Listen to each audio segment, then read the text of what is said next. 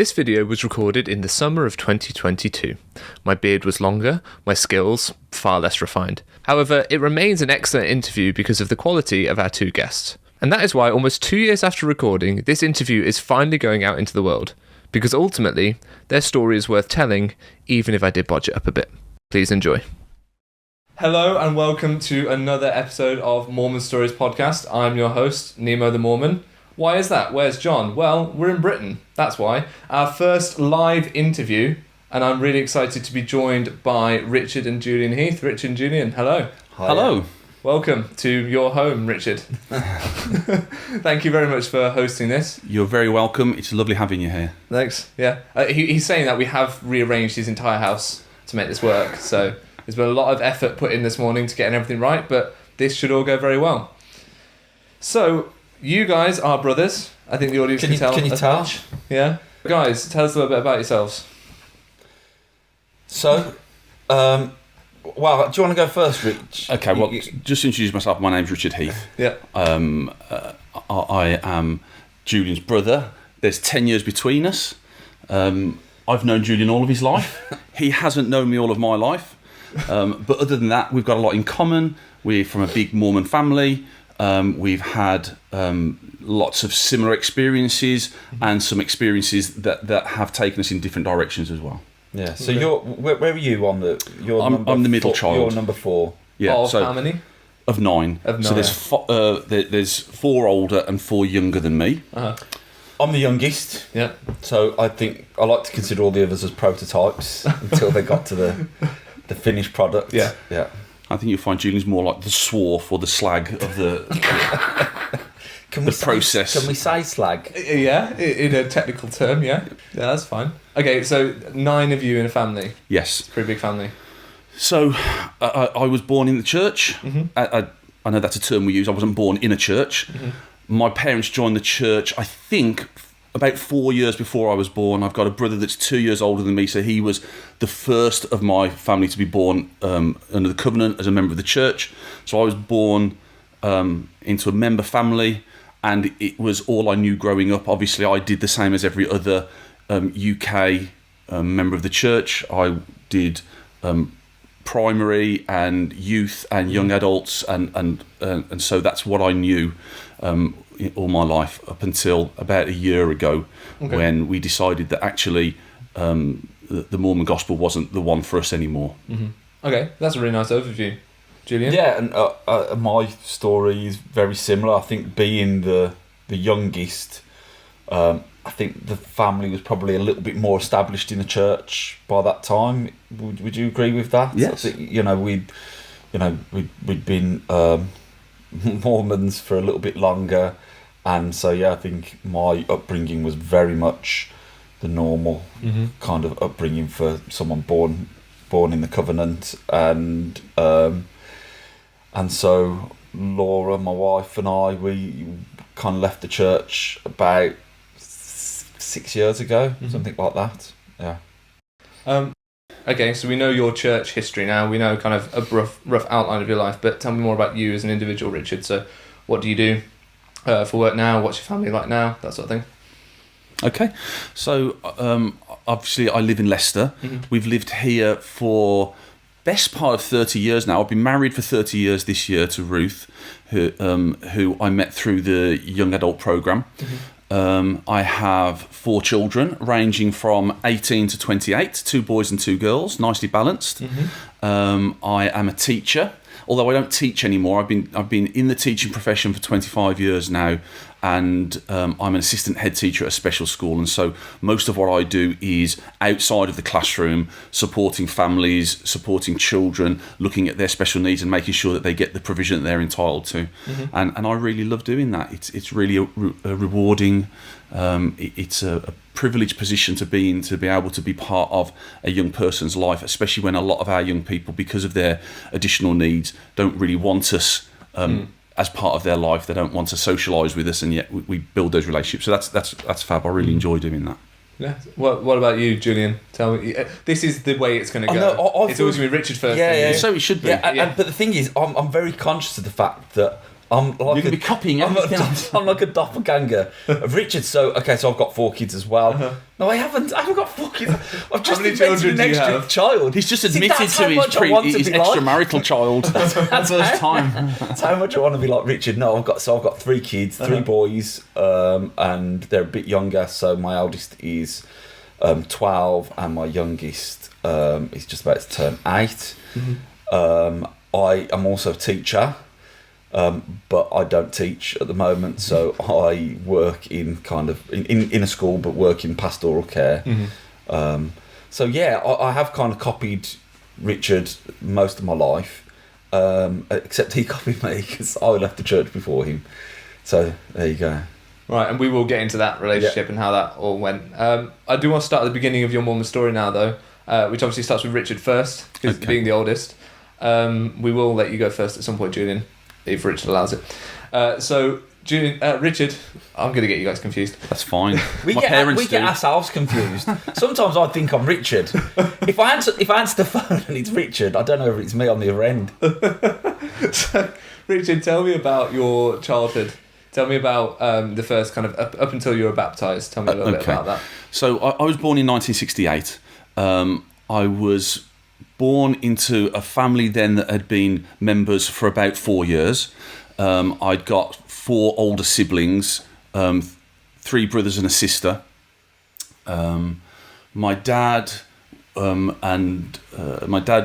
branch president of the local ward that we went to and attended at the time, or had been, I think, just prior to me being born. I don't remember a lot of that, to be honest with you. But we were born. I was born into Banbury branch at the time that became a ward while we were there, and that was very exciting. It was an interesting experience growing up as a Mormon in Banbury, because they have an American Air Force base there, and so we had lots of Americans in our ward. My dad's counsellors and friends of the family were often American, which meant that we were invited into American homes and had a very American experience. What I didn't realise at the time was that as friends of members that were Americans that lived on the base, we were able to get access to their shops and stuff, and so we grew up with lots of things that we take for granted now, such as Oreos and Dr. Pepper and Kool-Aid and M&Ms and Reese's and those kinds of things that at that time you couldn't get in this country. But we had all of that and really enjoyed it, and it was a really exciting time to be a Mormon. Actually, I have often looked at my parents as pioneers. Now I know that Americans might think, well, you're about 100 years too late. But my parents were the generation who joined the church as converts, who were expecting to go to America at the time that the prophet first said, actually, stop coming now. Right. I remember my parents talking about having passports, or should they get passports, with the intention of moving to Utah. But then the church announced, actually, we don't want any more people coming over. You need to stay where you are, strengthen the stakes where you live, and that kind of thing. So it felt like we were a pioneer family. This could have been different then. This could have been an interview we were doing in Utah. Absolutely, right? Yes. They could have gone. And I think there was some serious talk at one point about it. I think the main reason they didn't, my oldest brother, Larry, who's 10 years older than me, I think had said he really didn't want to. I guess he'd have been at the age where he was a teenager at the time. I know he and his wife met at a very young age, and they eventually married, and so he probably wouldn't have wanted to leave because he'd got friends and he was invested in the area, and so I think that was the main reason they didn't go. I might have got all that wrong. I'm often told by my siblings that I make stuff up, but these are the things as I remember them. Yeah. But we spent a lot of time in the chapel, or whichever building we were using as a chapel when we were a branch, which I think was a local community centre. And I've got fond memories of firesides when they really probably felt like firesides, in people's homes, and I got lots of memories of refreshments for some reason, which was obviously an important thing to me at the time. Yeah. When I was 5, nearly 6, we moved to Birmingham. Now, I'd never lived in Birmingham before, although we kind of talk about it as moving back to Birmingham because my mum and dad are from Birmingham. My grandparents all lived in Birmingham. They were of an age where I think my parents felt they needed to move back to spend time with their parents before they got too old, and also to give additional support and care and all those kinds of things. So we moved back to Birmingham at that point. it didn't feel very different, other than we realised, oh my goodness, there is no Dr. Pepper, or those other lovely things that we enjoyed. I loved being part of a bigger family. As we moved back to Birmingham, my mum, I've got a sister that's 2 years younger than me, so she was born while we were down in Banbury, and then when we came back to Birmingham, mum had more children as well. I loved having little brothers and sisters. I've always enjoyed having babies and toddlers around. That was exciting. It kind of... when I look back on it now, it sounds a little bit sad. Because we were a big family, perhaps I didn't have access to a lot of the things that my friends had that cost money, and clubs and those kinds of things. I didn't do scouts, I didn't go to join a football club, I didn't go to swimming lessons or any of those things, and I don't say that in a woe is me type way. But what was really exciting was not only telling people that I was a Mormon, that was always a novel thing to be able to share with people and to be able to then explain to people what that meant, but also... that I was from this big family, this family of so many kids. It didn't always go in my favour, and I was teased a little bit about that at school, because it meant that we were not as well off, and that we weren't poor by any stretch of the imagination, and my parents looked after us very well. We had a lovely home, we were always full, we were always clothed, but I think, kids can be quite cruel at school, and so they look for any reason to tease you, and so I was teased a little bit about that. And coming from a big Mormon family and things like that, that also sets you apart, makes you a bit different. Yes. Just for the listeners in America, this is a Birmingham accent that we're hearing right now from Richard, and Julian has a similar accent. I didn't think I had an accent. That surprises me. I thought yours was more of a Leicester accent. Yeah, mine's a Solly Hull accent. It's a long way from Leicester, that mine is, but and it was exciting, and I enjoyed being a member of the church. I enjoyed growing up at church. I enjoyed the facilities that enabled us to enjoy, and the things it allowed us to be a part of. I've got some very fond memories of lovely parents who tried very, very hard to do the things that they'd been asked to do by their leaders. I've got memories of scripture study together, and like most people, I would imagine, like most families, it came and went. Sometimes we'd be having family home evening, and we'd do that for 6 months at a time, then we might have a year without it. Same with scripture study, same with family prayer. Although we often prayed together, it might not have been as formal as beginning and end of the day. Obviously we prayed together to bless our food and those kinds of things. But I've got lovely memories. One particular one, I remember Dad wanting us to read our scriptures together, and the only time that could happen was fairly early in the morning. And so we decided that as a family we would go for a run first around the block, which is probably a half a mile to a mile or so, in probably about half a mile. And it was probably about 6 o'clock in the morning. The neighbours must have thought we were crazy. We weren't dressed for running. We didn't have trainers and tracksuits. We'd have probably got our school uniforms on, maybe in our pyjamas. I can't remember. But we ran around the block just to make sure we were fully awake. Got back to the house. Mum didn't run with us, but Dad did. And then we would have our scripture study together.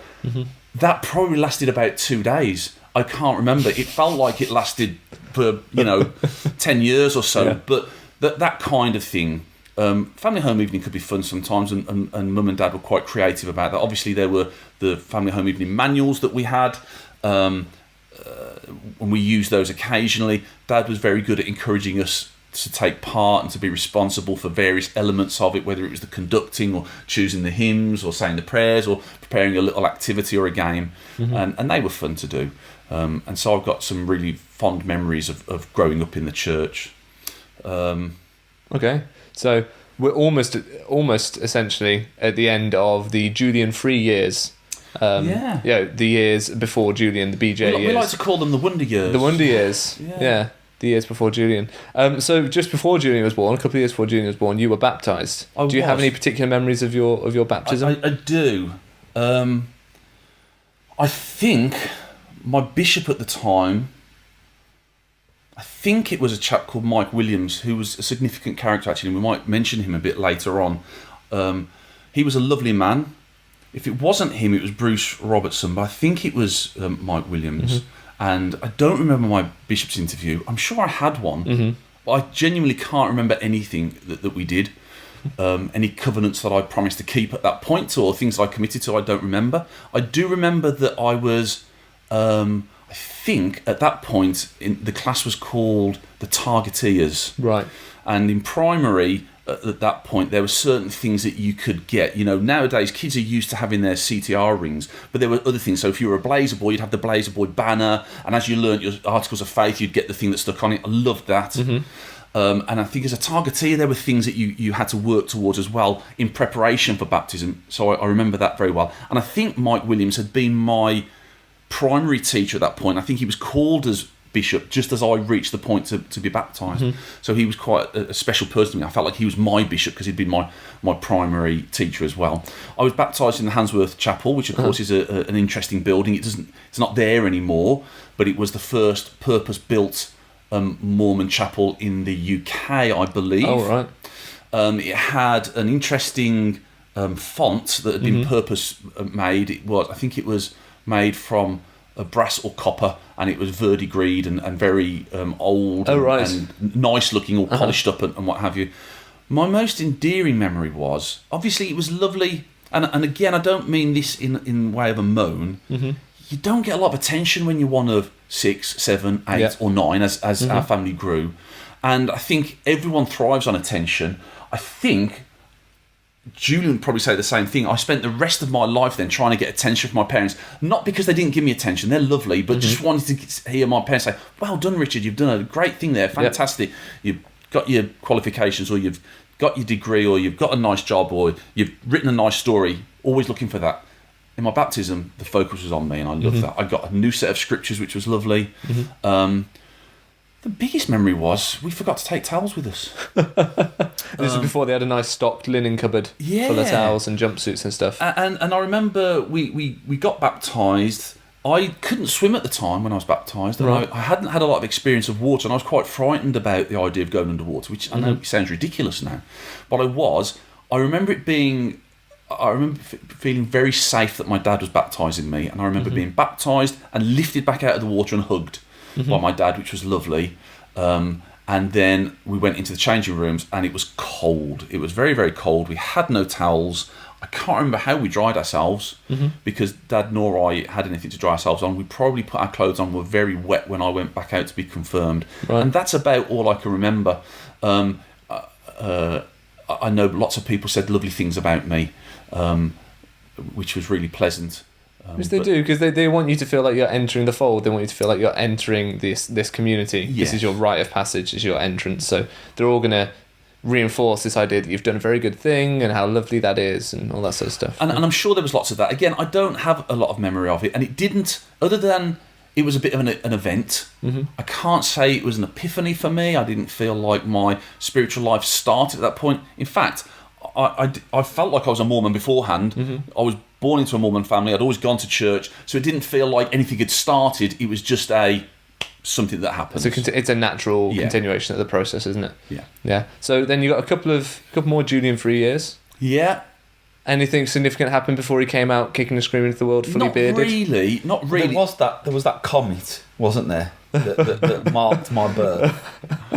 You don't Something remember like that? Yeah. So I went to Young Men's, obviously, when I was 12. Now, I know Julian had come at that point, but just a significant thing, when I was about 11, we'd moved from where we had first moved to, when we moved back to Birmingham, to a bigger house in an area called Chelmsley Wood, which was a relatively new estate at the time. And I'd got a friend who lived, their house was at the back of our house, and I was the kind of person, I spent a lot of time out of doors. I was an outdoor kind of person. Back in those days, you could play out of doors and be relatively safe, and I enjoyed that. So my friend's father ran the local scout group. I always wanted to be a scout. And they took me along. I didn't have uniform, but they had spare, so they gave me a spare shirt and a spare beret, which must have looked absolutely ridiculous, and a neckerchief and a toggle. And I was so excited to be a scout. However, I was reaching the age where I was supposed to start Young Men's, and it happened to be on the same night that Scouts was on. And I remember my dad saying, "You won't be able to go to Scouts." I think it was put to me as a bit of a decision, but it was clear that there was no decision to be made. I was going to Young Men's, and that was the right thing to do. However, I was given this carrot of the church in this country are going to start scouting. They're going to, they do that in America already. They're in talks with the British Scouting movement, and we're going to start running scouts from the chapels. And I was so excited about that, and it never happened. Do you know why that didn't materialise? I don't. I don't know how closely associated with the American Boy Scout movement is the British one is. So I suspect from how it was presented to me, it was almost like it's a given, it's going to happen because the church pretty much runs the scouting program in the States. So I'm not sure why it didn't. There was I'll hazard a guess. Because the church isn't very aware of the church outside of the US. It could have been that. There is a program that's very much in place in the US that's affiliated with the Boy Scouts, and it's just not that inclined to look outside of its borders. I think it could have been that. It could have been that. Right. But I was disappointed to not go. I did enjoy Young Men's, and I kind of threw myself into that. But yeah, that was significant to me because it was the first time really I'd had to make a choice that was something to do with my religion. Previous to that, you just did what your parents just as it went had you do. So yeah. Okay, so Julian's born. Just a couple of years before this. Julian was born with a full head of hair and a beard, as we know. These are how the tales are told. Julian, I want you to tell us a little bit about your early childhood, and then I want to talk to you, Richard, about what it was like for you when Julian was born. So, Julian, please. I think probably the areas where my childhood differs maybe somewhat from Richard is that being the youngest of so many, I think I'll probably... my older siblings played a very important role in my life. So my oldest brother, when I was born, he had his own son. And so, there were times where both my oldest brother and my oldest sister would play almost, parental roles. Where during the 6 weeks holidays and just going out and doing stuff with their kids.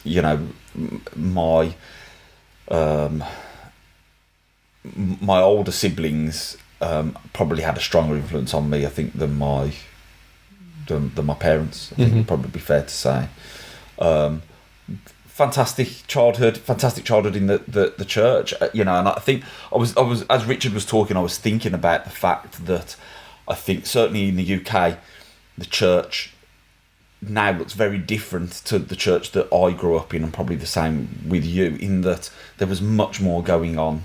There were regular firesides and activities. It felt like there was some kind of church activity, every month.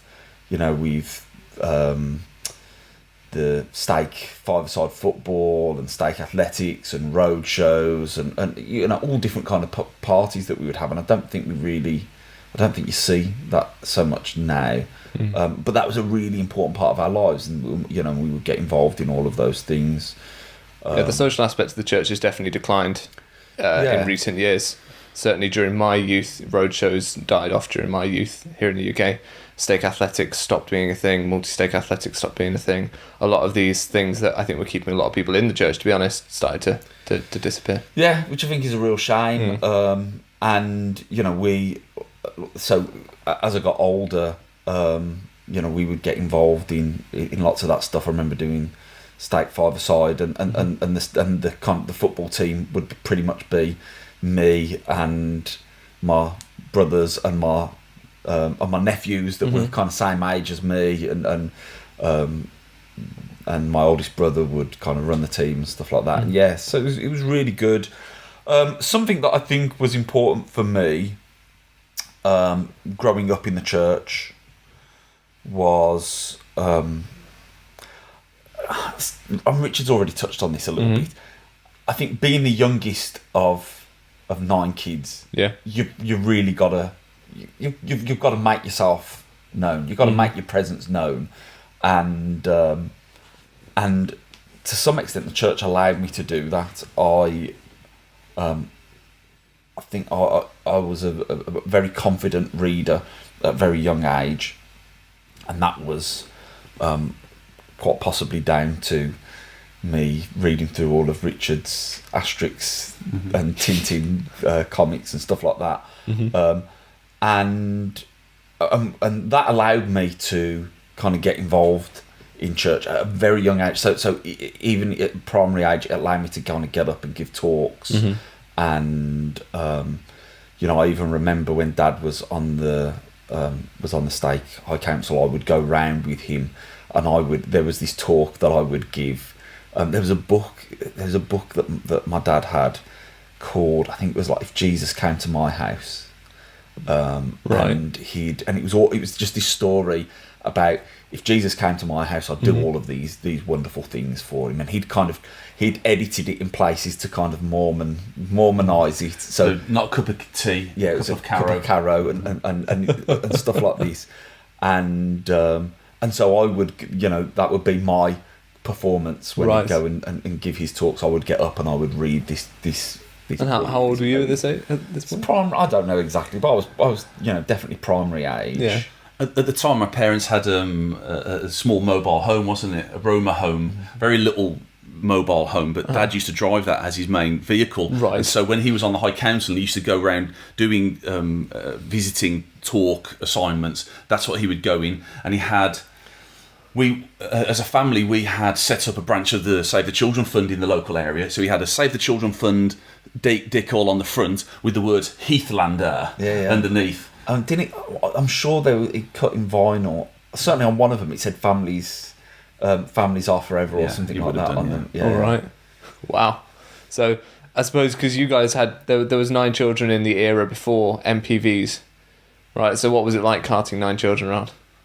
Well, it never happened, really, did it? Because there was so much of a gap. Yes. So we never all lived at home. So when I was, and also, so I'm a twin as well. So I've got a twin sister.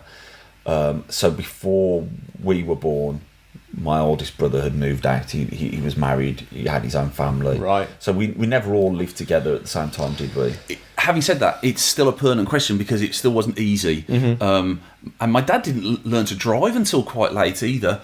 But I think he probably got about 5 or 6 children at the time, and he got a Hillman Imp. Right. And I remember at times travelling all the way to North Wales for holiday in the footwell at the back because there wasn't enough seat space. Now, actually, that might not have been my dad's car. We'd got some friends who we were very close with that we grew up with in Chelmsford Wood Ward. They also had 9 children. Right. And we would often, there were times we went on holiday together to North Wales. It might have been in the back of their car because we often travelled. And which family was that? It was the Wilkins family. Family. So that's why if you go family. to Chelmsford Wood Ward, it's the Heaths and the Wilkins, and that's the ward. Yes. Yeah. There are 1 or 2 other lovely people as well that go there. The Wilkins and the Heaths love very much, but that's lovely. There were a lot of us, and certainly when we were all active and when they were all active, there were a lot of us all together. So you say it was before MPVs. It was also before lots of laws. So there was no law about seatbelts for starters, so we could cram as many people on the back seats and a couple in the front if we wanted to. And I remember one memorable Sunday morning, Dad often would go for priesthood meeting first, or a priesthood ward correlation type meeting first thing in the morning before we were up. And he'd gone down to the chapel one morning when it had snowed in the night and we weren't aware of it. And I think he had a white Ford Cortina estate at the time. And he'd come home again and said, everyone get up, get ready for church, as we did. But he said it's going to be a bit difficult because the car's spinning around a little bit. I think it was a rear wheel drive and it wasn't handling the road conditions very well. And I remember travelling all the way to church with the hatchback boot up, with my brother Eden and myself sat on the back with our legs dangling, so we got a little bit more weight in the back and a bit more purchase, and we drove to church like that. So while we didn't have big vehicles, we didn't have as many constraints perhaps. Right, that makes sense. And I'm sure the Wilkins family were doing something similar, I'm sure. I'm sure they were. So just, I want to make clear for the audience then how this age gap, or how the age distribution works. So you were born in 68, did you say? Yes. So your oldest brother was born in 58. Yes. So there's already a 10-year age gap there to the middle, and then 10 years, there's a 20-year 20-year age span between. So when you were born, your oldest brother was 20. It's 21 years. 21 years, okay. So that's how big the age gap is. Is there a reason for the large age span? Because I know, so I'm one of 6, but my mum had all her children every 2 years and 3 months, pretty much to the letter. That's not a conversation I've ever had with my mum. My mum loved having babies. I think she liked being pregnant. And I'm not saying it was easy for her, because I know it wasn't, certainly when she was old. When you think of her having twins, I think she was 42 when she had Julian and Serena. So it must have been hard work for her. And I know for her pregnancy with the twins and with my brother that came before, Jonathan, she spent quite a lot of the time in the hospital. However, I think she enjoyed being pregnant and she enjoyed having babies. And I remember being quite hurt at one point when she would say to us, "Oh, why'd you ever grow up?" Because she loved having a baby. Now that I've got children of my own, I love having grown-up kids, and they're lovely. They're nice to each other. They're lovely to us. But I do miss having a baby, and so I guess I understand what Mum's thoughts and feelings were there. We sort of we kind of like three different lots of families three, almost, aren't we? Yeah. So there's 3 lots of 3, and each lot of 3 has 2 boys and a girl. In fact, there are some interesting symmetries and patterns about our family, aren't there, with regard to how many children each of us went on to have, and the distribution of boys and girls. And the best one being that the last 2 born, Julian and Serena, both have 3 children, whereas many of us have even-numbered children.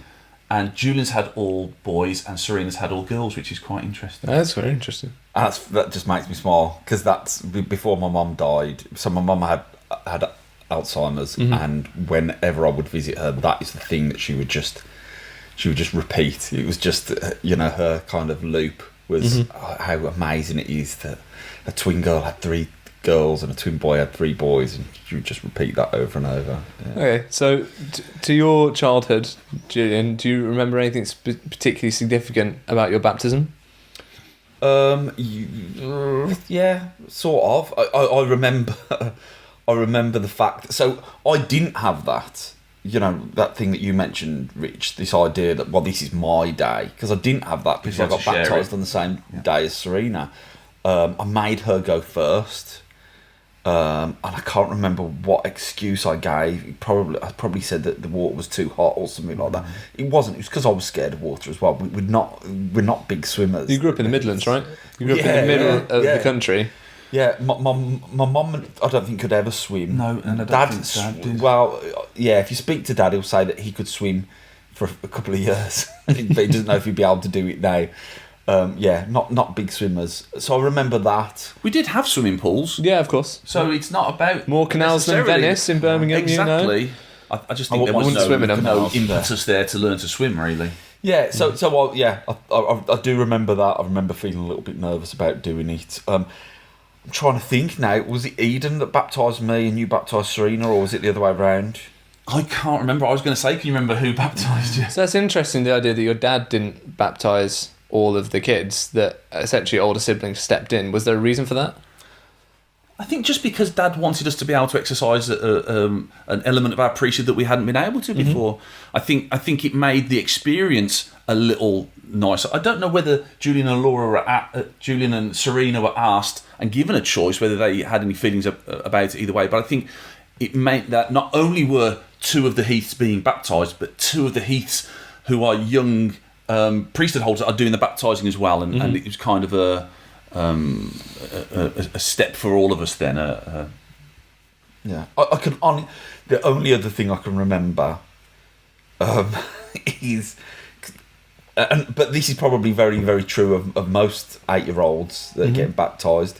I can remember really hoping that I'd get a present off Richard and it would have something to do with martial arts. That's what I remember. And I distinctly remember that he didn't. Why was that hope there? What have you done to fuel that hope, Richard?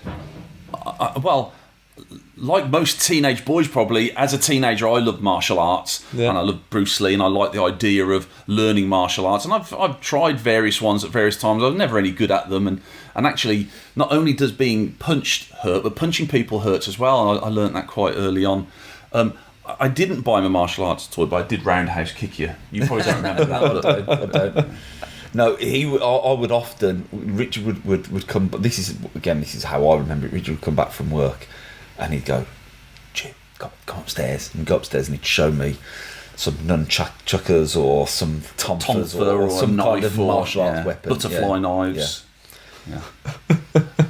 Excellent. And I have to say, I got that from my big brother. So Right. my brother Adrian, who sadly died when he was 18, and that was a big thing to my family, obviously, and a big part of being a member of the church helped us get past that. He was my big brother, and he had very similar tastes to those that I had and grew up with, and then that Julian and Jonathan had as well. And I remember vividly coming home from school and Adrian going, "Richard, come upstairs and see what I've got." And he would show me, either because he was very into biology and medicine, he'd have some medical thing that he wanted to show us, or he'd got a new pocket knife or a Bowie knife or whatever he'd got. And how old were you when Adrian died? I was 11, You just were about 11. to turn 12, yeah. Okay, so it is around this sort of time. Yeah, then that yeah, happened. And how did that affect the family? I want to get both your perspectives on that. Do you want to go first, or...? Well, it didn't affect me directly at all because I was one. So Yeah. I've got no memory of him at all. I've got no memory of Adrian. And But then you essentially grew up with a ghost almost. You grew up with this, Yeah. with your brother being talked about someone that you never met. yeah, What was that like? that is something that is really important, and something that became important to me kind of later on when I left the church. But even though I have no kind of personal memory of him, he was still very much a part of our family. And obviously, one of the great things about Mormonism is this idea that families are forever and that we'd all be together again. So that was a really strong part of our family narrative. And we don't. And I think this is typical of probably most religions, even though it's so focused on the next life. That's the big thing about religion, or certainly a major element of religion, isn't it? That it promises this next life after this life, and we don't know really what that meant. But the one thing that it absolutely meant was that I would get to meet Adrian, and so I would fantasize about that and think about what it would be like meeting him, and and obviously we would pray for him every day. In our prayers, we would remember Adrian, and I even remember having dreams about him, and I remember my twin sister one day waking up and saying that he'd appeared to her and had sat on her bed. I think, if I'm remembering this correctly, that he'd appeared to her and sat on her bed, and I remember thinking, I wish I'd had that kind of experience. So definitely there was that. It was very, he was very much tied up into our family narrative, our family mythology, or whatever. There was that. But I think kind of as an adult now, I'm starting to understand that it also had a massive impact on our family. As I'm sure you can imagine, for me, if not, I mean, my mum and dad are great people, and I know I'm biased, but I think they're wonderful people, and one of the things that just makes them absolute heroes in my eyes is the fact that didn't just destroy them, to lose a child, a 17-year-old child, somebody that they knew really well. I mean, losing a child anyway is just awful, but someone that was, an integral part of their family, to lose that and to just not implode, I think is just absolutely heroic. And so, Richard, you were 10, 11 at the time. 11 nearly 12. 11, nearly 12. And so, if you don't mind, first of all, just to kind of get the story, if you don't mind sharing, how did Adrian die? So, Adrian lived away from home at the age of 17, and he worked at the Good Hope Hospital in Sutton Coldfield, and lived in the digs that they have for the medical staff there, and he would be away during the week, and he'd come home every weekend, and he did come home every weekend. He would often go out of a night time with friends to go dancing and socialising. He was usually always back come Saturday night, and he would come to church with us on the Sunday, and this one particular weekend he hadn't come home, and so obviously Mum was worried about that, and they were making phone calls to try and locate him. Right. So Adrian's death certificate says that he took his own life. Right. And I don't really need to argue one way or another as to whether that was the case or not. Obviously, as a family, we didn't want to believe that. and not necessarily because of the stigma that was attached to suicide at that time, certainly in the Mormon Church. But because we knew Adrian, and we thought we knew Adrian better than that. Adrian was a force of nature. He was, and people that knew Adrian, and I don't think they were just saying this because we'd lost him and they were trying to be kind to us, would say that he was one of a kind. They've never met a person like Adrian. He had a thirst for knowledge and a lust for life. And I don't think any of us had ever seen him at a stage where we would have thought he would have done that. He, to our knowledge, didn't suffer with any form of depression. He wasn't unhappy about stuff at the time. And so growing up, I grew up both being persuaded by my family, who felt it very strongly, and also by myself, that he didn't kill himself, it was an accident, and it was an accidental overdose. Now, it just so happens that the particular medication that was the cause of his death, that he was taking at the time for some injury that he'd sustained, was removed from the market and came to be known as a teenage suicide pill. Right. Because lots of people had died from it by accidental overdose. And so that kind of shored up that belief of mine. As I say, I don't think it matters either way. What matters to me is that if Adrian did take his own life, that he was an intelligent enough young man to know that he had reached the end of wherever journey he was on, and that life held less for him than death.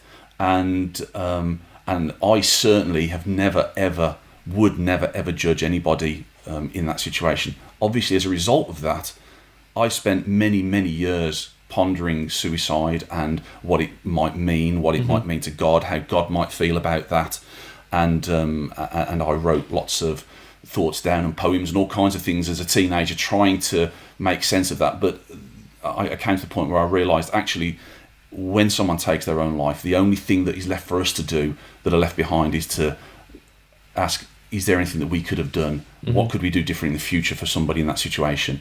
And to remember them and to love them. It was a huge thing for me at the time, and I kind of for the rest of my life brushed over it. I did have dreams about Adrian for a long time afterwards, and my dream would always be walking down the road in Castle Bromwich back from school to find that Adrian was home and everyone was having a party, and to wake up from that was probably as painful as hearing in the first place that Adrian had died. And I think perhaps I underestimate sometimes the person that I am as a result of going through that experience, because he was an important person to me. I held him in high esteem. He was someone that I was very proud of.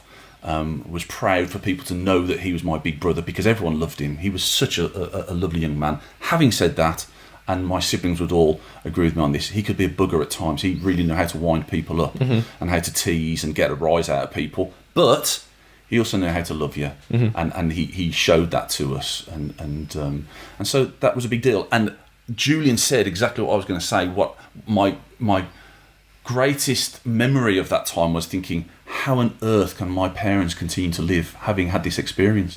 And now that I'm a parent myself, and of course I have those fears for my own children every time they leave the house, that something terrible might happen to them, I just don't know how they did it. And they are amazing people, as were a lot of the people that were in our ward at the time who gathered around. Certainly I felt loved and cared for. I spent best part of at least that first week when Adrian died at the Wilkins home with them, keeping us busy and occupied and looking after us, and that was really, really lovely of them, and it certainly helped me. I couldn't go to the funeral. I didn't go to my brother's funeral. I stayed with the neighbour, and interestingly, we listened to the Madness Baggy Trousers album. Adrian was a big fan of Madness. I think it was the last gig he went to before he died. But I just couldn't go. And it's given me actually a really difficult and unhealthy relationship with funerals. I don't think anybody would go, oh, I love a good funeral. So to hear me say, I really don't enjoy funerals, isn't surprising, but I don't know how to act at a funeral. I was cross with people who were sad about Adrian's death, who weren't his family, and I felt, how dare you? Right. This is my loss, this is my sadness, this was my brother, and I should be the one crying. You don't need to cry. Of course, that was a the response of an 11-year-old who knew no different, who probably didn't know how to process his own emotions anyway. And looking back on that, of course, those people that cried loved him. And if they hadn't have cried as an adult, I'd be really surprised. But I found that very difficult. When I go to funerals now, I find it really difficult to be part of it. I feel like I'm encroaching on other people's sadness, and I do really struggle with that, which is difficult, in my work, because I work with some youngsters that have some very severe and complex medical needs. We lose students, every year or so, and I go to the funerals. And I find them very, very difficult for that reason, because I don't really know how to act. And how do you go on, Julian? No, I was just going to say, going back to Adrian. So obviously, all of my knowledge and my kind of everything that I know about him comes through other people. It's come to me through the stories that are told about him, and a lot of the things that Richard has talked about there. But there were also several really important stories of a somewhat miraculous nature that, again, were kind of a very important part of, for me, of the Heath narrative. And they involved Adrian appearing to different people. Or people hearing Adrian's voice. Yeah. So is Adrian held up as this almost Alvin figure in your family? If you're framing it from a Mormon worldview, could you see some of that in it? I don't think so. Think so. Adrian wasn't in his lifetime, although he was an interesting character, and I think looking back on it, we can see that he wasn't treated any differently, I don't think, from the rest of us. He was a little bit of a golden child in that he had a lot of knowledge that he had found out for himself about certain things, and he had lots of interests and lots of hobbies, and he had his finger in lots of different pies, and he liked to do all kinds of things that we growing up then enjoyed doing as well. But what it did do was helped us to really lean into our Mormon belief, because we had to survive, really. And how people without a belief cope with that, perhaps it's easier, I don't know, but it did help us to think, you know what, we can cope with this because we know there is something after this life. And I have to say, adding on from Julian, and I won't go into the details of the different people that say they had experiences where Adrian either visited them or they heard Adrian's voice saying that he hadn't killed himself, that it was an accident. I've got to say that of all the things that I've been able to let go of now that I don't go to church, I still have a belief in the afterlife. Now, what it is, I don't know. And it certainly isn't what the Mormon Church taught the afterlife is. And I think, and I don't really know what the Mormon Church teaches specifically, because I think it's quite nebulous. I had an idea of a 50s American household where the men wore white shirts and ties and the ladies wore cocktail dresses and everyone was happy, a bit like the Jetsons type celestial kingdom vision. And I don't think it is that. I don't necessarily believe that we are all families together afterwards or any of that stuff. However, there have been experiences that people have shared that I believe. Including one recently when my mother died that my wife had. And again, I won't go into that because that's her story, but it does mean that I do have a little bit of a life, that there is some a belief, right, there is something after this life. And Julian, what are your thoughts on that? You just different, I think. Okay. Well, I was going to ask you actually, Rich. Am I allowed to ask Richard questions? Yeah. Thanks. I'm going to take over now. So all those stories about Adrian. So did you believe all those stories growing up? I had no reason not to believe them because I was a believing Mormon. Yeah. And so of course I believed in life after death, and I believed that the spirit world was all around us, and there's just a thin veil, and that sometimes the veil is separated or is a bit thinner. And so I believed all that anyway. Of course, I wanted to believe that Adrian still existed somewhere. For heaven's sake, he was 17. He had a whole life ahead of him. And I was haunted from then on with thoughts of, my goodness, he would have had a wife. Who would his wife have? He'd have had children. There's nephews and nieces I haven't got. And it was really comforting and medicinal to say, but that will all happen in the eternity. That will all happen in the millennium. So, of course, I believed all that. And so it wasn't a huge jump to believe those other things. Now, I know that there are some people who have said, well, of course I said that. I was young. That's what I wanted to happen. And they know what did or didn't happen. The things that Mum said, I have no reason to not believe. I trust my mum implicitly. I don't know her to have lied. about anything, let alone anything as important to that. And she shared experiences with us when we were younger that I believe. And as I say, there was an experience that Ruth had when Mum died, when we were still active members, that is hard to explain if there's not something going on there. So I believed all of those stories growing up. I believed all the stories that I heard. I think I feel differently now. I think that these things can be explained in other ways. But what I was going to say is that I think that I think there is it's very hard sometimes to separate your Mormon identity and your Mormon faith from family identity and family loyalty and all of those things. And I think that Adrian's death and those stories of him appearing to people and stuff like that really, I think, kind of galvanised that and made that very, very real for me growing up. That was, if I had to think about spiritual experiences growing up and those kind of things, those key points that kind of support and form the scaffolding for our testimony, I can't really kind of pinpoint personal experiences, and that might just be poor memory on my part, but definitely that narrative and that idea for me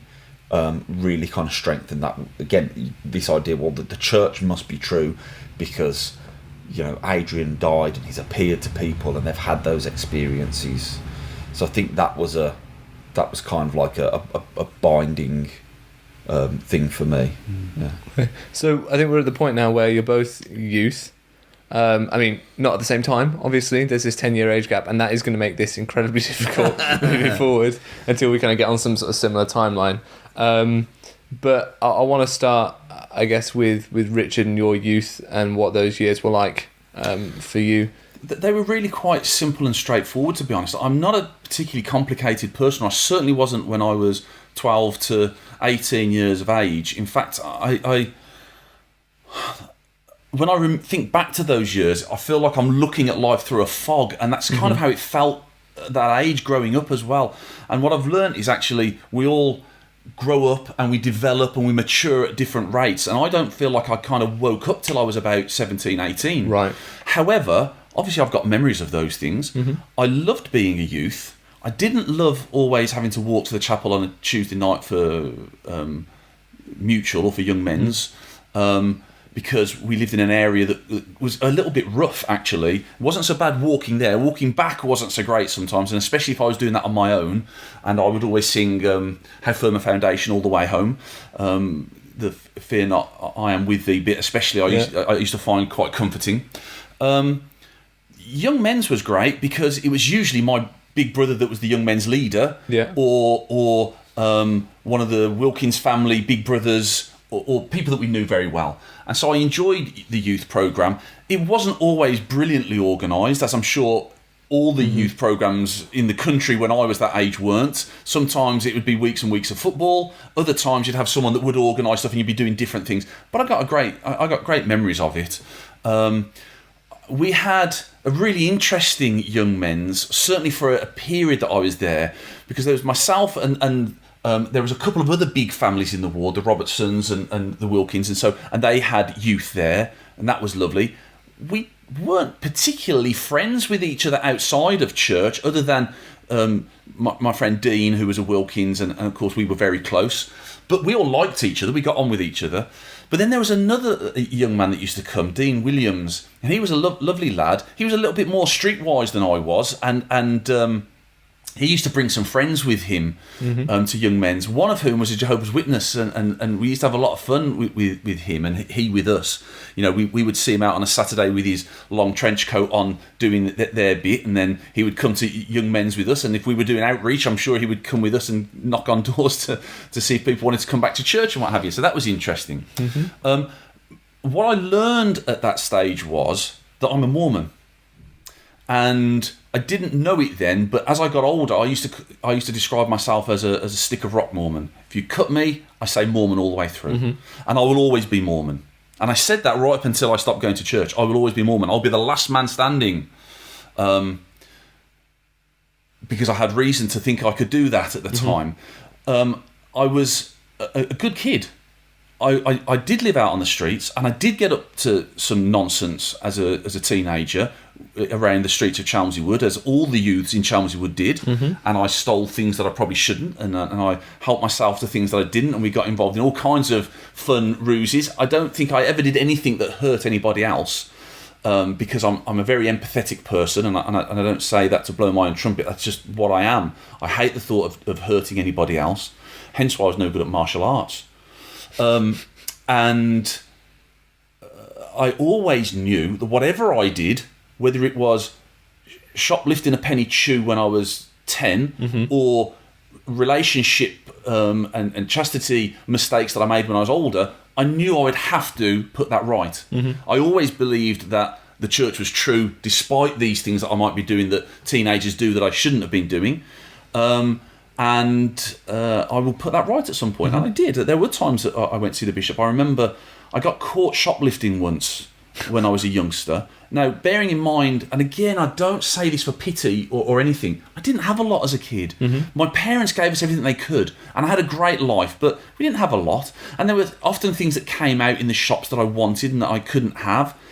I wasn't a big shoplifter. In fact, this was at a big supermarket. It was a Carrefour just outside of Sutton Coldfield. And we'd gone as a family on a Saturday morning. And I think, if I remember right, they used to have pallets of food. And when that would run out, they'd take the next pallet off. And there was pallets of sweets.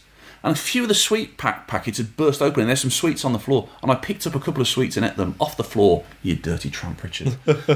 And some overzealous store detective had seen this. And on leaving the store, took me by the arm at my back, right, and took me back into the store. Now, I was probably about 9 years of age at this point. Right. I was a strip of nothing. Obviously, I went to see my bishop to confess as such. It wasn't a difficult experience, as I say, but it was painful in that my bishop was the same bishop that had been bishop when I was baptised still, because it was only a year or so later, or not much more than that, if any, that had also been my special primary teacher. And so to go to him and explain that I had stolen something, however small it was, and I probably didn't even feel like it was stealing.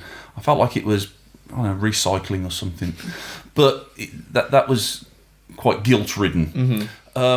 So as far as my youth was concerned, as I say, I enjoyed being a Mormon. I was quite proud. I like to tell people I was a Mormon. I really didn't mind telling my friends, and I was always keen to get my friends to church. I have a very vivid memory of Mum and Dad being away one weekend, and we'd had some friends around, some of the local boys and the local girls, some of the local girls that probably myself and my brother Eden liked, and they came in to help tidy our house, which was always cluttered, not necessarily dirty, but full of stuff. And then we'd invited them to come to church with us on the Sunday, so they all came to sacrament meeting. There's probably about 5 or 6 of them.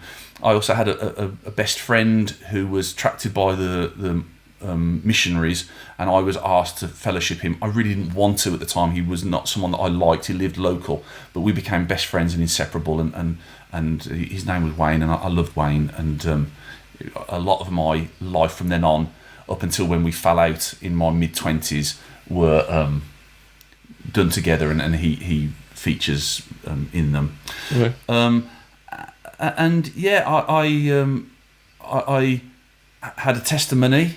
I believe the church was true, and yeah.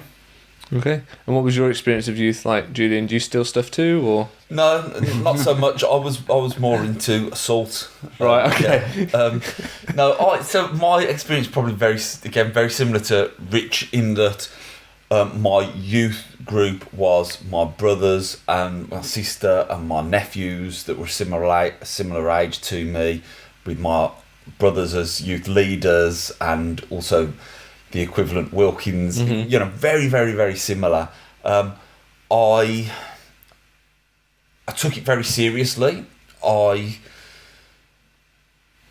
think, I think this is all related to this idea of being in such a big family, you want to get noticed. And I think for me, approval has always been really, really important. I've needed to have approval. And so whatever I've been interested in, I've wanted to do it really, really. Well, you're doing really well at this podcast, Julian, so don't worry. You're doing really well. Thank you. But am I the best? Oh, I'm not sure. Rich is doing pretty well too. Effortless.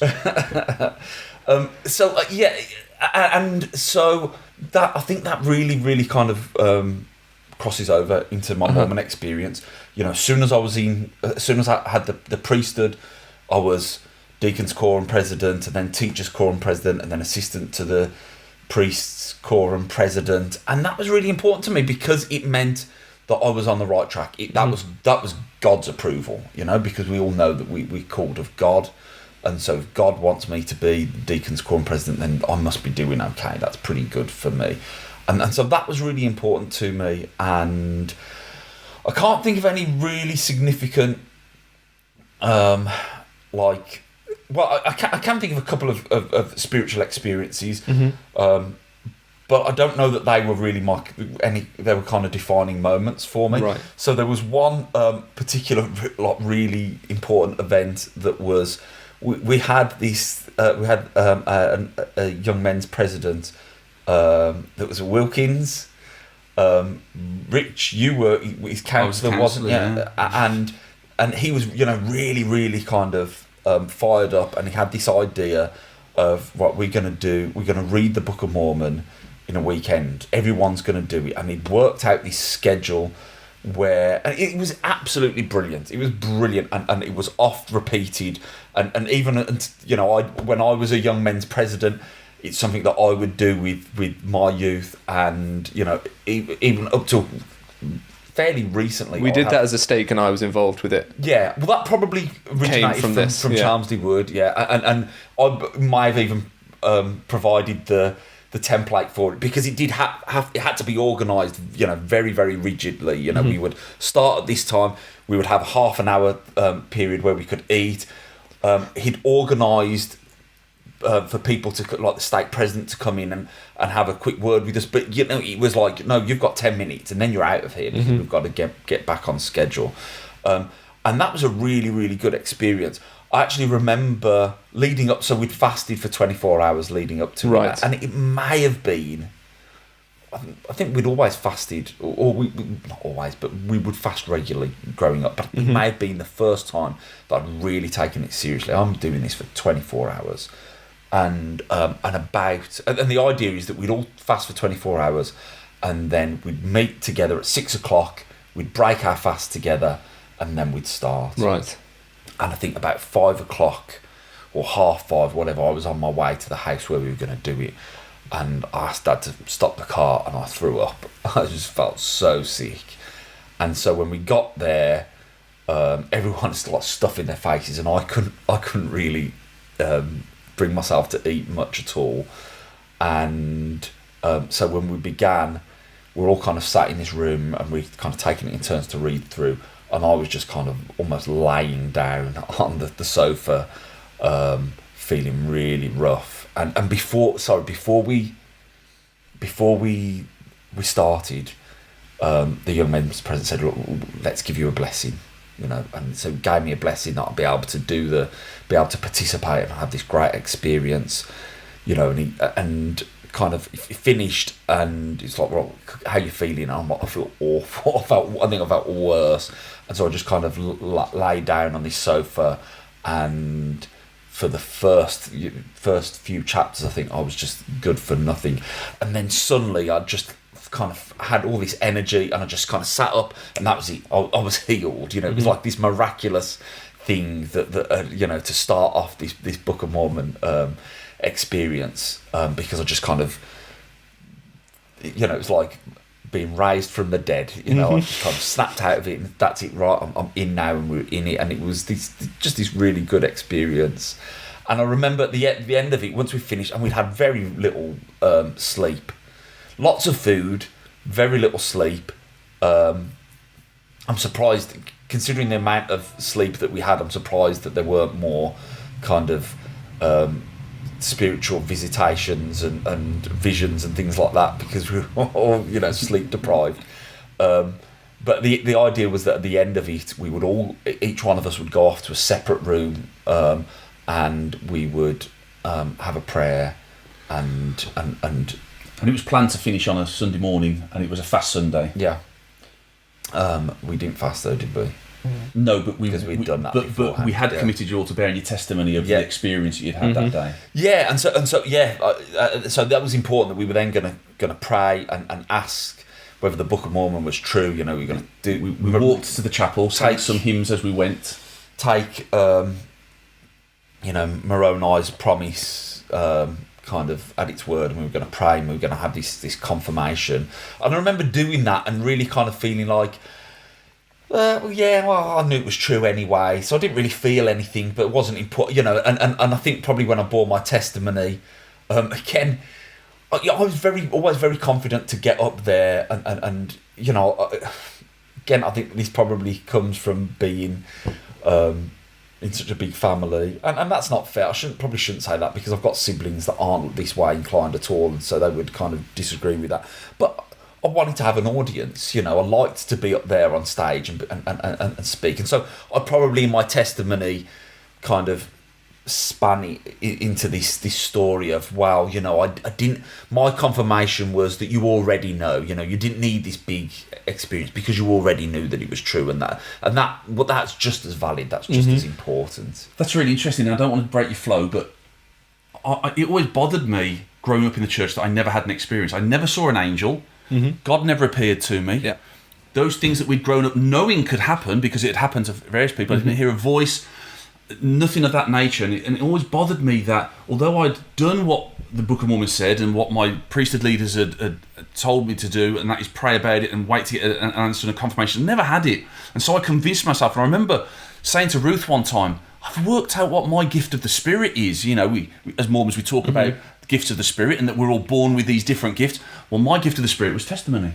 I was born with a testimony. I didn't need confirmation because I already knew the church was true. Yeah. And so I kind of did a similar kind of thing. I can't remember why I did this, but I've also got a very distinct memory of another time. This was when we were living in Timberley Lane. I remember going into the garage and doing a similar thing and praying to know whether it was true.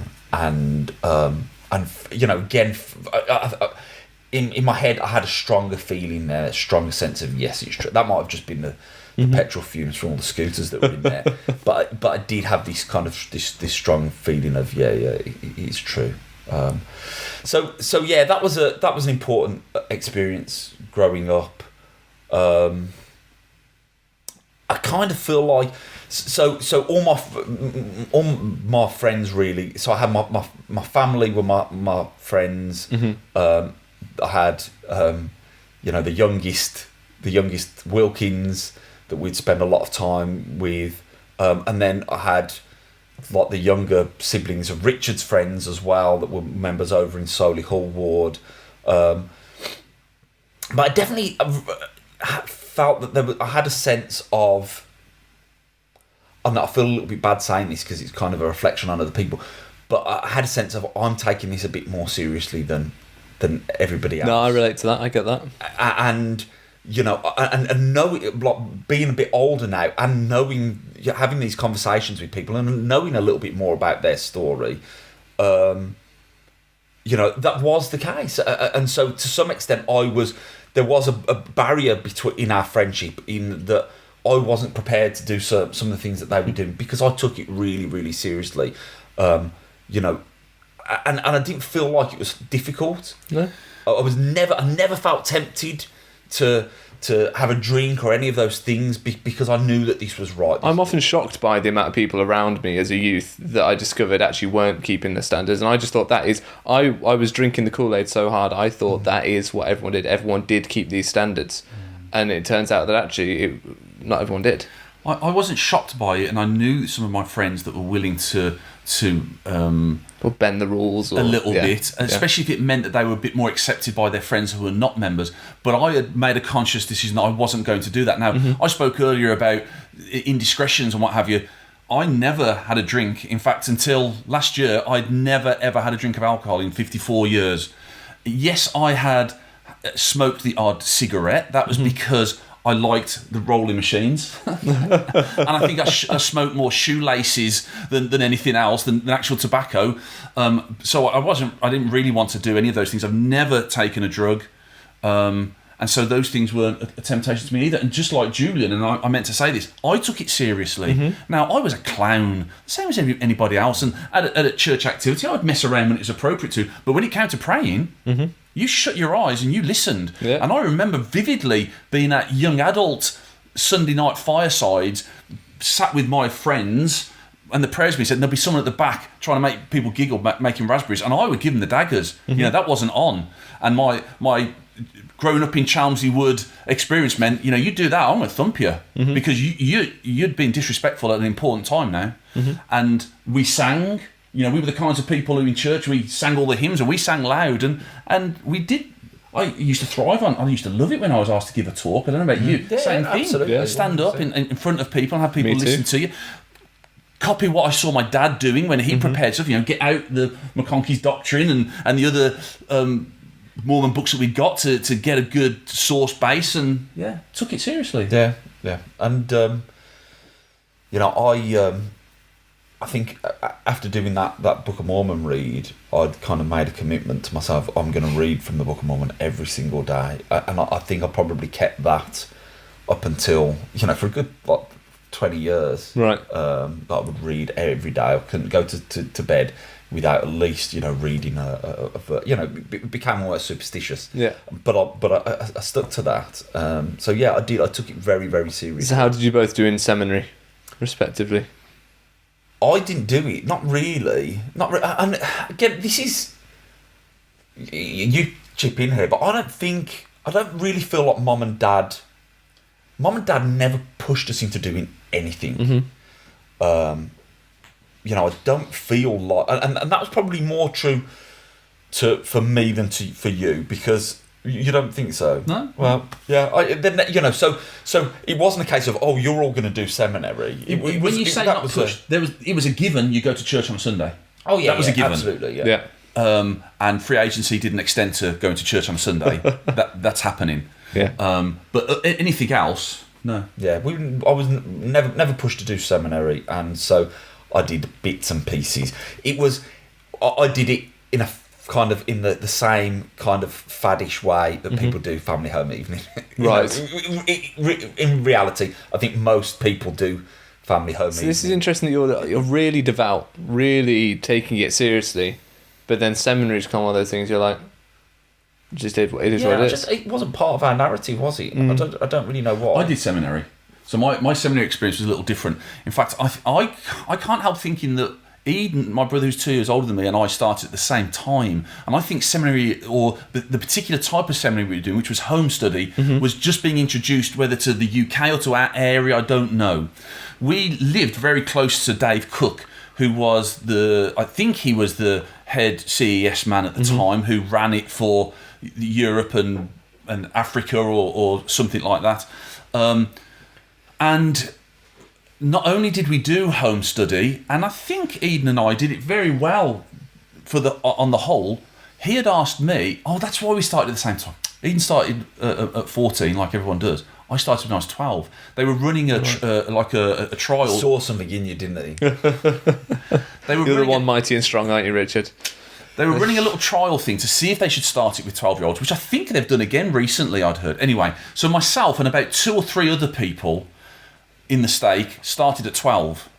So I did 6 years of seminary. 6 which years of not seminary. A lot of people can say they did. I did 6 years of seminary and didn't graduate at the end of it, which I was really miffed about. Why not? Because I didn't complete my final year, despite the fact that I'd already done, that was a repeat year and I'd done it once before. Because I'd kind of lost interest, because I'd done it for so long, I didn't complete the final year, didn't graduate. So your first 2 years essentially didn't count? I didn't get a certificate, people. The first 2 years they didn't count. Why not? Because they didn't take up the pilot. Right. It was a pilot. They didn't take it up. They decided, no, we won't do it for 12-year-olds.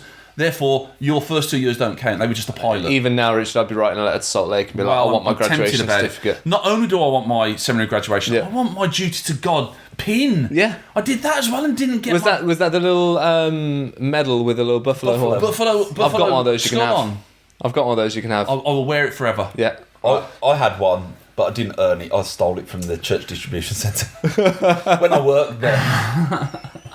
So I just shoplifted from That's your Carrefour. thieving. For heaven's sake, come on. You stole penny chews, he's stealing from God. I know. Right, we'll have less of that, Julian. Terrible. So I did seminary, and I quite enjoyed it. We'd have a weekly meeting, and it just so and they were good. We had various people that were our seminary teachers over the 6 years that I did it. Used to enjoy that. Interestingly, one of my seminary teachers, who was very good, ended up marrying my older brother, and she was great. So I've got fond memories of seminary.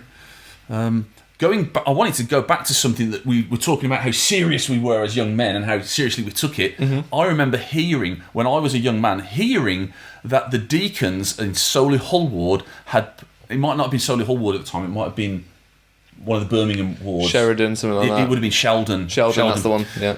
The deacons had put washing up liquid in the sacrament. And I could not understand how that could happen and then the earth not open up and swallow them. Right. Because that's how serious we took it. I would never have done anything like that. You do not mess around with things like prayer, with things like the temple, with things like sacrament and priesthood responsibility. So you can mess around with church activity, you can't mess around with church ritual. You can mess around when you're supposed to mess around and be a bit silly. And Julian was probably the same. I like to be the centre of attention, so I would be silly. I would try to make people laugh, but only when it's appropriate, not when it's not appropriate. Julian? Yeah, so I do remember doing, like I say, seminary sporadically. I remember when I went on my mission feeling that was a real kind of a real deficit. Right, a bit of a disadvantage. And in many, so I wasn't. I mean, we'll come on to missions later. But in many ways, I kind of felt like, because I was a bit older, that I knew a lot more than some of my fellow missionaries, but I didn't have that kind of memorisation of the scriptures and stuff like that. So yeah, I remember kind of feeling like I missed out there. Speaking of you guys wanting to be the centre of attention, I do want to address something that you gave me some information about before, which is the band. And the what's termed the Heath Rebellion, or Heath Uprising, something like that. No, I know. Should we talk about that? So I just remembered something actually that was really interesting. So I mean, we've always loved music as a family, and I think one of the things that's great about being the youngest in a big family is that you inherit all of your siblings' music. You have all of that kind of musical influence. And so when I was probably about 17, we started a band, and there was myself and Richard and one of my nephews and one of the Wilkins in this band. And what I remembered was that the first name of the band, can you remember what it was? Targeteers. The Targeteers. Yeah. I didn't realise it. I didn't until you mentioned it. I didn't know it was because there was a church class called the Targeteers, but that was the first name. And again, bearing in mind that I was 10 years older than everyone else in the band, and so was probably too old to be in the band. I am a musical person, and I'm one of those people that think that music is more important to me than anyone else. I relate to music; it affects me more than it does anybody else. And I know there are lots of people that have that, but music is an important thing to me. Yeah. And I have a soundtrack to everything that I do, and I give meaning to everything that I listen to. So I was really keen for Julian and these lads to be in a band. I got myself involved, one, because I liked Julian and Darren and those are the boys, and to be a bit of a role model to them because I was a little bit older, and I wanted it to amount to something. I didn't think it would. And so I ended up kind of like the band's Bez. I would stand there with a tambourine or maracas dancing around, doing a little bit of backing singing. I couldn't play a guitar or anything. I didn't have any musical skills beyond that, but I still enjoyed it and we made a go of it. I was very keen. There were two lads in the band that were not members of the church. I'd still got young sibling nephews, Wilkins siblings in the band who were active, and I needed them to have a good influence, and so I insisted from the outset that we prayed at the beginning of every practice and at the beginning of every gig, and our non-member members would pray with us as well, wouldn't they? And that was an important part of that. We rehearsed at the chapel. Of course. Yeah. Free rehearsal space. Yeah. So we rehearsed at the chapel. And I remember one of our first gigs, we needed to pray. someone had contacted us and phoned us to say there was a charity gig being run in Birmingham. Would we play? They'd heard that we were okay. We'd only done 1 or 2 gigs. Most of what we were doing was covers at the time, but we considered ourselves to be a mod band with both 80s mod and 60s mod influences. We'd got French crop haircuts. We wore polo shirts, buttoned up or buttoned down shirts, or roll necks. We used to go on stage with a Union Jack behind us, and we'd do covers of the Kinks, the Small Faces, the Who, and that kind of stuff. Anyway, we turned up at this venue. It was being run by Hell's Angels, and there were Hell's Angels on the gates, sat on a keg of beer with snooker cues to make sure there was no trouble, and they were all leather-clad, Harley-driving Hell's Angels in the gig. The band that was on before us, I don't remember the words to the song, but it went something like... and they were enjoying it. And then we went on, and there was this deathly silence. And I genuinely thought... It was an old hall that we were playing in, and it was a high stage. And I asked them to remove the steps, because I thought they're going to kill us. As soon as we start going, they're going to think these guys are taking the pee, coming to our heavy metal Hell's Angel gig, playing all their mod stuff. And of course, I'd grown up with the Mods and Rockers theme. And boy, did I pray. I genuinely prayed that day that we would be okay. And I remember we started off with My Generation, I think. Mm-hmm. And we used to do quite a good version of it.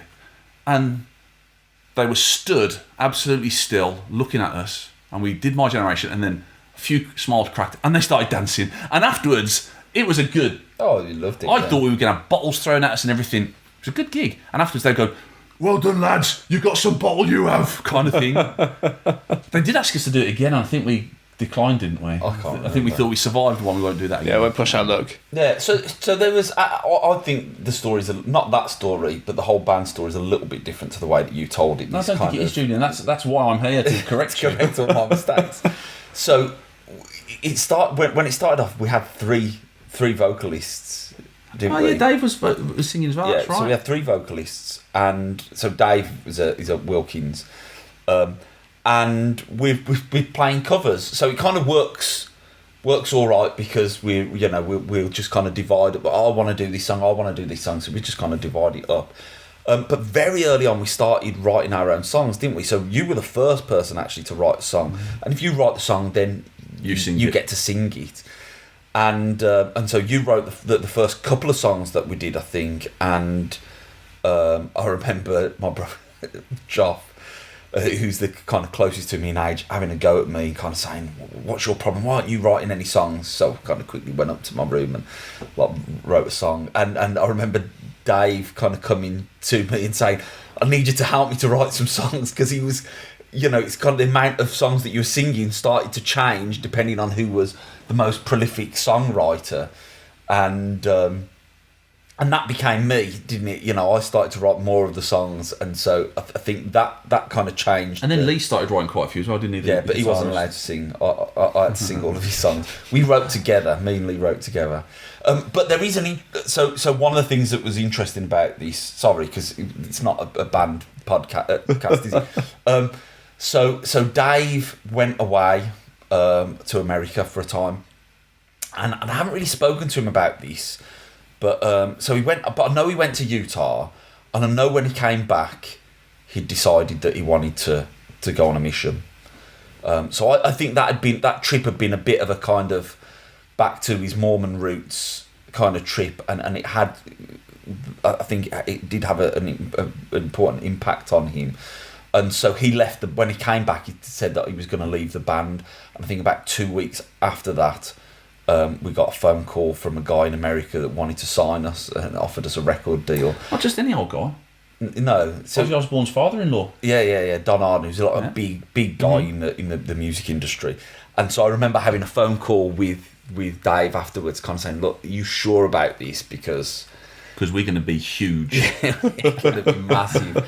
And he kind of said, "Oh, no, I'm not. That's it. I quit." And not long after that, he did put in his papers and he went on his mission. So for me, one of the things about being in the band was that was going to rescue me from going on a mission. I didn't really want to serve a mission, but I thought that I know this is ridiculous now, But I really genuinely thought if I make it with the band, if we become big and famous, then it'll almost be like the Osmonds. You know, my mission would be bringing rock and roll and Mormonism to the world. I don't know. I heard you singing at Thrive Karaoke, so I reckon you could have done it. So that's my 2 cents. I have to say, I was really sad when Dave left the band because he was the best looking out of all of us. He was such a good front man. Yeah. He'd got a really young face. At one point, he got blonde hair and he got a bit of a pixie cut, and he was a good looking lad, wasn't he? Yeah, he looked like a bit of a young James Dean, didn't he? He did, yeah. He knew how to stand in front of a mic. Yeah. There we go. Yeah. However, right, that you asked about the Heath Rebellion theme. I did, yeah. That relates to something that came before the band, really. So I'm guessing that these probably started when I was about 14. I'm guessing. And we decided to put on dances, didn't we? Like church dances. I imagine I was at the age when we were starting to go to dances, and we probably thought, well, there aren't any good ones, so we're going to do them ourselves. There was a bit more to it than that, and I'm going to dial us back a little bit. We talked previously about the amounts of things that used to happen when we were youth, and it got to a point where they started to stop that. Now, when I was a youth, dances was an important thing, an important way to meet, to catch up with friends in the stake, an important way to meet girls. And let's face it, if you're going to marry a Mormon girl, you need to meet Mormon girls, and you're not going to marry the ones that you go to church with because they're more like sisters and in the case of Chelmsford Wood, literally your sisters and siblings. Often, yes. Yeah. And so that was a really important thing to us. And just to kind of clarify that as well, you know, for people living in the UK, because I know, you know, if you live in Utah, that's really not difficult because everyone is a Mormon. If you live in the UK, then, you know, it's hard to find people, you know. And you're travelling for hours for these dances. Yeah, absolutely. And we did, and we grew up with dances, we grew up with conventions, we grew up with youth camps, and they'd started to dial back on that, to say it wasn't important, we don't need those things. Well, it's all very well old mission, priesthood leaders saying that, and I've got to be honest, I suspect it was because they didn't really want to travel to take their youth there. However, so Eden and I, for a long time, had tried to do dances, and we'd managed to do a couple when we were older youth, but come up against a brick wall, really. They didn't want us to do it. And we used to get really cross because they'd rather pay a non-member to do it sometimes than us to do it for free. And we would do a good job of it. Of course, we wanted to play our music, which is an important part. So then when Julian and Serena and our nephews were of an age that they wanted dances, Eden and I said, right, we're going to put on dances. We approached our stake president, who was reticent, but then said, yeah, okay. He talked to us about what we could and couldn't play. Well, we weren't going to play anything that was inappropriate. In fact, one of the biggest problems we had was a young lad who was probably a really lovely lad who wanted us to play Cypress Hill whenever he came to one of our dances, which we weren't going to play, one, because we didn't like it at the time, but two, because it got bad language on it, and it represented a lifestyle that we didn't think we were trying to encourage the youth to do. Yeah. We did it for free, and we had to really fight to do it for free, and we found that a real slap in the face that as adults, both of us at that point were returned missionaries, that they didn't trust us enough to do this for our youth. But you and Eden both returned missionaries. But he did allow us to do it, and we did one a month for a while, and we called ourselves Dalby for Beauty, which was a name that I had stolen from a club night in Birmingham. I don't know what club it was, but there was a club night in Birmingham city centre that used to play Bowie and 70s music. And I remember there being a poster, a really cool poster, with a picture of Jimmy Cliff from the film, I think it's The Harder They Fall. Is that the name of the film? Don't know. Anyway, really cool in this stance where he's got a gun, and it's called Dalby for Beauty. I thought, I'm robbing that. So we called ourselves Dalby for Beauty. Eden was a neon glass blower, and he made us this Dalby for Beauty neon sign that we would take with us everywhere. And we were going to educate the youth as to what was good music. Yeah, and this is so funny because it's so kind of tied into the Heaths, isn't it, and how mental we are.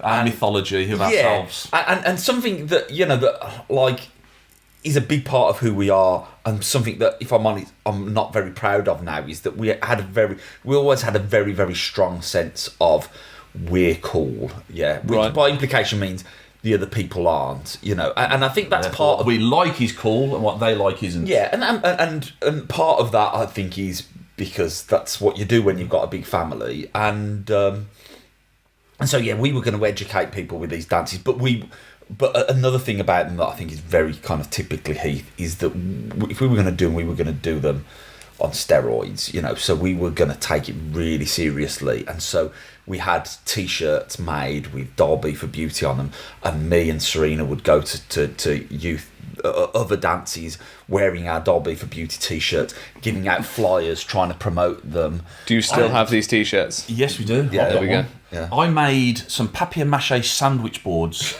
Right. And then I picked some lyrics that I thought were really uplifting from songs that we liked, and I had little flyers made. And these sandwich boards had a papier-mâché pocket on the front that we'd put the flyers in, and I'd go around to all the dances giving them out to people. People must have thought I was a head case. I loved it. And we'd try and do gimmicky things. So I remember one time, this was at the time that there was some big dances, the North v South dances were happening at the Granada Studios Manchester. Dances in Manchester. So I'd go to there, and each time we'd try and do something different. Sometimes I remember buying water pistols. So everyone that was giving out flyers would have little water pistols. We'd just spray people from a distance, and we were probably so annoying. But we wanted people to enjoy the Dial B for Beauty dances as much as we did. We weren't charging anyone for entry. Anyone could come, and we were playing good music. It was the acid jazz era. We loved our acid jazz, and we were playing some bossa nova. We were playing. We played soul bossa nova before Austin Powers. I think we played it before Quincy Jones wrote it.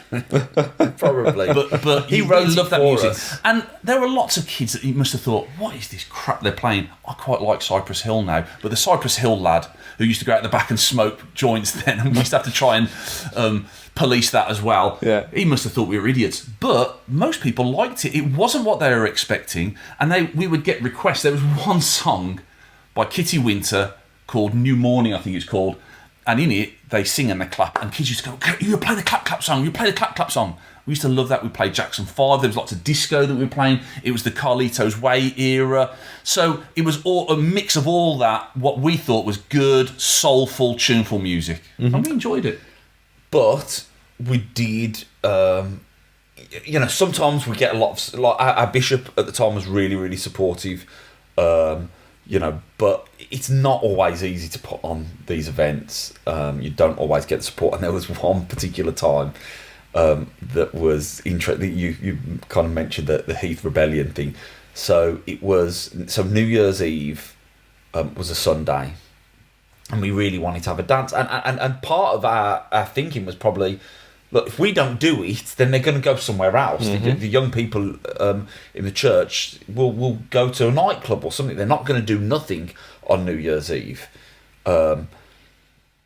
And so we'd had this idea that what we would do is we would have a fireside on the Sunday that would start at 11 o'clock, and that we would then... So we'd have this fireside, and it would then go on to a dance that would start at probably like 10 past midnight or something like that, just to be sure, because the Sabbath might not finish dead on 12, so right. we'll put in a little buffer zone just to make sure that we don't break the Sabbath. And so I remember kind of setting up on the Sunday afternoon, setting everything up together, and the bishop coming to see us and saying, look, I'm really sorry to kind of bring you this news, but there's a lot of rumours going on at the moment. I think it was largely fueled by the bishop over in Sutton Coldfield saying that the Heaths have been told they're not allowed to do this dance, but they've rebelled and they're doing it anyway, and the bishop has told them that they're not allowed to do it, and the stake president has told them they're not allowed to do it, so you mustn't go to this dance because it's run by Satanists or something ridiculous like that. And he wanted to kind of let us know because they'd all been told that he hadn't sanctioned it and we were going against his will, and he wanted to let us know that we had his full support in it and everything, and if anything that probably meant that more people came, because that's what happens when you're told not to do exactly something. At the risk of being serious as well, I just do want to dwell on the fact that we were good kids and we didn't want to do anything bad. What we wanted to do was provide church appropriate entertainment for the youth. That's all we wanted to do. And honestly, it was so hard sometimes. We spent our own money, we bought all the equipment ourselves, the PA, the music, the speakers, the lights. We spent it all ourselves, and they didn't pay us back for any of that stuff, and we had to fight to do it. And I have to say, now that I am a dad, some Mormon dads are miserable perishers about not wanting to take their kids to things that will be good for them, to have those experiences, because it might be a little bit inconvenient to travel to Huddersfield or to Hyde Park or to wherever it is that thing's happening. And one of the things I decided when I became a parent was that if I was going to do something for my kids, I would do it willingly and happily, not begrudgingly, and that I would try to facilitate the things that they wanted to do, certainly to get them to church dances, and I have taken them to dances all over the country. And I think it's maybe fair to say as well that we kind of, or certainly for me, and I think I probably feel it the most being the youngest, because I've got all of this kind of influence from my older siblings, that we had our own brand of Mormonism, and that Mormonism was cool. It was cool to be a Mormon. And we were, we're not square. We're not, we kind of we weren't interested. Yeah, we weren't interested in any of the cheesiness of it. But we were going to put on dances, and we were going to be, we were in bands, and we would go to nightclubs and stuff like that. And we weren't going to be ashamed of saying prayers before these events. Yeah, we're not going to drink or do drugs or any of those things, because they're lines that we're not prepared to cross. But you can still have this kind of Mormon lifestyle and it still be very cool and fun. So you created this brand of Mormonism that you felt was cool, and that was how you almost squared it essentially with. Yeah, and it was probably only in our heads. I can't imagine that everybody else was coming to these dances and going, wow, the Heaths are so cool. And I'm sure they weren't. But I thought that they were cool, that they were subscribing to the same Mormonism that I was. Yeah. I do have to say at this point that the things that Julian and I got involved in was not by any stretch, and I know we haven't said that, but was not by any stretch Julian and I. My brother Eden, without him, nothing would have happened. The band wouldn't have happened. No. He was our manager, and he got us all our gigs, and he was amazing. And the dances wouldn't have happened because he was the money behind it all. and he loves his music as much as anybody else, and was very keen for us to have a positive way of enjoying that without going to the nightclubs and what have you. Jonathan, our little brother, Serena, Rachel, my sister, Ruth, my lovely wife, who sat with a new babies at all of our rehearsals. My 28-year-old Elliot. You haven't won an award, by the way. No, but I need to say it because I think it's important, because I think I've got a lovely, amazing family, and part of the image that we built for ourselves was part of that. Our son Elliot, who's 28 now, was born during the band, and lots of gigs have been spent with him asleep on a pile of clothes or in a drum case or whatever. And one of the first things he ever wanted as a child was his own microphone, and he used to walk around trying to sing the songs that we were singing and what have you. And it was a really exciting time, but it really was a family effort. And those of my siblings and brothers and sisters-in-law that I haven't mentioned, and I know I'm not getting awards, so I'm not going to go through them all. They used to come to the gigs and see us, and nephews and nieces that would come. It really was an exciting family affair. Mm-hmm. And so Julian thought all this was going to stop him having to go on a mission, but you did, and so did you, Richard, right? I went on a mission, yes. Yeah. So I never intended to go on a mission, and as a young man, I was quite proud of the fact, or if not proud, very happy to say, I'm not going on a mission. When we used to go from ward to ward with my dad, and you'd go into a different youth lesson or young men's lesson, and you'd have a youth leader talking about, well, what are your plans for your mission? I would say, I'm not going on a mission, and I was quite happy to do that, and I quite liked the shock element of saying to people, I'm not going on a mission. My mum never wanted us to go on a mission. Mum was, even before we lost Adrian, Mum was a very defensive parent and wanted her children around all the time. She would always say, don't ever get married. Don't ever get married. Having said that, she was always welcoming of boyfriends and girlfriends that came, but don't ever get married. Don't ever leave home. Be with me forever kind of thing. So there was never any pressure, certainly to me, I don't know about to Julian, to go on a mission. I'd probably put more pressure on Julian than anybody else, because I'd been on a mission and I wanted him to have that same experience. So I was 20 years of age in my 21st year, I was dating a young lady who was a member. I was part of a young adult group that I loved. We had lots of friends, and I really loved it. I had a really good young adult experience. As a young man growing up as a Mormon, I thought I needed to get married. I wanted to get married. Plus, as I said, I've always loved kids. I like little kiddies, and I look forward to having children of my own. And this young lady, as far as I was concerned, was the person I was going to marry. We went to church one Sunday, having split up. And she was there because she was still part of our young adult group. She wasn't from our ward, and I didn't want to be there if she was going to be there because it was still a bit raw. So I said to my mum, "I'm going to walk home, Mum."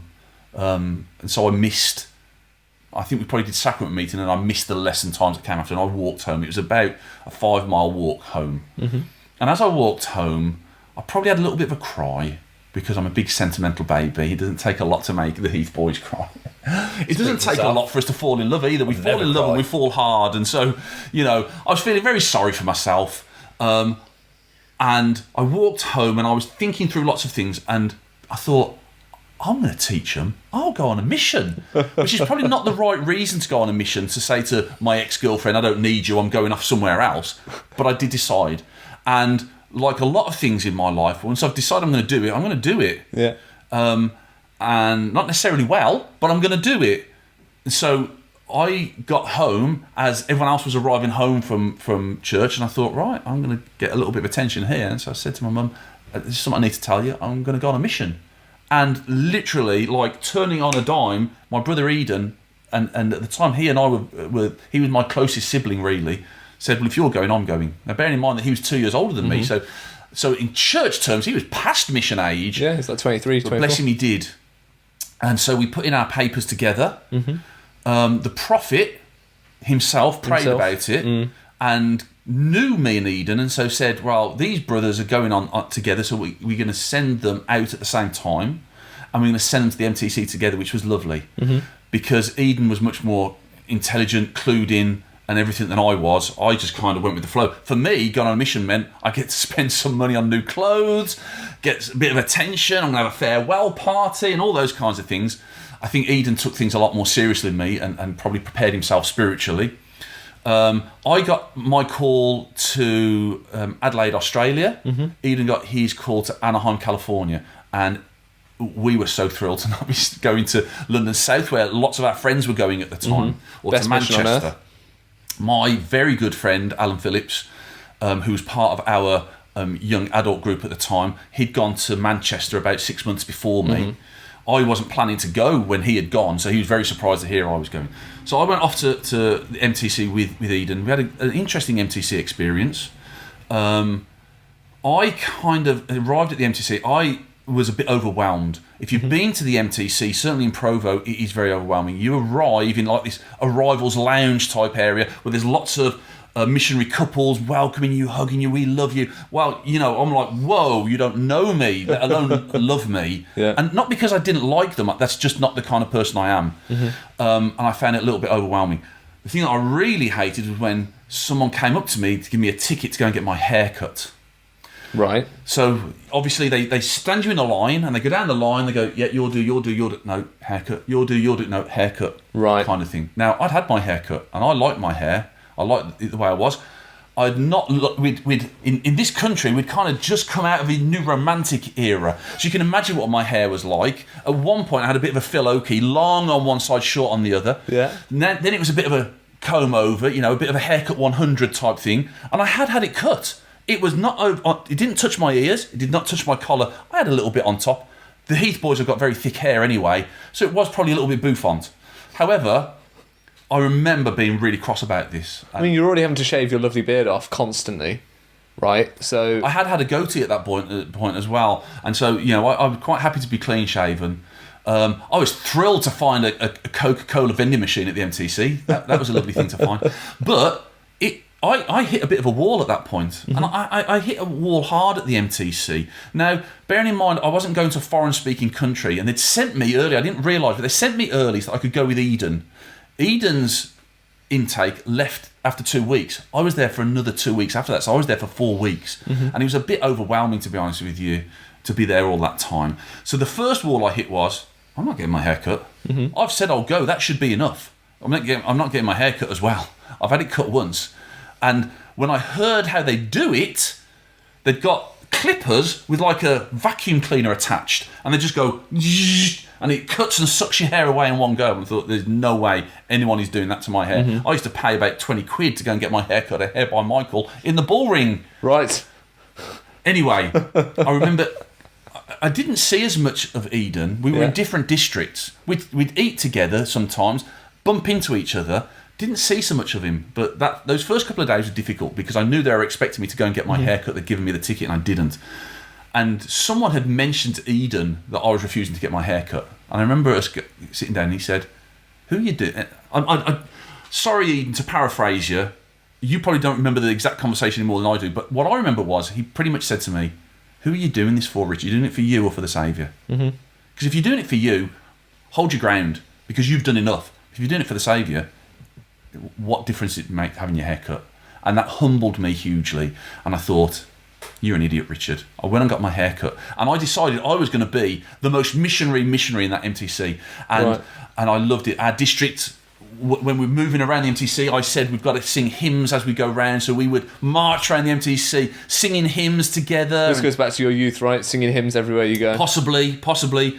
And we would pray together before, and we'd do our scriptures. And anyway, that was great.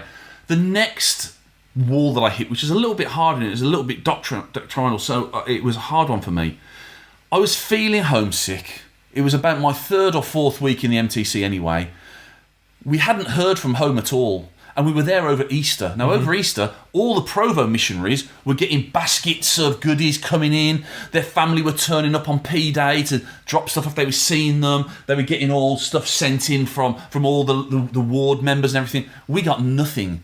And not only was it a stark reality because it was Easter and we hadn't had any Easter gifts or anything, what we hadn't allowed for was the fact of how long it takes the mail to get there. My family were writing like mad from the day that I left, and it didn't come until about 3 weeks later. And then I got a constant, for the next 2 years, of letters and stuff, which was lovely. But I was feeling sorry for myself, and I went into one of my lessons with my district. And the guy that was teaching it, his surname was Skousen, which I understand they're a significant Mormon family. He was a returned missionary. He was probably in his mid-20s, and he was teaching us this lesson. And he taught me this principle, which interestingly has come up recently on podcasts, and that is that, firstly, we use the term free agency, and that's a misnomer, because it's not. You've got freedom, and you've got agency. Freedom is what everyone is born with, and you get to choose. Agency is what God gives you, and as a member of the church, your agency is to use your freedom appropriately, and therefore, as a member of the church, you give up your freedom because of your agency, and your agency is that you will keep the commandments at all times. You will do everything that's expected of you.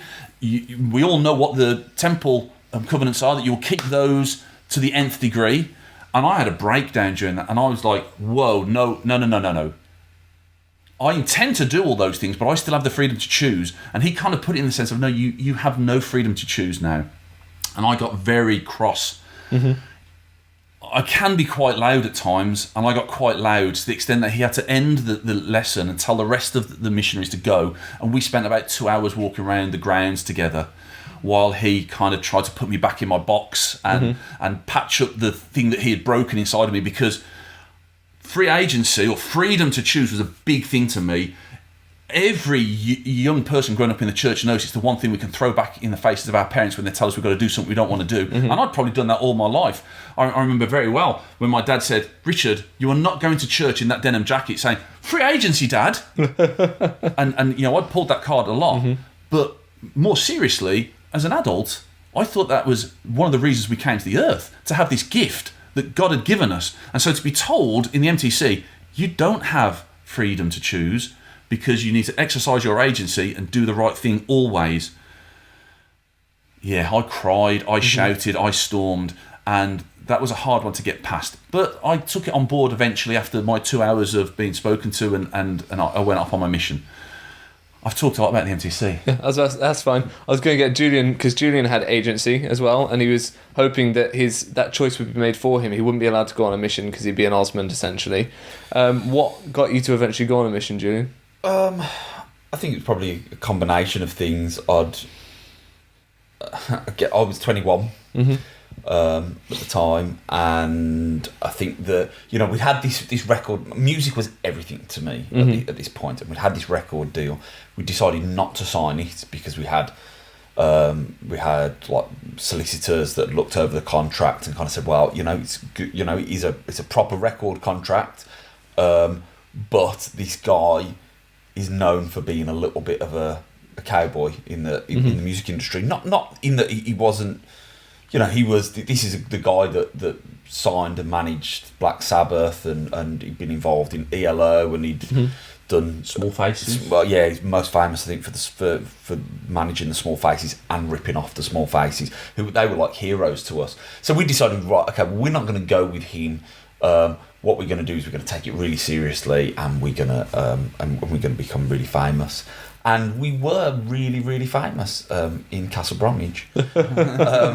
And, we would play regularly, and this is such a 90s reference, isn't it? But, the people from Ocean Colour Scene, who were a big band at that time, but during like the whole Britpop era, but also happened to be from Birmingham, they would come and watch us play. And, I remember Steve Craddock coming up to me once in a nightclub and talking to me about the gig and all stuff like that. So, we really thought we were going to kind of go places with this. And if I'm being completely honest, I think the band was just like most things that Heath boys do. We dream really big, but we don't deliver. And I don't, I'm massively biased. I don't think that we don't deliver because we're not good enough. I think we don't deliver because we're not risk takers. No, we're not, and then we'll kind of move on to something else or whatever it is, But we've got big ambitions. And I am just going to interject. I did have the experience, Ruth and I walking through Birmingham City Centre, where two young guys said, "You're in the Glory, aren't you? Will you sign my CD?" He'd got one of our CDs that we sold, and he got it with him, and I got to sign it. That's pretty one cool. and only time that anyone asked me for my That's CD. pretty cool. But I kind of, by 21, I was at a point where I was thinking, wow, this probably isn't going as well as I would like. When I got that,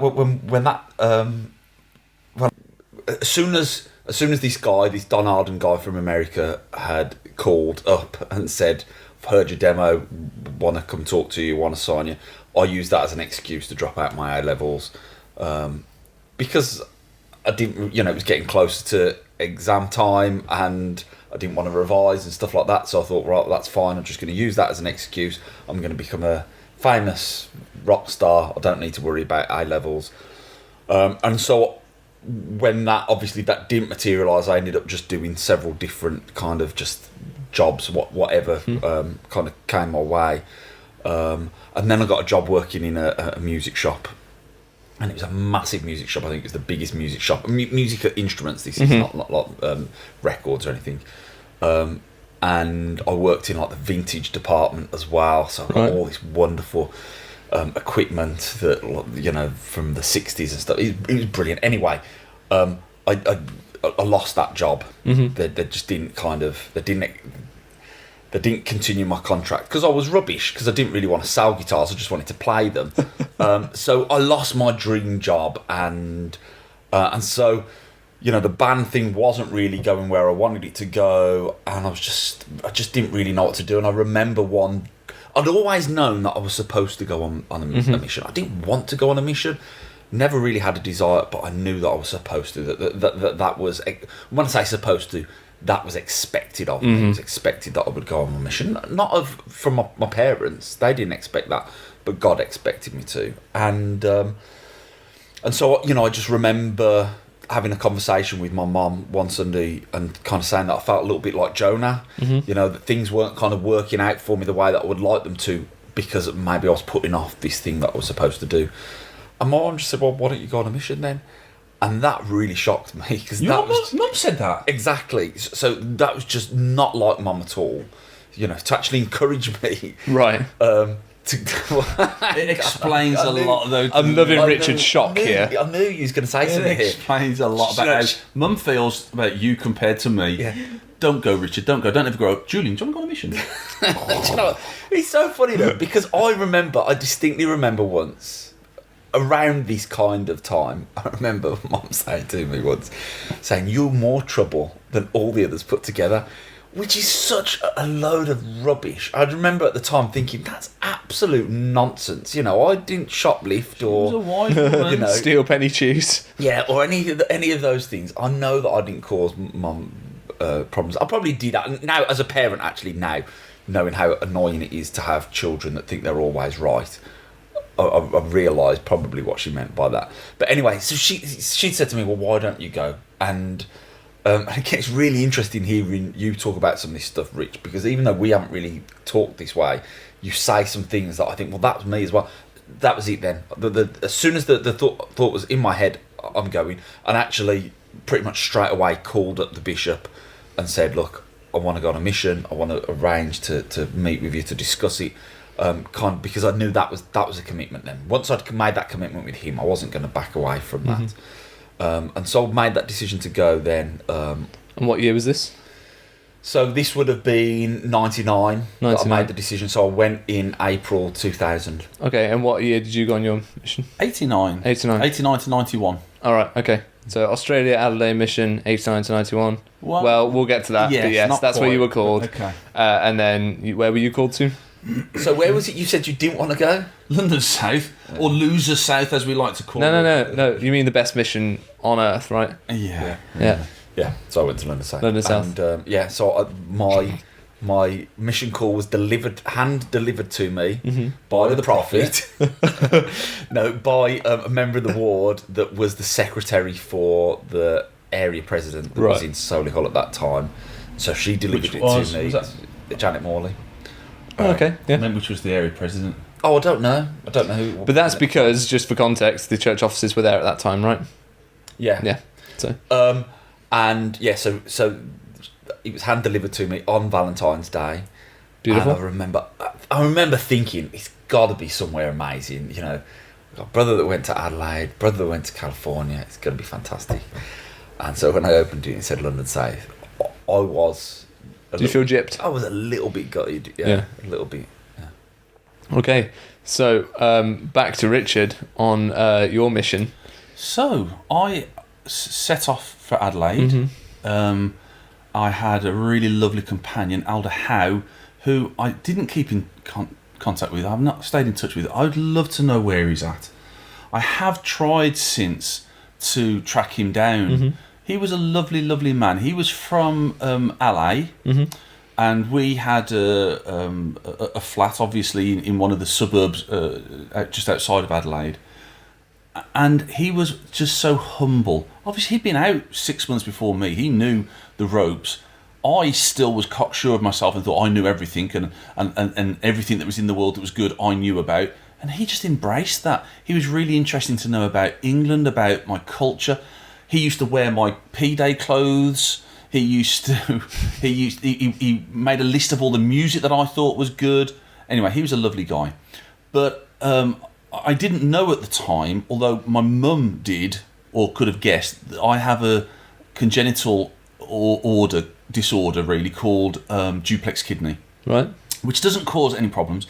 It's something to do with you having two arteries to your kidney. And being in Adelaide, in the heat, in the humidity, must have set it off. I'm not a good drinker. I don't drink enough really to keep me well hydrated. And the doctor seemed to think that had caused an irritation, caused a problem. And I was in a lot of pain. So I'd been there for about a month, and I started getting pains in my kidneys. It felt very heavy, almost like I'd got this concrete rubber ring on that was weighing down on my kidneys all the time, and I was passing blood, and it was not nice. Alda Howe called the mission president, Alda Gray, who seemed like a nice guy. He was due to go home the next month, wasn't terribly interested in it, was convinced from the outset that I was homesick and wanted to go home, wanted a reason to go home. Right. So he arranged for me to see a doctor. They did some external examinations. They tested my urine. They told me I'd got blood and sugar in my water, but they don't know what that would be. but they couldn't find anything. And I don't blame President Gray, because he was told we can't find anything, so he assumed there's nothing wrong with this boy. Elder Howe, who was a lovely man, I remember him being listening to him on the phone and saying, President, I can see the pain that he's in. I'm with him all the time. I'm there while he's passing blood. I know that this is real. And the mission president thought that perhaps Elder Howe was encouraging me to be homesick, and so separated us. Oh. I was put in with the APs. I don't know where Elder Howe went. He went to be with the district leader, and to be in a threesome with them. So I was a week or two with the APs. My mum must have been having absolute fits about this, because obviously she's very protective anyway. She's a long way away. She hears that I'm in pain, I'm struggling. Elder Howe, bless him, phoned my mum to say he really is having problems here. We're not making this up. So my mum, I remember saying, I will get on plane, I'll bring you back. As it happened, she didn't have to, and President Gray decided, we'll just send you home then. Not send you home to be mended or to get the medical care necessarily. I think he was convinced I was going home, which was interesting, because I received an invite at home for his welcome home party that he was having when he went back to America. So he obviously thought I wasn't going back out on a mission. I did have some keyhole surgery. They sorted out my duplex kidney, and then I was sent to Manchester, where I served for 22 months. So just before you get to that, I want to say, Elder Howe, if you're watching, reach out, get in touch. Oh, I'd love to hear from Elder Rich would love to hear from you. You could be. He's watching I this. think his first name is David. Okay, David Howe, you're up. Cool. So tell us about Manchester. So Manchester was lovely. So my friend Alan had gone out on his mission 6 months before. Alan Phillips. He'd gone to Manchester. He was my trainer when I got put into Manchester, which was lovely. We lived in a members' home in Eccles, and we worked hard. And Alan is a hard worker. He's also a little bit belligerent with me sometimes. And so I remember saying to him one time, I'll work as hard as you want. Bearing in mind that I was older than him, but he was my senior companion. I'll work as hard as you want. There's only two things I won't do. I will not tract on a Sunday, because I think you're causing problems by knocking on people's door on a Sunday when they're resting and what have you. And I don't want to do high-rise flats. I'd grown up in Birmingham around lots of high-rise flats, and I'd seen all kinds of shenanigans going on around high-rise flats. So our first Sunday, we tracted the high-rise flats around Salford, which was lovely. So I had an interesting... High-rise flats around Salford? Yes. So that's all around Salford Shopping City and all that sort of thing, right? Yeah. Okay, yeah. That was interesting. I enjoyed my mission. I could have come home several times. I didn't, because I was too stubborn. I'd said I was going to do it, so I would do it to the end. There were times I wasn't doing any work, and that's awful, and I wasn't proud of that. But I was a child still, and I learned a lot about missionaries and what the reality of mission life is. Tracting is the most mind-destroying thing to do day in and day out. There were times that I did that every day for hours and hours and hours. It's soul-destroying to get no acceptance from people that trying to share. It trains you to expect rejection from the outside world, and I reckon that's probably a lot of why they do it. Is you're training these young men to see the outside world as somewhere that will reject them, that will turn them away, and it isn't ready for us. So we have to just get more insular as a church. So when not jumping forward 30 years to leaving the church, one of the things that was a shelf breaker for me was missionary work, and for a long time I've been saying we kind of doing this out of habit as a church now. This isn't productive missionary work, having young boys and girls go out, knock on people's doors, and the basis of that notion started on my mission. And I remember, as everybody else did, learning the field is white already to harvest scripture, and I remember thinking, the field is not white already to harvest. 100 years ago it might have been. It's now been harvested, and we're just going along gleaning the odd grain that's been dropped. And that's very much how it felt. I baptised a couple of people on my mission, or was party to the teaching of a couple of people that got baptised. Otherwise, I suspect it was a waste of time me being there. I did have some good experiences where I helped people who were non-members with no expectation that they would be interested in a message about the church at all. In fact, I kind of stopped even trying to share a message. I just wanted to help people in the area where I was living. I did have an interesting experience in that in my 22 months, I think I had about 18 areas and 24 companions.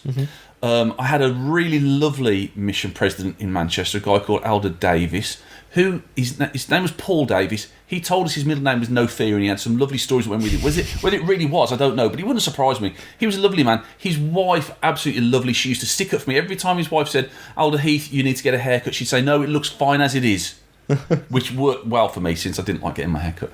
But I remember going in for I was a zone leader, and I remember going in for a president's interview that we had every month or so, and him saying, "Elder Heath, you've had some interesting companions so far, and you're going to have more interesting companions, because most of the missionaries that are a problem in this mission are British, and they're yours, and so I'm going to give them to you."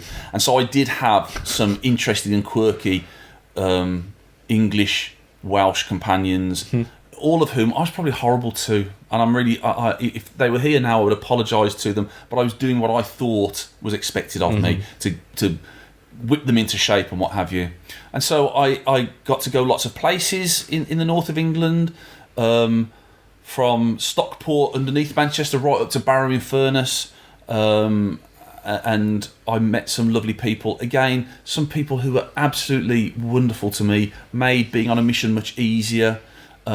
People who I wish I'd stayed in contact with, people who I should still be friends with and I didn't, and I regret that hugely. Some people whose feelings I would have hurt because I didn't stay in contact and because of decisions that I made after coming home. But that was my mission. Now, one of the things I did want to mention, that I did want to perhaps get into at some point, is we all understand what missions are as Mormons. There's not a lot of prep for getting a young man or a young woman on their mission. Certainly not for young women. There's not a lot of prep. Now, people would argue with me and say, "Richard, the young men have been getting ready to go on a mission all their lives, all through primary, all through young men's." And yes, it's a topic of conversation, but getting them ready for the realities, it's not really there. But the thing that really isn't there either is helping the families that are left behind to know what to expect, and also preparation for coming back. Young men, often when they come back off their missions, have an awful experience. I didn't have a great experience. I kind of stalled for quite a while, not necessarily spiritually, but in my life I didn't know where to go. I've also, obviously, I've seen the effect that going on a mission had on my siblings. My sister Rachel and my brother Eden and I were very close in the young adult program at the same time. For her to lose both me and Eden at a critical point in her life must have been awful. So we'll get to that. We'll go through Julian's mission, and then I want to talk to you both about how it affected your families respectively. So I went to Preston MTC, and I loved it. I thought it was great. There were a lot of people that were kind of raring to get out and get out into the mission field. I wanted to stay there forever. I thought it was great. The food was great.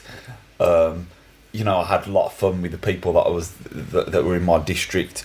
I remember when again, it's so interesting hearing your story, Rich, but when I first turned up, when I went there was my mum and dad and my twin sister and Jonathan, who is the brother that's kind of closest to me in age, 2 years older than me. And the first thing that the mission president's wife said to me, she didn't hand me a card, but the first thing she said to me is, we're going to have to do something about your hair. And that really, it upset me a little bit, because before my mission, my hair was down to here. Yeah. I had really long hair, and so cutting it off was, a real kind of, it sounds ridiculous now, but it's a real sacrifice to go, okay, well, I'm going to cut off my hair so I can go on the mission. So for that to be the first thing I heard annoyed me, but it really upset my mum as well, because again, she's handing over one of her children, and this mission president or MTC president's wife, that's supposed to be my new mum. That's supposed to be the person that's looking after me and caring and nurturing me, and that's not what the vibe that she got, and so that I know that really, really kind of ticked her off. And there was a picture that was taken like straight afterwards. There's a picture taken of me and mum and dad, and I don't know what happened to it. I'd love to see it now, because I'm sure my mum would probably have been scowling at the time. And so we went to the MTC, and another thing that I remember is, just before your family all go, because again, this isn't, not everyone gets to do this, but when the MTC is just around the corner from you, relatively, then there would be family members that would come and drop you off, and they got to be part of like a little service.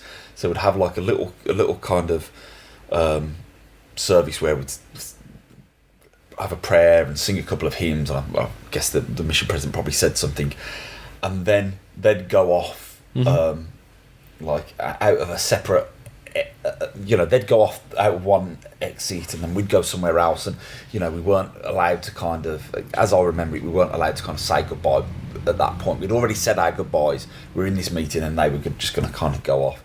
And I remember Jonathan sitting next to me and kind of whispering in my ear, kind of like, just come with me. We'll come out this one. We'll just like I'll rescue you. I'll rescue you from this. Which to some extent, obviously there was no danger of me doing that, but it kind of represents how I was feeling at the time. I didn't really want to go. I knew it was something that I was supposed to do, and again, not because of how I felt about the church. I loved the church. I took it very seriously. I just didn't want to do this. Didn't want to go away on a mission. But that quickly changed. Like I said, I really, really enjoyed it. While I was there was a guy that was doing a documentary. I can't remember what channel it was for. I think it might have been for Channel 4. He was doing this documentary, and he wanted to, I think it was just a documentary on the church, but he wanted to interview 2 people at the MTC, and I was picked to be interviewed. And I think the reason that I was picked was that on one of the first days that we were there, we had to write out this little kind of form all about you, and the idea behind it was that the church PR people would then get it, and they would write an article that when you go into your next, like you go to your area, you could kind of take that to the local newspaper, Mormon missionaries in this area sort of thing. I can't imagine anyone ever did that, but that was the idea. And of course in my little thing I've mentioned about the band, and so they'd written up this article about how this Mormon lad gives up his record deal, gives up this recording contract to go and serve a mission, which was based nominally true. Yeah, it was loosely based on the truth, but it wasn't. There was a boy. Yeah. It wasn't quite like that, but I think that they thought, okay, he'll be a great one to interview. Mission president's wife, I don't think was very happy about it, because all that day she kept pulling me into the office and kind of doing my hair ready for when I was going to be interviewed. And so we did this interview. I can't remember much about it other than I remember the story. Well, I won't get into that anyway. I remember the story from one of the other people that was being interviewed. But the documentary never aired because it turned out that this guy was from some other kind of Christian group, right, and he wanted to kind of put a really negative spin on the whole thing, and so it was like the whole project was shelved. But okay, so you get out into the mission field. From the looks of your notes, you essentially became an apologist on your mission. Would that be fair to say?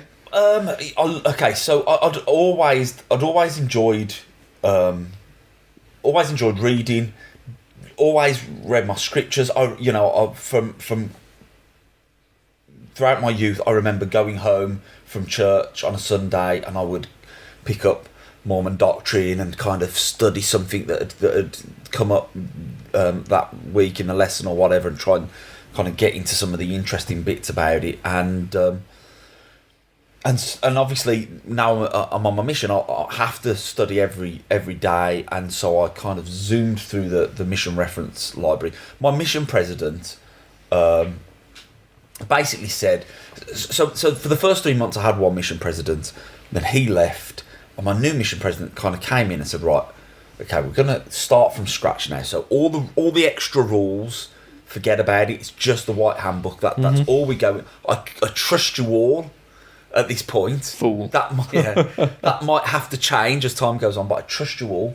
And he kind of said in his like opening mission conference, he said that when he was set apart, he was told that his primary responsibility had nothing to do with baptisms, had nothing to do with teaching the gospel to the non-members in the mission. It was his main job was to teach the gospel to his missionaries, and so he took that role very, very seriously. Right. And he'd said that you can read whatever you want, any church books that you want to read, you can read them. Once you've read the missionary reference library, which at that time was a lot bigger than it is now, but once you've read that, you can read whatever you want. And so I did, and I just read and studied and studied. We had the temple in the mission, as you know, which meant that there was the LDS bookstore, like the one place in the UK where you could buy church books. Deseret Book and stuff was all there, yeah. Yeah, and so whenever we went there, and there was a time, so I served in Epsom at one point, so that was in the mission, and in the area, and so I would just buy loads and loads of books and just read and just kind of completely just threw myself into that. And I think that part of that is a bit, again, it's part of my personality. If something interests me, I'm going to go into it big time. I'm going to study it as much as I can and obsess over it a little bit. Is this where you discovered your love for Nibley? Yeah, massive. Well, so there was, I think my first Nibley book was actually, I'm sure, interestingly, I think it was Dave Burton that introduced me to Hugh Nibley. And it was a book that was actually transcript of a course that he'd done at BYU called Teaching to the Pearl of Great Price, and it was just bonkers in true kind of Nibley style. When especially when it's not a proper monograph. This is the lecture that he was delivering, and he just goes off on all these different tangents, and I just loved it, just absolutely loved it. So I just studied as much as I could. Amazing. And within reason, so I distinctly remember my first kind of experience of cognitive dissonance. Right. And it was a book that I bought called Wilford Woodruff's Journal. Okay. It probably should have been called Dodgy Excerpts from Wilford Woodruff's Journal. Yes. Because it was only about, obviously his journals would be, multiple volumes, and it was just this very small paperback book. And it was, I remember reading through it, and I read something to do with blood atonement. And it was talking about, something along the lines of, there's probably several excerpts that kind of mention similar stuff, but something along the lines of, I would rather thrust a javelin through my daughter's heart than, for her to marry a Gentile or something along those lines. That's pretty full on. Yeah, it is a little bit, and I remember reading that and thinking, something that doesn't feel quite right about that, and that was the first time really where I'd read something about the church, just had that sinking feeling in my stomach where I just thought, this just does not feel good, this doesn't feel right. And then of course I had to go through that process then of trying to work it out. I didn't want to just bury it. I needed to try and work it out. I needed to try and understand the context for it. I needed to understand something that would make this statement okay. And how did you come to terms with it? I can't remember. I'm sure I probably thought about the fact that this was, these people were a product of their time, and they were talking that way, and maybe I started to look into the idea of the blood atonement and that kind of thing. I can't remember, but at some point I got to, you made your peace with okay. it. That's okay. I can deal with it.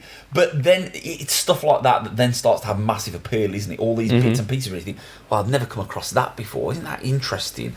And there were several missionaries that, we'd get together at transfers or at zone conference or district conference or whatever, and we would share some of these things that we'd come across. I remember going to, borrowing this folder off another missionary and going to the library and photocopying accounts of Heber C. Kimball's Second Anointing and all of this stuff about masonry and things like that. You go into Borders in Bournemouth and ordering a copy of Duncan's Ritual of Freemasonry and all kinds of just bizarre stuff. I just really immersed myself in it. And that's, from what I know about you, that was a trend that kind of continued on throughout your adult membership in the church, just immersing yourself in this sort of stuff and learning about it. Massively. And I actually remember speaking. So you mentioned then, Rich, about the idea of kind of coming back off your mission and not really knowing what to do. And I didn't have that experience, because I remember in my my kind of exit interview with my mission president, who was a hero to me. And again, he'd written a book about the Doctrine and Covenants, learning to love the Doctrine and Covenants, and he was in the process of writing another book about learning to love the Book of Mormon, and he wrote 2 books on the mission that he'd kind of give out to the missionaries that were all about kind of how to deal with some of the difficult questions and stuff like that, and so I just really, he was a real hero. I'd write to him regularly with the most obscure questions that I could, knowing that he wasn't going to write back to me and say, "Oh, don't worry about that, Elder Heath." He would kind of come up with his thoughts and theories on it, and we'd talk about how reincarnation was a possibility and stuff like that. So in my exit interview, I remember kind of talking to him and saying, "Well, look, President, up until now, my life has been very much mapped out. I knew that I'd get baptised at 8 and have the priesthood at 12, and then I'd go on my mission. What do I do now? What am I supposed to do now?" And he said, "Well, you need to be a teacher." He said that you're a good teacher. I want to go back a little bit. I've got to drop this in. So again, this is part of my need for approval, but also, how seriously I took the mission. I really wanted to be AP. Yeah. I was one of those missionaries. I really wanted to be AP. And, and I've been district leader and I've been zone leader, and it was coming up to that point where you think it might be this transfer, I might get that call.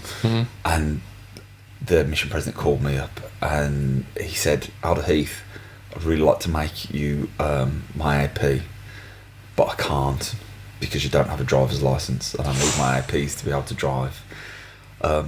So instead, I want you to go and whitewash Brixton and train as well at the same time," which I thought was a little bit of a rough blow. It is a bit, isn't it? But in a way, so I was gutted that I didn't get to be his AP, because I just, like I say, he was my hero. I really wanted to be around him and learn from him and ask him all these questions and stuff like that. But the fact that he'd said to me, "I wanted you to be my AP," that was a nice kind of consolation for me. Yeah. So anyway, so I said to him, "What do I do now?" And he said, "You need to be a teacher." So that was it. I knew what to do, and at that point, I was thinking, so what I want to do is I want to work for the church.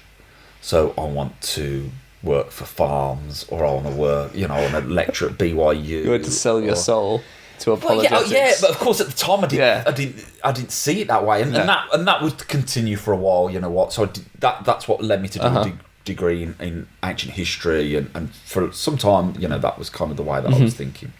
And did they welcome you with open arms? No. Well, we'll get to that. Before we go there, so we've covered both your missions now, but I do want to talk about how it affected your family, and it would be really good to get both your perspectives on how you think your own missions affected your family. I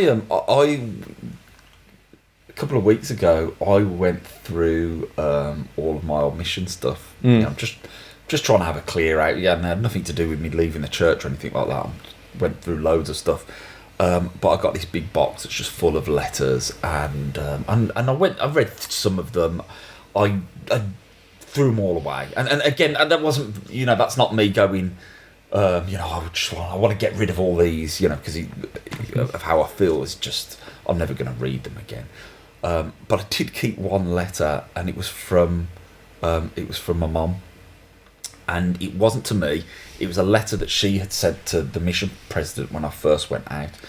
And it wasn't even really about me. It was about my my twin sister Serena, and it was really it was my mum saying how worried she is about Serena, and I thought that was, so lovely from my mum. Obviously, it wasn't something that was on my mind at all at that time. But very similarly to what Richard had said earlier, we've got these sets of three in the family. My set of three was my twin sister Serena and Joffrey, my brother that's a couple of years older than me.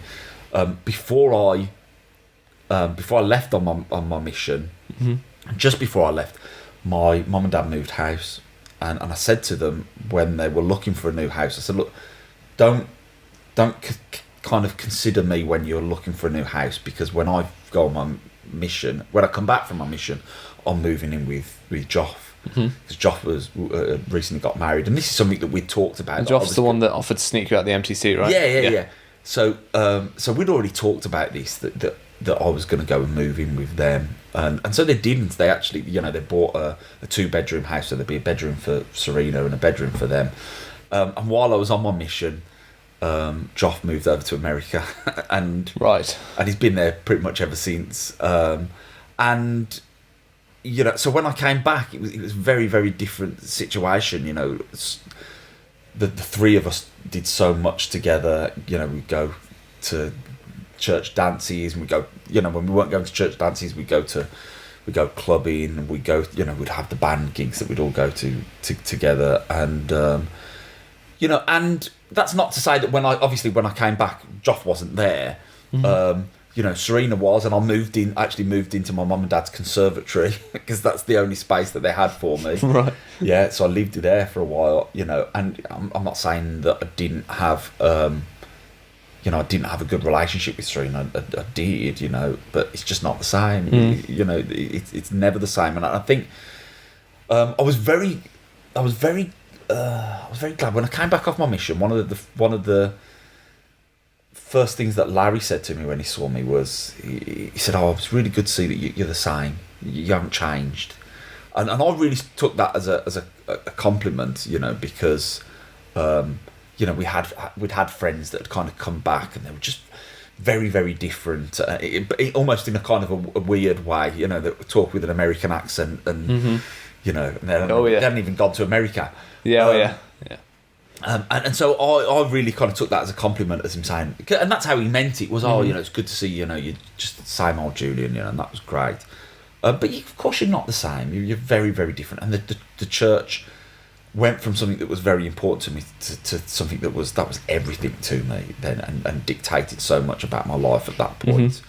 And so, those relationships were never really the same. What about you, Richard? So I think really, in a nutshell, I think we underestimate or don't even consider sometimes as a church organisation the adverse effect of sending young people on their missions to their families. And I would say especially young men for their sisters who are left behind. And I can say that because I've had a younger brother who's had a sister close. I've had myself and my brother Eden with a sister that's close. I've had a son go with a sister that's close. And when your sister is part and parcel of your social group, and you are pulling that rug from underneath them, and not just saying, I'm not going to hang out with you anymore, but I'm going somewhere else, the other side of the world, where the church tells you, you can't come and see me, you can't visit, you can't phone me. Now, I know that those things are relaxing a little bit now, but when I went on my mission, it was letters only. Yeah. And so for my poor sister Rachel, and then for my daughter Chloe, I know when my son went on his mission, it was a huge chunk of their life being taken away from them. What they also don't prepare you for is for what happens after the mission. That is that you'll probably never have that child back again. You'll probably never have that sibling back again. Certainly not in the way that they were before they left, that tight relationship where you relied on each other and you loved each other and you did stuff together. It's gone. Now, obviously, as a parent, I was really keen to put a really positive spin on missions for my children. I expected Elliot to go on a mission. If he'd have said he didn't want to, I wouldn't have put any pressure on. But we brought him up as if that was an expectation, and he accepted it in that way and was quite keen to go when he got to that age. I would have been very happy for any of my daughters to go, but I didn't have that expectation, which of course is wrong to have treated them differently like that, but that's how the church kind of sets it up. I wasn't prepared for it. Even though I had talked to Elliot about it all his life, I'd told him all the positive things that had happened on my mission experiences I had, how strengthening it will be for him, how he will grow up, and he did grow up on his mission. What I wasn't prepared for was how like losing a child it would be. And we grew up with the story of Abraham being tested by being told to sacrifice his son. That's what it felt like. Right. Now, what I've learned about myself is that when trauma happens in my life, I ignore it, I switch off. And I'm sure that's what happened when my brother died. And I probably have never actually addressed it. However, when Elliot went on his mission, we went through the motions. I was excited for him. We got him ready. We did all those things in preparation. Of course, when his mission call came back that he was going to Calgary, Canada, we were so excited for him. He was excited. He's a real outdoor type person, so to go to that kind of environment was great. And then he went. And what Ruth and I had to come to terms with was, we said goodbye to Elliot for his mission, and we were probably saying goodbye to our son as we knew it. And of course that was the case. He came home, he went to university in London, he then went to work in Cambridge, he now lives in Denmark. And while we love Elliot dearly, and when he comes to visit, he's a really important part of our family, we will never have that relationship with him again that we had before his mission. And it really struck me, not only to see how it affected Chloe especially, I'm sure it affected Lillian and Jude as well, but it was about a month before he was coming home, and I'd not addressed the fact that I missed him. I'd written to him, we'd spoken to him on those occasions that he was allowed to phone, and all of that, and I'd tried to put a positive spin on everything, but I'd not addressed the way that I felt about it. And as I said, music is important to me. We were driving somewhere, and I'd put a CD on, and it was Alicia Keys, who's not someone I listen to a lot, but it was a song called Try Living With a Broken Heart, I think it's called. And I realised the last time I'd heard that, excuse me, because I feel a bit emotional now. The last time I'd listened to that was with Elliot before he'd gone. And I felt like I had lived with a broken heart. And I had to pull over to cry. I couldn't drive anymore. I was so upset that I realised I'd been through this traumatic experience of losing a child, that he would never come back to me the way that he left. Anyway, I don't want to be emotional. No, be emotional, that's but fine. That's the reality of it. And I suspect, and I think it's one of those things, there are certain things in life that we don't talk about. In our culture, we don't talk about death enough. We don't normalise it enough, and so it's traumatic. Certainly when couples lose a child to miscarriage or whatever, we don't talk about it until it's happening to somebody else, and then you learn about who else has had it. And I think this loss that we experience, the reality of sending young people on missions, we don't talk about it in the church. We paint a lovely picture of it. We make out what a great thing it's going to be, how important it is. Actually, my feelings now is that it's a huge waste of time for a lot of young people who have nothing like the missionary experience that I think they think they're going to have. But that it tears families apart in a way that could be softened if people were prepared for it. But we don't talk about it. And I know that there are people who I was friends with in my ward who had sent children on a mission who had not said to me, Richard, you're going to find this really difficult. So as far as mission prep is concerned, I think the church could do a much better job for its families by having a programme perhaps that prepares them for the realities of losing their child to a mission. So just to play devil's advocate here, what would you say to someone who said, well, isn't it just like your child going to university or your child moving out in some other way? What would you say is different? There is a reality that one day your child is going to leave, but it's not quite the same. You know, when Elliot went to university in London, we could visit him whenever we wanted to. He could phone us on a daily basis. We FaceTimed with him whenever we wanted to. And as I said, I know they're changing some of those things. What I can't understand is what kind of loving Heavenly Father and what kind of loving priesthood leadership would expect that of young people in the first place. I remember when I first went on my mission, because I was only there for a short time, and throughout my time in Manchester, I used to have to come home for visits to the hospital and stuff again. My immune system was to shot, and I at one point I lost a lot of weight. I went down to about 9 stone when I was still 6'2", and I had to come home to get fed up again. my mission president was lovely about that, but it did mean that I was able to talk to Julian and Serene and the others about, not only about my fervour for gaining a testimony, but about the realities of a mission. I remember talking to my mum about some of the stuff that missionaries do. You know, they get tattoos and they drink, some of them, and they go gambling into casinos and those kinds of things. And that was a big eye-opener to me. And I don't know if it was my mum. I know Ruth has said it to me since, but of course they do. They're children. A lot of these missionaries, especially Utah American missionaries, have lived in a bubble for 18 years. You're sending them out at 18, for heaven's sake. That is far too young for them to know themselves whether they've got a testimony or not, certainly to not understand the history of the church and its teachings. But then to expect them to live up to the standards that we set for them is just unrealistic.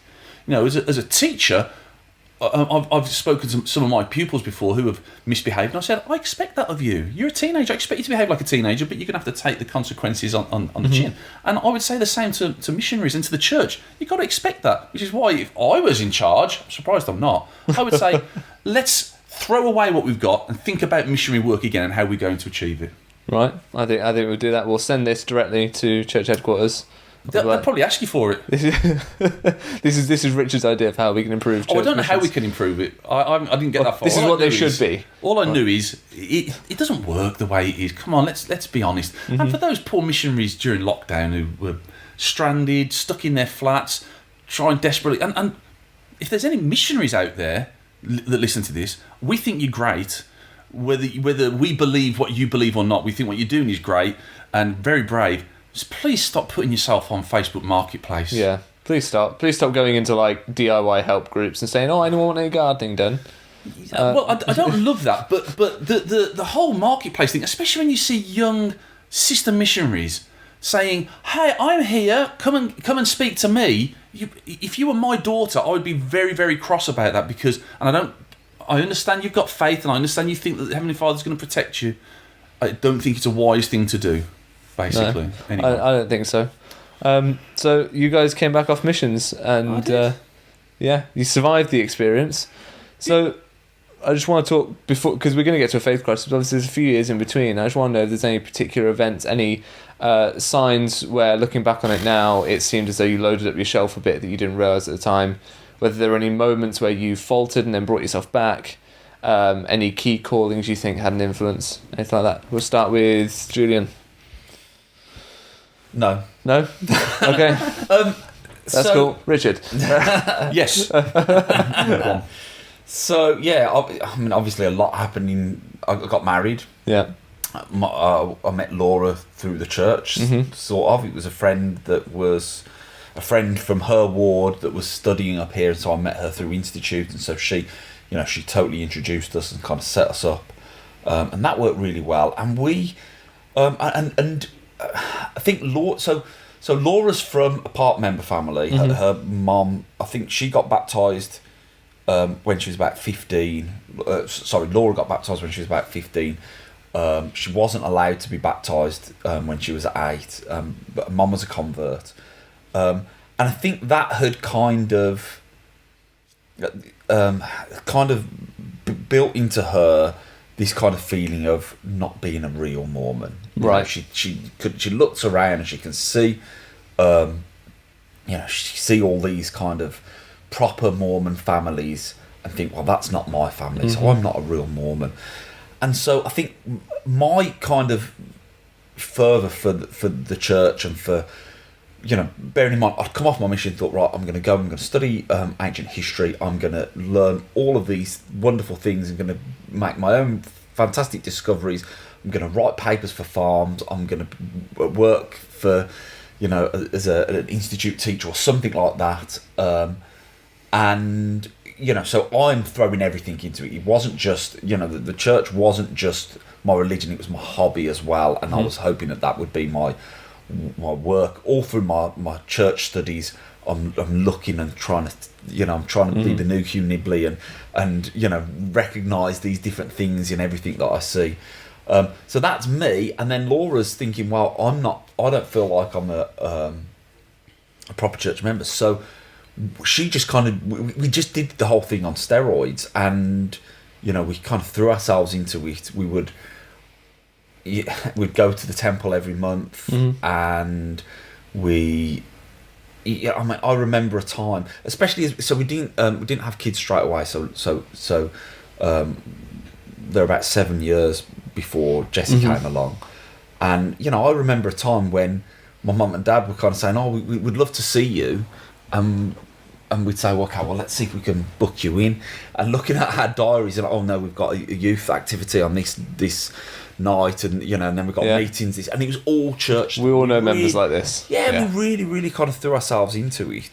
Ju and Laura didn't know this probably, but Ruth and I obviously watched this happening, and we were quite worried. Ruth and I discussed at various times that we think they're going to burn out. They're doing too much. Laura is every night of the week almost was at a young women's meeting or whatever, and we did notice as well that we didn't see so much of them. We could only see them when they'd got spare time. They wouldn't cancel a meeting or anything to come and do something. Yeah. So and I mean that worked for us. That was great. I think when Jessie came along, that changed things. Just because we couldn't now we've got a now we've got a little one. Then it meant that we had to kind of make some decisions to kind of take our foot off the pedal a little bit.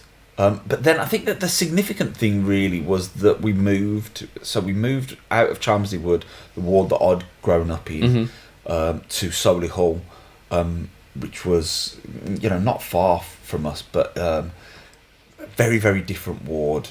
We were posh now, which changed everything because now we're in Solihull, so we were very posh. And we, as you can probably tell from the way that I speak now, so Solihull was the ward where you've got a lot of the members are working for the church offices. The church offices were in Solihull, so the Europe area office was in Solihull. The area president lived there, and they would all, obviously because of that, any of the kind of visiting general authorities would come to Solihull ward. Jeffrey R. Holland lived in that ward for a while. He did? He did, yeah. Jeffrey Holland lived there. Alan Phillips, and Dave Cook, who was like, he was one of the real kind of pioneers for the church education system, outside of the US, and it was a real kind of strange setup there, really, because even though when we moved there, not long after that, the church offices closed and moved over to Frankfurt. So that, there was like 60 members just upped and left, and it kind of changed everything. But there was still this kind of sense that in Solihull, we had to be this kind of flagship ward, and we could be visited by general authorities at any moment. So everything's got to look perfect. And if I'm honest, I think there's a bit of a kind of superficiality that came with that, because you had to keep up appearances. There was always this need to appear to be a ward that's doing well, absolutely, which leaves no room for those who are struggling. No, and I think that became significant later on, but I think when we did that, we one of the things that changed, we had like a new friendship group. There were a few young couples, because I was young back then. There's a few young couples in the ward, all with young children. One of them was a friend that I'd made on my mission. Another one was someone that I'd known from youth, and we really connected. We connected really well. We did everything together. So after church, church wasn't 3 hours for us. Church was 5 hours, because we'd do the 3 hours and then we spend 2 hours after just hanging around. And there were times when we'd just say, well, we might as well just bring a picnic to church, so that after church we could all kind of eat together and just sit around and talk. We ended up going on holidays together, and it really was fantastic. A fantastic friendship group. But what it meant was that we could be very authentic with each other, and we could start talking about the church without that kind of fear of being shamed for being negative in any way. And we could be really kind of open and honest about it. And I think that was a really significant thing to kind of how we then started to kind of deconstruct Mormonism. And I think over time, especially with the way that I kind of thrown myself into studying things, I had kind of taken the apologetic route, and I'd if there was a problem, then I'd find a solution, or find a faithful solution, and so I knew a lot of the kind of historic problems, but I've managed to find a way to feel okay with that. But the things that really started to bother me was the more kind of social issues. Okay. With the church, and I think that's really what started to kind of make it fall apart for me. So before we get there, Richard, any particular callings that you in the interim between, and I want to go to this point in time here because obviously Julian had the faith crisis before you, so I want to go to that point in time. So up until Julian started to have his faith crisis, is there anything particular going on in your church life? Obviously you met your wife. So I met Ruth. Ruth was a convert. She tells me that getting baptised was her rebellion. She got baptised at about 14. Most teenagers smoke, drink, do whatever. Yeah. Others join Mormonism, apparently. And Ruth is a very strong-willed and strong-minded person, and she was going to join the church whether people liked it or not. She'd got a friend who was a member of the church. She'd learnt some stuff, had attended as a non-member for quite a while, joined the church. I'm glad she did, because we met and fell in love and got married quite quickly, like Mormons often do. Mm-hmm. Ruth, when we got married, was just turned 19, which, if for my daughters, is way too young. and I'm amazed that Ruth's parents would allow her anywhere near me at the age of 18. But anyway, we had 4 children. I became a teacher. My ambition would have been to work for the church. Mm-hmm. And neither of us had mentioned my dad had worked for the church for a while. Okay. At the church offices. He worked in physical facilities, and he loved it. He said he couldn't think of anything better than to work with people that he loved, his brothers and sisters, start the day with a prayer and a spiritual thought. And I was up for that. Mm-hmm. I knew Dave Cook very well, and in actual fact worked for him for a while. He and his wife used to run a tutoring company on a Saturday where we would tutor young kids that wanted to take their grammar school exams. Mm-hmm. And I was a trainee teacher, and Ruth, he's just intelligent, she didn't have to be a trainee teacher, and we worked for them doing that. And I remember a post came up in CES. I remember saying to Dave, I'm thinking of applying, and he taught me something that confirmed something that I'd already believed, and that it resonated for a number of years after that, and I still feel quite bitter about now, and that is, he said, Richard, you could, but it takes a special kind of person to be a CES man. Now, that was the most indirect criticism he could have given me. Right. I don't know what it was he was saying about me. I was good enough to work for his company. I had a testimony. I was an active member. I was always active until the day I stopped going a year ago. I was active.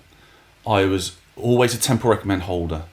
I always paid my tithing, and I think and I've said already that I'm an empathetic person. I think I'm a good teacher, and I think I'd have been a great CES Seminary Institute type person.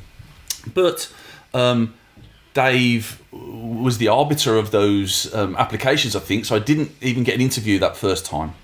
That bothered me, and the reason it bothered me because I've for a long time, and I can't perhaps put this into words, but for a long time I've said my face doesn't fit, right, or I've got the wrong surname, and it always felt like that to me. My dad was a good bloke, and a really hard-working priesthood holder. I remember my dad saying, if when I die, if the best that anyone could say of me was I was a priesthood man, then my life will have been worthwhile. And I genuinely, he's not died, but I can genuinely say he's a priesthood man. He wouldn't say no to anything that anyone asked him to do, and he was underused, and I felt underused. Now, I'm going to be honest, because I'm not a Mormon anymore. Everything you've said up to this point has just been lies. Lies and slander. No, I aspired to callings. Yeah. And I suspect that most men in the church do. I have been told before, it's not a ladder, Richard. And then, I've had it explained to me as if it's a ladder that you climb. And I couldn't understand why, if I wanted to serve and I'd got these skills, experiences that I thought I'd got, that were enough in my professional life, that meant that I was leading a department or an assistant head teacher or whatever it was, why wasn't that good enough for the church? Why was it that the person that was the bishop or the stake president, for instance, and don't get me wrong, I've had some lovely bishops and some lovely stake presidents, but on the whole, were businessmen who didn't understand people, that were not good with people, and made what I consider to be some really unchristian, lousy decisions sometimes. And I just wanted to serve. And was it a little bit for a bit of status? Probably, because that's the environment that we brought up in. The whole, we're going to sustain a new bishop or a new stake president or whatever calling. The fact that people come and congratulate you is an unspoken acceptance that you've achieved something.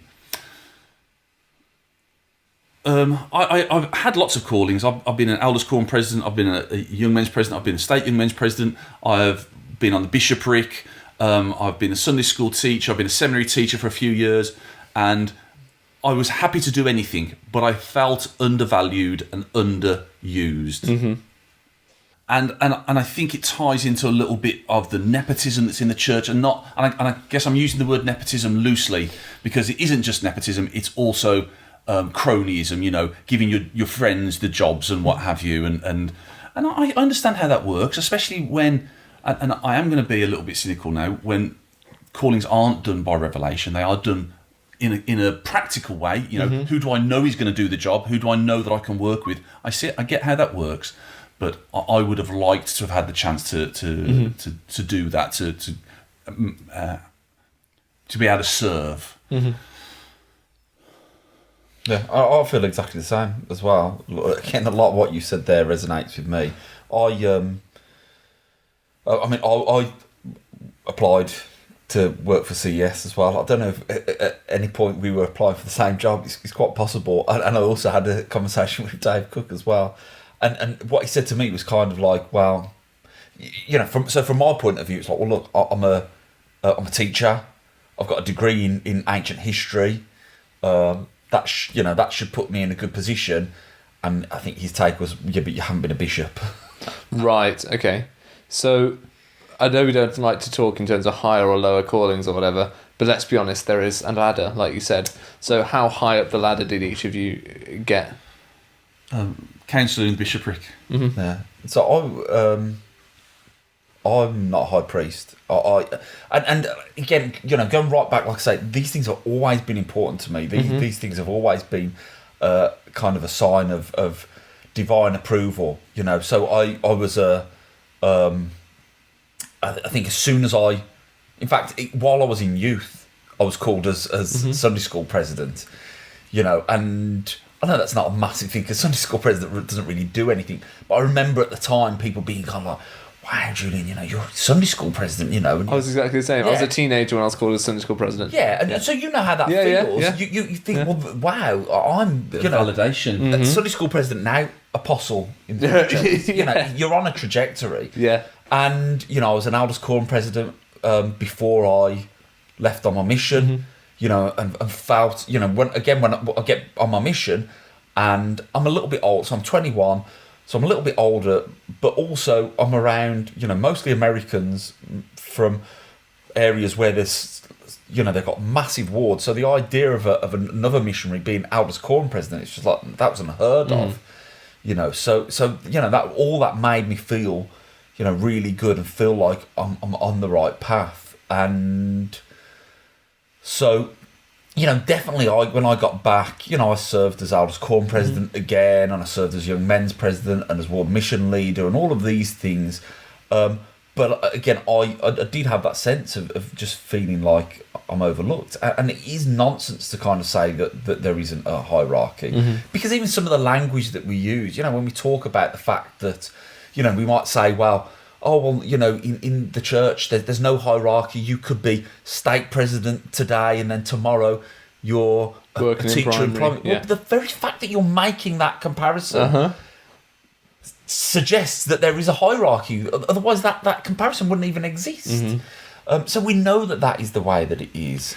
We also know the way that members look on someone who's called to be a bishop or a stake president, that they've achieved something, that they are singled out as being special, and I would have liked that feeling. My last calling before I told the bishop I didn't want any more callings was a teacher in primary, and I quite enjoyed that class. I did think it was a slap to give it to me. But I'd been young men's president before that, and I thought I'd put a lot of effort into being young men's president. And I passed the sacrament every week. And I remember one time, the stake president was a member of our ward, and he's a nice enough bloke. I don't really know him very well. But I remember one week when I was sat on front and I'd passed the sacrament, and he came up to me afterwards and shook hands and said, "Oh, nice to see you, brother. It's a privilege, isn't it?" I felt like saying, well, it's a privilege you can have. You do it. So would you feel privileged if you weren't the stake president anymore, people weren't treating you with adulation and looking up to you, and you were doing this every week and teaching in primary? Because, and I know that if he was here, he would say, of course I would. I would serve wherever I'm asked to, as we do. I know that's not the truth. You know, and he's not the stake president anymore, and I suspect he's got a bit of a black hole that needs filling again, because he's very busy, and I know he put 100% into his calling. He probably was out most nights of the week doing it, and during the day as well. But as we know, when we've had callings where there's a degree of responsibility and you are released from that calling, there's an emptiness there. There is. And I think so this goes alongside, you know, if we kind of, we're going to get to talking about how I kind of left the church. There are two things that kind of go along side by side. I think, you know, throughout all of this, I'm changing the way that I view the church, and like I say, it was mostly down to social things that were kind of bothering me. The money that was being, like, so obviously this was before the whole End Time Peak thing was leaked, but it had been leaked on Mormon Leaks. I think it was leaked the letter that talked about the increase in the stipend for general authorities, you know, and you know, just this fact that these people, and also there was a leak about mission president expenses, and you start to realise these people aren't, you know, going out without personal script. You know, they're not giving up everything.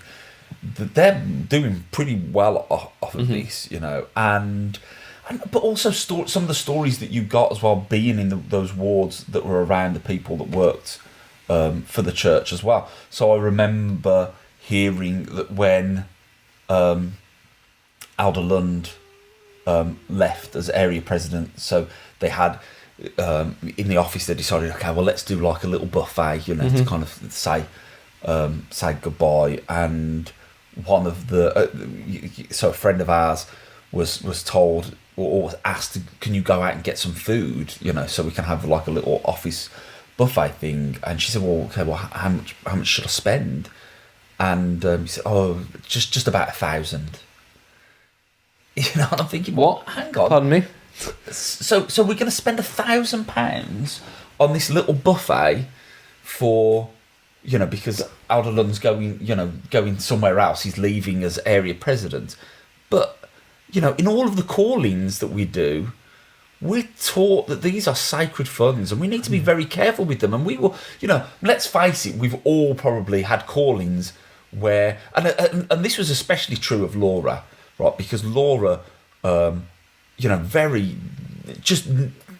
didn't care about money at all. You know, just not bothered about money. And I think, again, possibly for us, because of the fact that we were a big family, we didn't have a lot growing up. You know, money's important to me. I don't want fancy clothes or any things, but you know, I don't want to waste money. I don't want to waste it. And we would often have church activities where Laura would never bother to send in the receipts and get things reimbursed, and we just kind of go, okay, well, that's us kind of doing our bit. We're helping. It's all in a good, you know, we've covenanted to, you know, sacrifice everything. So that's us doing that. And then to hear, well, hang on, but you're just going to blow £1,000 on some sausage rolls and you know. And how do you blow £1,000 on a buffet? Mormons don't drink. Alcohol's usually the main expense in some of these very expensive meals. Like what? You don't go to Iceland. No, they're off to Waitrose. But how do you spend £1,000 at Waitrose on this buffet? Idea. Maybe they didn't spend £1,000, but it's the fact that they just said, right, okay, well, let's do that. And you hear those stories, don't you? And I've heard stories about how, you know, a general authority was due to visit a ward, and they said, right, okay, well, we need new carpets, we need to do this, we need to do that. And I just think, well, why are we doing that? Why are we going to all of that effort, you know, cars. They'd hire for when the general authority, because they had to have these really nice cars. I just thought, none of this feels like Jesus' church. Or they're coming to your chapel for Sunday meetings, and they're going to shut the car park to everybody else. So everybody else that attends there regularly has to go and find somewhere else to park, because they want to make sure there's plenty of space for the general authority. They're not going to be crowded in and what have you when it's coming and going time. And oh my goodness, yeah. I just haven't got a lot of time for that. And it was that kind of thing where you think, well, hang on, there's a lot of issues that we're pretty, we take very seriously. We're quite concerned about in the church. Things like homosexuality and the word of wisdom and stuff like that. Jesus never said anything about those things. No. He was completely silent on those issues. But he did talk a lot about people that were rich and, people with their fine twined linen and all of that kind of stuff. And it's like, well, we're just going to ignore that because that's convenient. And then Jeffrey R. Holland has the audacity to try and use the example of the rich young man in a conference address. And you're like, how can you say that when the church has all this money? My experience of meeting general authorities has been slightly different. Dan H. Oakes turned up in my ward once. He just arrived and no one really knew what to do. And then Elder Christopherson came to Ashton Stake when I was living up in Manchester, and he came and I bumped into him when he was on his way to the loo. So we just bumped into each other. I was like, oh, hi, nice to meet you. Shook his hand. He's like, the bathroom's this way. Yeah, the bathroom's this way. Off he goes. So there is that element to it as well. But there's also all this other stuff you hear about where they're closing car parks and they're buying new carpet, and Russell M. Nelson's talking about how people are in Hyde Park Chapel scrubbing it clean with toothbrushes. Yeah. Because I think he used the phrase that the Inspector General's arriving or something like that, right? So there's these two sides to it. And so I remember having a conversation with the state president, because the state president was in my ward, and lovely guy. But we'd had this conversation in priesthood where they talked about the fact that a general authority was coming over. I can't remember who it was. I think it was Ballard was coming over, and they were going to have so he was going to be there for state conference or for some big state meeting, but that also on the day before that, they were having a special meeting at Solihull Chapel for all the missionaries or something like that. And, we were being told, okay, so what we want you to do as a ward, we'd like you to come, if you could come down this was going to happen on Saturday, so if you could come down on Friday evening so that you can kind of clean the chapel and we can put the chairs out. And I remember in the meeting just saying to him, I'm sorry, but I've got a real problem with this. Right, so I've got to leave my family at home so that I can put out these chairs for these people. They can grab a chair, put out your own chair. They don't need us to do and I guess maybe I was being a little bit kind of pedantic, but the whole thing just really grated with me. It's like, why are we doing this for them? You've got all the missionaries going. Tell the missionaries to get there early. Yeah. Put out their chairs.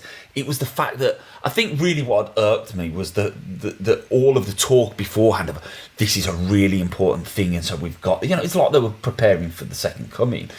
That is kind of how it's treated, and I think this is really important for the American viewers, particularly in Utah, to understand that if you live in Utah, there's this idea that a general authority might just appear in your ward, or particularly if you live in that Midwest part of America, they're moving around all the time, and you're surrounded by Mormons. It's a different thing. Here in the UK, it's always a big deal when they turn up, even if you do have these little incidental run-ins with them, or sometimes they do just appear. I think that was a really strange thing that happened to me in my childhood, and it was a very unique set of circumstances, but normally it's a very big deal.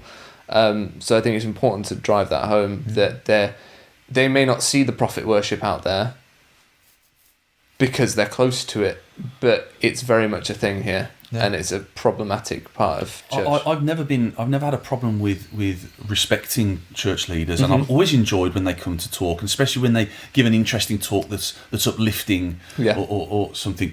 But it's always struck a raw nerve or a chord with me, the way that we treat them like superstars. And I don't think that's Christian. Now, I was taught that Heavenly Father and Jesus are not respecters of persons, so to expect me to stand up when someone's going to come into the room, or on a hot day, wait until the person presiding takes their jacket off before I can take my jacket off. Well, I'm not going to subscribe to that ever, because I don't think, I actually find that to treat somebody that way in a religion that claims to be Christian is disrespectful, because Christ wouldn't have wanted us to do that to him, and or certainly not the one that I've read in the New Testament. So you're putting them above Christ, essentially. Absolutely. So I'd had a conversation with the state. I think after that Sunday, he'd seen that I was really annoyed, and he called me up for a chat.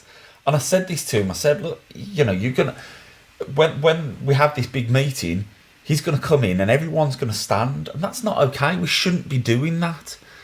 And he said, well, yeah, you know what, I get your point, but they probably don't want that. Then don't do it. Yeah, and they say they don't want us to do it. I think they do want us to do it. But that was my point. And I said to him, well, look, it would be so easy, if they genuinely don't want that, it would be so easy for them to just say, to get up and say, look, please don't do that anymore. It's not really appropriate. I'm just the same as you. You don't need to stand up for me.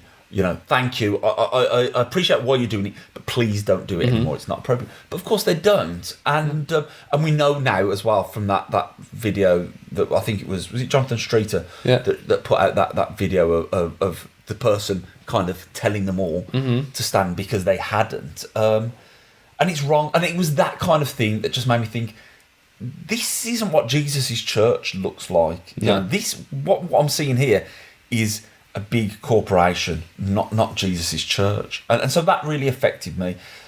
Something that had a massive impact was the November 2015 policy change. And that really upset me, because I kind of thought we're moving in a much better direction. And then that, it's kind of like, no. In case you were wondering, we still hate the gays, okay? Yeah. If you don't get any ideas, we still hate the gays. And that really upset me, because I think it was the first thing really that I'd heard that and thought, I don't care what anyone says to me, that is not a revelation. It doesn't make any sense. You can't say on the one hand that men are punished for their own sins and not for Adam's transgressions, and that the Holy Ghost is this amazing gift, and then say, well, but we're going to deny that amazing gift to you based on the actions of your parents. It doesn't make any sense, and that really upset me. And I remember kind of thinking, I've got 3 boys. Statistically, there's a good chance that one of them might be gay. It's not just boys that are gay, Well, I know, but I've got 3 boys. Yes. There's zero chance of any of my girls being gay. One of them might be gay, and I'm not going to sit in these pews for an organisation that thinks that my child is less than or is a sinner in God's eyes because of the fact that they're gay. And then I just remember thinking, but hang on, it doesn't matter whether they're my kids or not. They're somebody's kids. They're somebody's kids, and that's just not cool. And that really affected me. Yeah, I think what's important to really push home here is that in this church, there's the idea that if you're in the pews, it does mean that you agree with the policy of the church. It does mean that you are complicit in the way the church wants to act. It's not like other churches where you turn up and you might not agree with everything that's going on, but you're not expected to either. You're just going. There's such, especially with the way that you guys describe how seriously you took the church, there's this idea that if I'm there, it's because I agree, it's because I sustain, it's because I'm part of it. And so I can imagine then that's why you're having these thoughts of, well, can I do this if I don't agree with this? And to ask you, whereabouts is this in terms of your faith crisis? Is this loading up your shelf around 2015? Is that when things are starting to build? Yeah, it is. And I mean, so going along with this, I kind of said that there were these 2 different strands. So there are these things that are kind of bothering me, but I'm having to try and make them work. So I'm altering the way that I view the church, and so I'm starting to think, well, I don't think this is the true church. I think it can be a true church. It doesn't need to be the true church, and I don't believe that God is really an interventionist God. I think that he is kind of allowing us to just come down here and do our thing. He doesn't really get involved with this stuff, and when these people receive revelation, what do we really mean by that? And so I was starting to kind of tone down the way that I viewed the church, because it was the only way that I could make it work. It was the You had only to way lower your expectations to massively. match the environment in which you are now. It was the only way that it would make sense. But going along with this, I've also got this feeling that kind of ties into what Richard was saying about just feeling like I'm not valued here. This is, so I, when we moved to Solihull, I think it was probably about 18 months before I even got a calling, which is very, in the church in the UK, a returned missionary, to not have a calling was really, really bizarre. And I don't know why that was. I don't know whether that's because... That is strange, because there's often a push, as soon as you get a missionary back, get them busy. Yeah, well, particularly... I mean, I wasn't just back, right. So I was, it must have been about 10 years. Oh, sorry, yes. Yeah. Yeah. Something like that. 9-10 years. But still, bearing in mind, this is Solihull ward that was part of Coventry Stake, was taken out of Coventry Stake, put into the Birmingham Stake because they were so short on priesthood holders that they needed that extra ward to kind of bolster the number of priesthood holders that were available. And so for me to not be given a calling kind of felt a little bit like, what's going on here? And then I was given a calling. I was called onto Elders Quorum, and it's so funny because I remember having this. I remember having my interview with the. So I was called as Elders Quorum president. I remember having my interview with the stake president, and we never really... I knew he was an old friend of Richard's, so I knew him from kind of back in the day, but I hadn't really had much to do with him other than that. So it was our first real kind of sit-down and conversation. And I remember him kind of, at points, kind of leaning into me and saying, I just want to... No, I'm not going to say that, but I can see us working really closely together in the future. And it's almost like, it's almost like trying to groom you. So for me, he'd had a revelation basically, and God had said to him, "You realise you're sitting in front of a future apostle here, yeah." But he dialed it. He said, "I'm not going to reveal that. I'm not going to reveal that yet. I'm not going to reveal that yet. I'm just going to say." I can see us working closely together. But that's the kind of thing, because, I know that some people will criticise this, but I don't mind. I'm just going to, like Richard, I'm going to say, I wanted those callings, for several reasons. Some of them being because I want to be up there on the stage. I want to have an audience. I want to be in the limelight. That might not be a great thing, but it's part of who I am. So it's irrelevant, really. I'm not a bad person. Part of being a priesthood holder in a patriarchy. If we operate in a patriarchy, then surely being the top patriarch is what everyone aspires to. Yeah, and so that kind of thing meant something to me. I ended up essentially being sacked as Elders Quorum president because I called as my counsellors. God called as my counsellors two of my friends, and they were going through a bit of a faith crisis, and so I was asked to release them, and I refused. And what I was saying was, look, if you release him, it's gone. That's it. Yeah. He is never going to do another calling again. Absolutely. At least at the moment, he's having to do a little bit of scripture study and stuff like that because I'm getting him to teach from time to time. You release him, that's it, he's gone. And so I refused to release him. So eventually they thought, well, the only way to do this is to just release all of your, which is what they did. And and again in my kind of release interview as well, it was like, I want to release you from this calling. You've done a fantastic job, no, I don't want to say too much, but let's just say I'm sure Bishop has got something in mind for you. Kind of like I'm not going to say anything, but Bishop's got something special for you, which of course, it was just nonsense. There wasn't any, he didn't. I don't think I was given a calling straight away then either. But it's just those things that you say. But for me, I really, I internalised that. I thought, well, okay, well, this, everything's okay still. It's still good.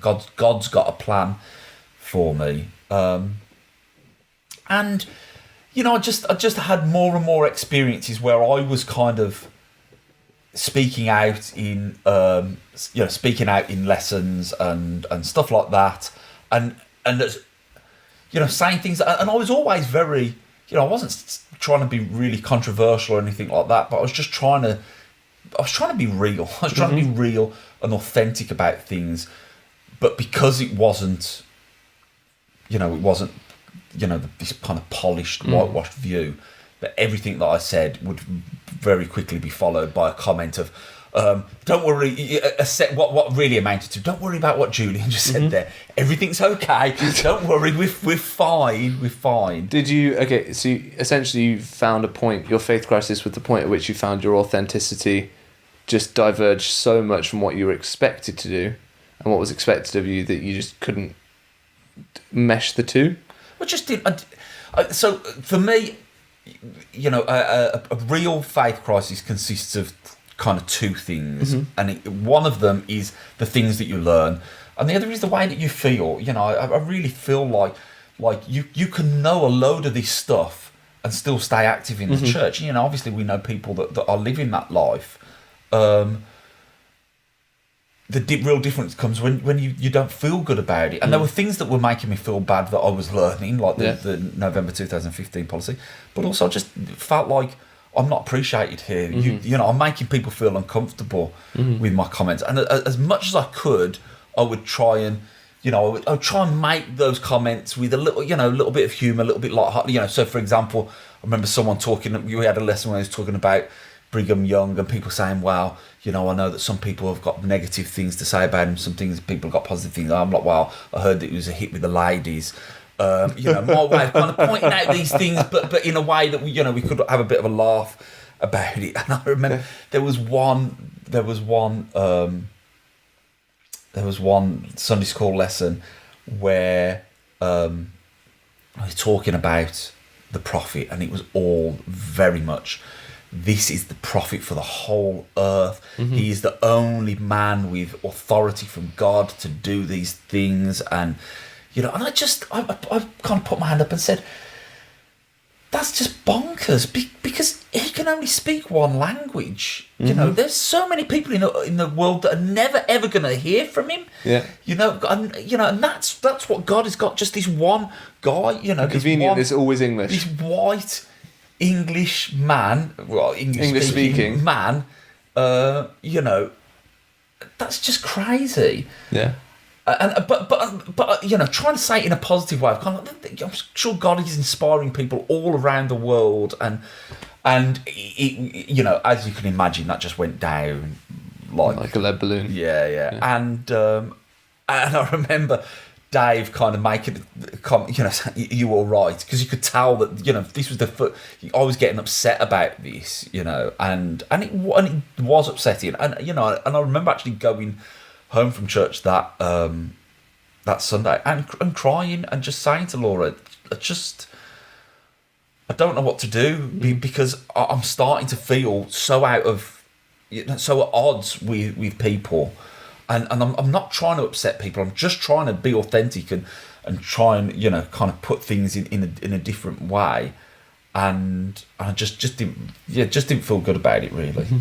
So I just want to ask, while all these changes are going on in Julian's life, and he's clearly moving towards the point at which his shelf is just going to snap. Did you notice any of these changes going on? I did and I didn't.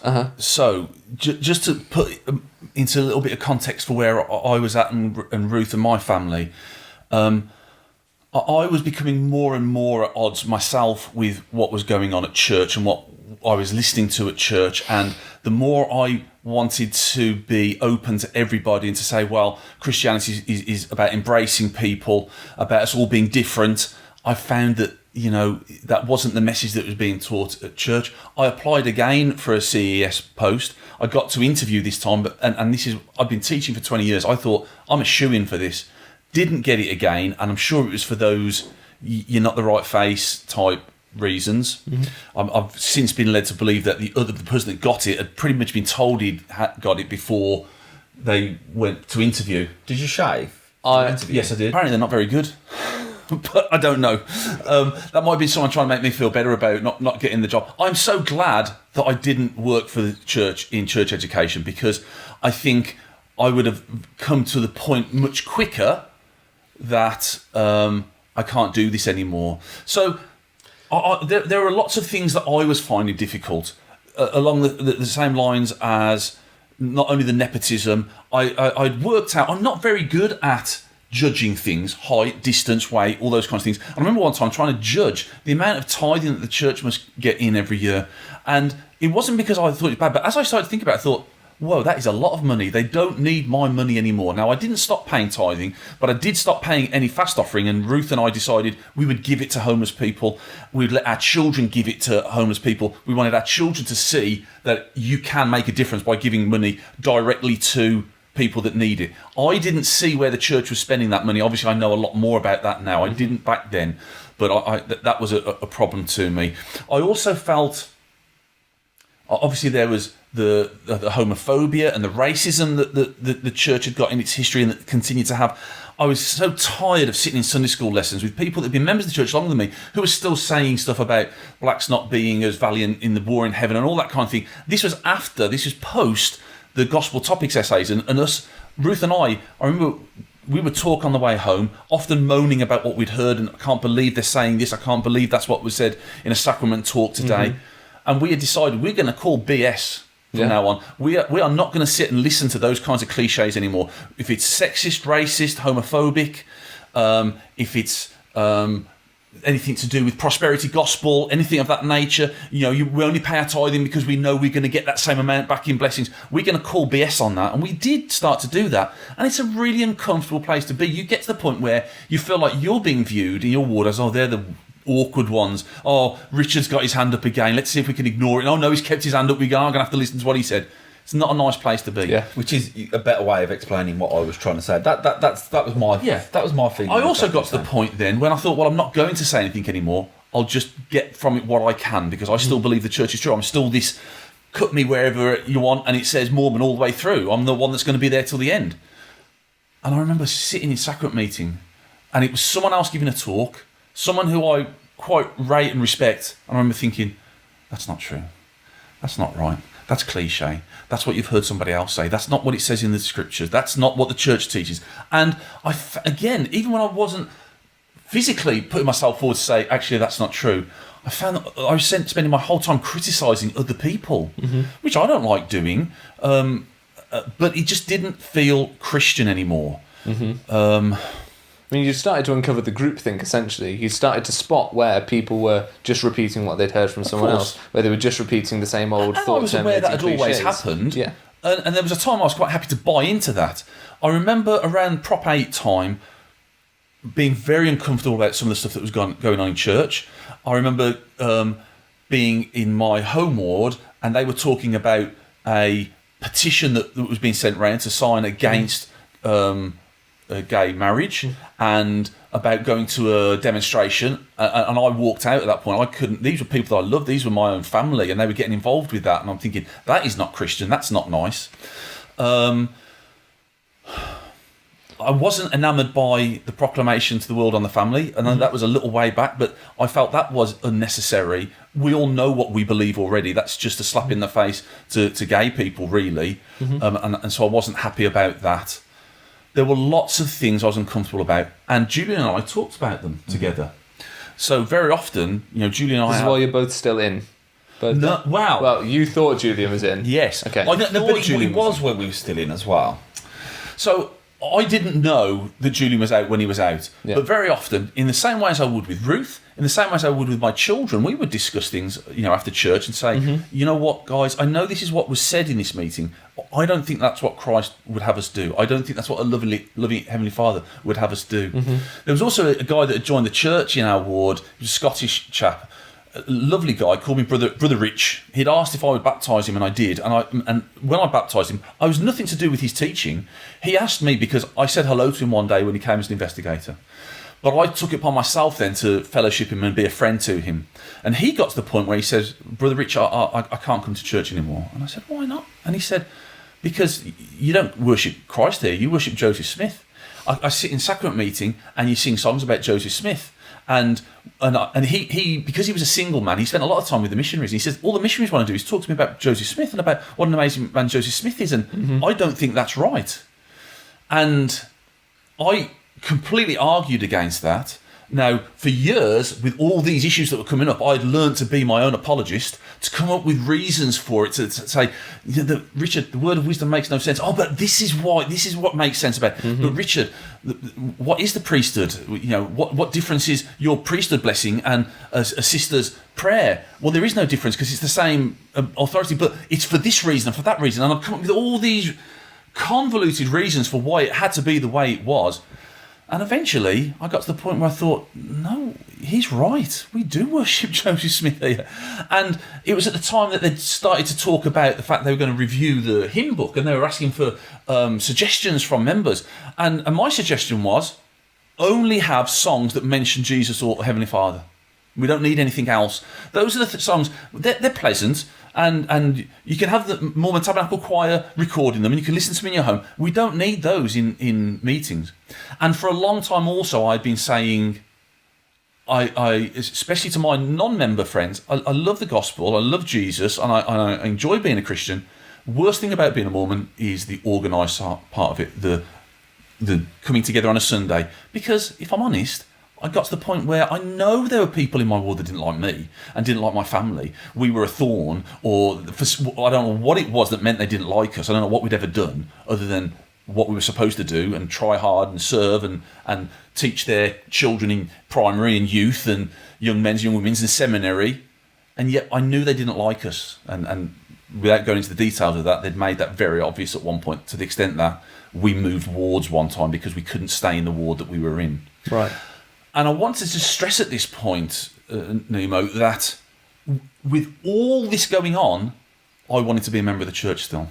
I wanted it to be true. And my family remained faithful.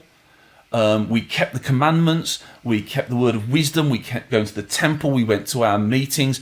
I'd always liked to bear my testimony. I thought that was an important thing. I got to the point where every fast and testimony meeting, I'd say to Ruth, I want to bear my testimony, but I don't know what of. I don't know what I believe anymore. I didn't like the organised part of Mormonism. It wasn't a friendly place. Munch and mingle was not something that made me want to stay behind. I wanted to get out of that chapel as soon as I could. And I've got to be honest, I think my feelings were borne up by the fact that when we left church, people didn't really reach out to us. There was no, where have you been? What's wrong? What's happened? What's changed? We were just forgotten, really. Well, I think they'd labelled you as an apostate before you'd realised it yourself. Very possibly, although I hadn't done anything that would come across as apostate. Everything that I did was fueled by love and equality and trying to be open and to put our arms around people and include everybody. But motive isn't important in a lot of these scenarios for people. It's about what you say makes them feel. And if what you say makes them feel uncomfortable, therefore what you're doing is wrong. Yeah. That's how it seems to me, rather than, well, he's just trying to engage seriously with the church's history, which is a good thing to do. They don't see it like that. Bearing in mind that at that point, I knew very little about the church's history. In fact, if anybody had said to me, Richard, there's some stuff about the church you need to know, I would say, I know it. I know it and it's fine. I've got reasons for it. The whole... No one's perfect. Joseph Smith wasn't perfect. He admitted that himself. He was the first one to say, I'm too light-hearted and frivolous, if only that's all it was. And so I thought I could manage all that history. So at this time, whenever Julian and I got together, we'd talk about stuff. Have you heard this? Have you heard that? How underwhelming is this that's happened at church? That the whole church is saying what fantastic revelation we've had, and I could have told you that. I've been saying that for the last 15 years, that we should be doing this or doing that. And little did I know that for at least 2 years before I left the church, Julian wasn't going to church anymore. Which brings us to a point where we all got together one time at my brother's house. Before you get to that, can I just say, Laura and I had made a conscious decision when we kind of got to the point where we just said, enough's enough now. We don't believe in this anymore. And I must say, I did actually, before I made that decision, I got down on my knees and I prayed. Can we get a date for this, just for the viewers? So when did this moment happen? When your shelf broke? When you're like, I've got to do something. It's broken. I'm going to say my final prayer. When is this? I don't know. It's got to be at least 3 years ago. No, I need a year at least. I would say years ago. it was probably about 5 or 6 years ago now. So what's that? 2017. You see, he's still not told me how long he wasn't going to church. Yeah, and I mean we'd kind of gone through a process now where we had started to say, well, look, we've got to do certain things to make the church work for us. We had again tried to make things work in our minds, but then we got to the point where we kind of said, well, no, this is it now. Enough's enough. But before we made that decision, I got down on my knees and I prayed and I said, look, Heavenly Father, please help me to know whether this is true or not. And obviously, I didn't get a feeling that told me that it was. I didn't get a feeling that told me that it wasn't. I just felt nothing because there was nothing there to answer me. But for me, that was, it was an earnest attempt to go, well, I've got to do this. If I'm going to make this decision, then I've got to make, I've got to try this. But it was enough for me to think, okay, well, I'm okay with this. And I shouldn't even say that. I wasn't okay with it. It was really hard. It was, especially for that week, it was really tough. And I think, again, something that you said earlier, Rich, about trauma and about the, just kind of like just shutting it off.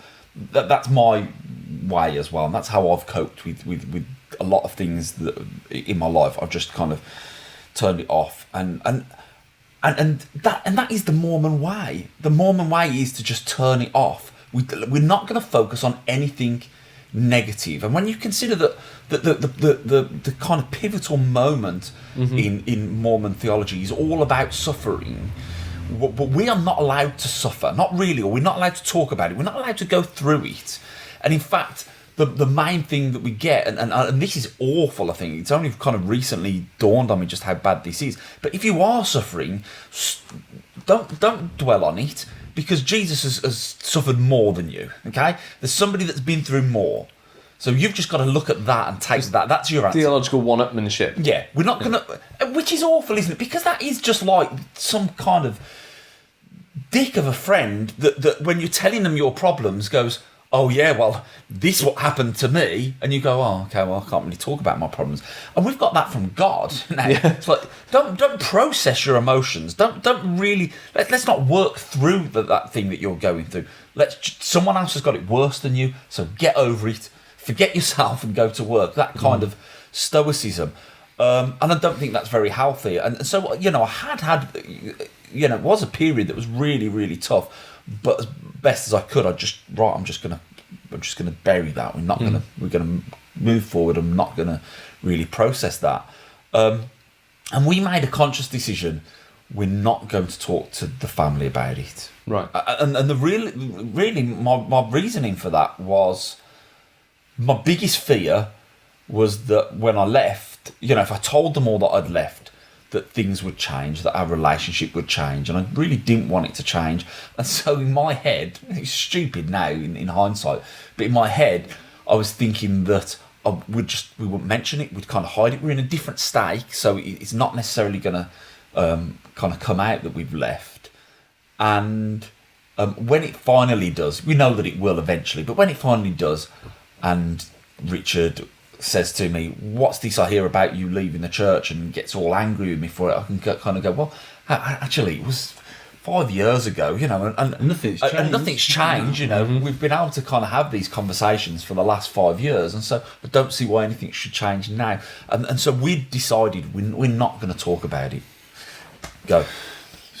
So I'll put this in a nutshell. We got together one night, my older brother and his wife, myself and Ruth, Julian and Laura got together. We spent the whole evening talking about all kinds of stuff. It wasn't until we were all ready to go home. Which older brother was this? Eden, right. So it wasn't until we were all ready to go home, really. It's gone midnight already, past as long as we were going to stay, that we started talking about the church, and Laura became very militant about it suddenly and said, right, well, you need to know, actually, that we don't go to church anymore, and we haven't been going for the last 2 years, and it was a bombshell. Right.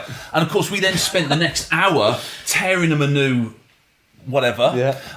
And that aside, we moved on from that, but I suddenly felt quite betrayed. Now, you need to know that while I am an empathetic person, and I try to be as little judgmental as possible. In the past, I had not been friendly or kind about people that had left the church. Mm-hmm. And like a lot of Mormons, what I said was, well, and bearing in mind, I did say I'd come back to Mike Williams, who had been my targeteer teacher and the bishop, both when I was baptised and who I had to confess to, and he was a lovely man. He was the kind of man who, when he gave a talk, he researched it properly. And if you turned up on a Sunday and went, who's talking today? Mike Williams. This is going to be a good one. Yeah, This is going to be... he's going to feed us spiritually. Fantastic. I was so unkind when I heard he wasn't going to church anymore. And my response is, well, there's obviously something in his life that doesn't fit in with the gospel. So he's a sinner. Or he's a liar. Because I've heard him bear his testimony, I don't know how many times about it. And if he's not a liar, he's stupid. Right. And that was my go-to for people that left the church. They're either sinners, liars, or stupid. Or, of course, we know those ones that have left because they've had their feelings hurt. Yeah. Or we think we know that. We think we know that. Yeah. So the first thing I did, I love Julian, despite what he is. I love him. I love Laura. I love his boys. I love all of my brothers and sisters. They perhaps don't think I do. Perhaps I don't show it as much as I could. I don't know. It's hard when you've got a family as big as ours. I love them all. And I'd always been very accepting of people that aren't members of the church. And although when it's people that I know who have left the church, I might have judged them harshly, ultimately, the way that the church had taught me to view the eternity was, there's going to be a millennium to sort this out. It doesn't matter. If Julian leaves now, he'll join again in the millennium. He might have to do a little bit of repentance, what have you, but once the Saviour comes again and he knows it's all true, it's all fine, it will be sorted out. Felt the same about, I had a sister that stopped going to church for a while, my older brother stopped going to church for a while, and I had that kind of experience and that feeling about that. So I wasn't worried about that, but I did feel betrayed because he had tricked me into criticising church leaders to a non-member, ostensibly. I know he's still a member on the books as such, but he wasn't going to church, he wasn't a believer. And I felt like he had found a soft spot of mine and attacked it. That's really interesting, this idea that it's okay for us to sit and moan about Amongst how the church ourselves. is not... Because we're the in-group. Yes. But then all of a sudden he's the out-group and that's wrong. And it was very much that feeling. Now, that didn't last for long. Because of what I was feeling anyway. I wasn't enamoured of the church at this point. Before you go on, though, can I just say, so going back to this night, and I think it's really important. This night is a very important night. It is important, and I do need to say, because the way that you told it, and I know it's only because you're trying to kind of whip through it, we weren't just chatting about the church. Oh, how's church? No. How's your calling? And then Laura goes, well, we don't go anymore. That's not what happened. So the reality is, whenever we would get together and talk about the church, it would be... It would get contentious at times. But not even necessarily contentious, but like, again, kind of like, oh, can you believe this? And I can't believe those people that are doing that. And I don't agree with this and I don't agree with that. So we might be moaning about... EFY or and those standards are ridiculous or whatever it was, so talking in a negative way about the church wasn't an unusual thing for us to do, and it certainly wasn't something that we had necessarily critiquing.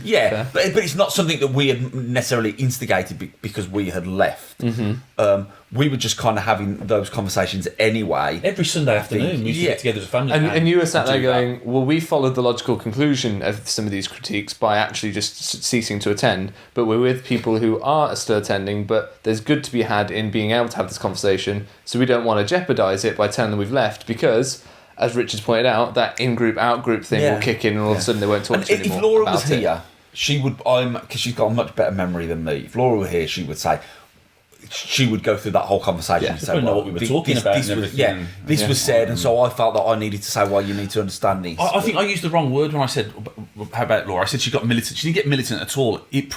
Laura is a really lovely person, and if you met her, you'll know her. Yeah. And generally, she's soft-spoken, she makes space for everybody's opinions. Yeah. But on this particular occasion, it looked like she'd really steeled herself to say something that she would find difficult, and that is, actually, you need to know we don't go to church anymore. And that must have taken a lot for her to do that, especially to Eden and myself, who, like the rest of my family, are loud, bullish, and can shout her down. So that's kind of what it felt like. Our feelings were hurt because they hadn't told us. I understand completely now why they hadn't, having been there myself. Our feelings were hurt because we'd always, for a long time, we'd been a little bit jealous of his church friends who he did a lot with and deafed us out for. But the fact that they knew where Julian and Laura was, they'd had those conversations with them and not us, that hurt. And that shows how petty I can be sometimes, but that's the reality. But I was determined that Julian and Laura's decision was not going to change the way that I felt about them. And I could accept and listen to what they had got to say and listen to their reasons, although we didn't really go into any great detail about it. And that he was my brother and I loved him. And it wasn't going to change that at all. I certainly could never understand any of these things that you hear in Mormonism about people being cut off when they leave the church, people being disowned, families not talking to them anymore, or any of that nonsense. That's just silly. Julian, were you the first sibling to publicly say that you stopped attending church? No. Okay. So my oldest brother left. Had probably left 10 years before that, or something Long like that. time, yeah. It'd been about 10 years before us. So about 15 years ago, something like that. And Do you feel like that helped? Not really. No, in fact, not at all. Right. And just because, so there's a big age difference between us, and I think if he were here to speak for himself, or certainly in the conversations that I've had with him in the past, he was kind of say, "Well, I never really believed it anyway. I just kind of, I went there because that's what we did, and when all those times that I served, I wasn't serving. Wasn't doing it because I felt like I was serving God or I was serving the church. I was doing it because I was serving my friends. When I was on the bishopric for however many years, I was on the bishopric with my friend, and so I wanted to do whatever I could to help and support him. And he's a very, very kind of empathetic guy. He's a sound guy. Yeah, and he. I remember. It's funny. I remember having a conversation with my mum. This was before we'd left. Before Laura and I had left the church, and it was just after Christmas, and she was just saying, I worry so much about Larry, and wish he would go to church. And I just said, look, Mum, I don't know what you're worried about. Because the other day, on Christmas Day, I was sat with my family eating this really big meal. Larry was in a soup kitchen. He's okay. If there's a God, then God, well, I didn't say if there's a God because there was a God. God's going to be okay with Larry. He's doing all right. He's doing all right. I don't think you need to be that worried. But to some extent, that shows where my thinking was at that time as well. This idea that, look, it's not really that important. This isn't the only true church, and unless you're doing it the Mormon way, you're going to go to hell. It just wasn't my thinking at the time. But it was very different because he just kind of left, and that was it. He wasn't. And we knew Larry's a great bloke, and he's very intelligent. And I think he was seminary teacher for a while, and I've never known anyone prepare so hard for seminary lessons. But Larry was always the one. On Sunday afternoons, we'd get together as a family, and it would always end up with some gospel discussion that would often get heated. Larry was the one who would pull out the pin, throw in a spiritual grenade, polygamy, or blood atonement, or whatever it is. What do you think about this? And so Larry, we knew, had lots of questions anyway, and liked to discuss it. So, yeah. Okay, so then, Julian, how do you feel from your perspective? There's this night where, as you say, Richard and Eden kind of ripped you a new one, and they let out all their frustration, their feelings of betrayal, that bubbles to the surface. After that, rather than just withdrawing, how do you feel, or how did you manage to keep the relationship alive? Because we've heard from Richard that he didn't want it to change and he's your brother and he loves you, but you didn't necessarily know that. So how did you, what made you decide to continue to engage and to talk us through that? I don't remember kind of getting a sense of being ripped a new one. Obviously it wasn't the most comfortable, but I'm sure we all hugged and at the end of the night and everything was fine. And I think we probably all left that feeling, similar feelings of, well, it doesn't matter. We're family. We love each other. So that's not going to change anything. But it's just not that easy, is it? I am going to tell you, because you probably don't know this. I don't think I've told you this before. Obviously, Ruth and I talked about it on the way home. I did use because not only did you told us that you weren't going to church, but you'd mentioned Sunstone and your involvement in some other things and some other groups. And I remember saying, I don't mind that he don't want to go to church, but why can't you just leave it alone? Why can't you just walk away? Yeah. and that was the big thing. That was what made me very different to Larry. Yeah. Is that I still wanted to talk about it. I still wanted it's interesting that you used a couple of times. You've used this idea of being like a Mormon stick of rock, because even though I'm out, it's still there. It still goes through it's me. Still Mormons. It's our culture. You can't help it, and I still wanted to talk about it. And we got involved in Sunstone. We had made a decision. I think before that night that we were going to be quite open on social media about certain issues. So for example, LGBTQ issues. We were going to talk out about that and say that we think that this is wrong or that or whatever. Just because we wanted to be there as a support. We're a massive family, and we're thinking, somewhere along the line, one of my nephews or nieces is going to be. Is going to identify with that community in some way. We want them to know that we're an advocate for them. We want them to know that they've got some support in us. So we hadn't kind of come out and said, well, we've left the church, but we were still being a little bit vocal in ways that I think would have upset certain members of the family. So Julian's out, Richard, and closet. Out of the closet. He's come out, and you've made this determination you're going to keep a good relationship. And by the sounds of it, you did throughout. But I want you to talk to me about what this relationship was like to the point where you then went, okay, I'm out too. And I'll hear Julian's perspective as well. Okay.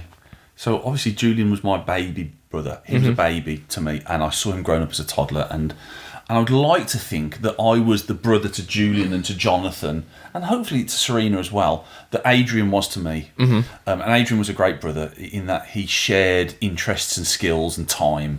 And I had done that with my younger brothers and sister. And so the fact that he's now hairy and in his early 40s or late 30s, and things have changed in his religious belief, doesn't mean that I'm going to treat him any differently. Yes, I was hurt initially, but for petty things, just my feelings being hurt really, the fact that he had come to a conclusion that I felt I had already concluded anyway, but was keen to stay in because I was this one that was going to be the last one standing, didn't make a difference. Now, I did make a point. I remember talking to Ruth, and I felt this in lots of areas of my life. If there's an issue, it's best to hit it head on. So what I wanted to do I think it was about a day later, I gave Julian a call, and we spoke for a long time on the phone. And I basically said to him, Jude, it's okay, it doesn't matter. The fact that you're out, and we probably talked about some other church stuff, but I needed him to know that nothing's changed. And that's really what it was for me. And so we continued doing what we do. We have a lot of interests in common, and we continue to do that. We would get together still. we've never lived in each other's pockets. None of me and my siblings have. But we continue to do stuff together, go camping or whatever it was, or getting together with the kids, and that's fine. We probably didn't talk very much about the church. Julian did make himself unpopular with some of my family, and myself included, when I was still in. It was quite a minuscule thing, really, but it was something that he put on Facebook to do with Sunstone, and some of us have been hurt by it. Is this the high vis vest? It is the high vis vest. Do you want to just tell that story briefly? Yeah, so Laura and I at this point, I mean, the whole Sunstone thing is a whole other story, but we're kind of promoting the Sunstone UK conference that went on to become a digital conference because of COVID. And we got very talented friend of ours to do some graphics for it, and so the theme was reconstructing Zion. Yep. And so he'd done several different graphics that involved typical kind of church scenes, but with kind of construction elements to it. Yes. So there was one with Joseph Smith standing with the Book of Mormon, and he's wearing a hard hat. And there was one with like the Sacred Grove, but with some kind of building sign there, and one of the first vision where you've got God and Jesus, and they're wearing high-vis jackets and hard hats. Yes. And just kind of the reconstructing Zion and the details, and we thought that they were great, and it's such a brilliant kind of example of the issues that we're going to talk about now. We had no intention to upset or offend anyone here, but one of the problems with when you leave Mormonism is that kind of psychologically you change your viewpoint very quickly, and although we try very hard to kind of put ourselves back in that mindset, we ultimately we can't, and you don't realise how offensive things can be to people, and clearly that was very offensive to members of my family, and what kind of upsets me a little bit is the fact that I get that you're offended by that, but I would hope that you would know me well enough to think that wasn't my intention. Do you know what I mean? Yeah. It's like, okay, I might have got that wrong. I mean, there is another element of, well, it's not about you. Yes. I'm not putting that out for you.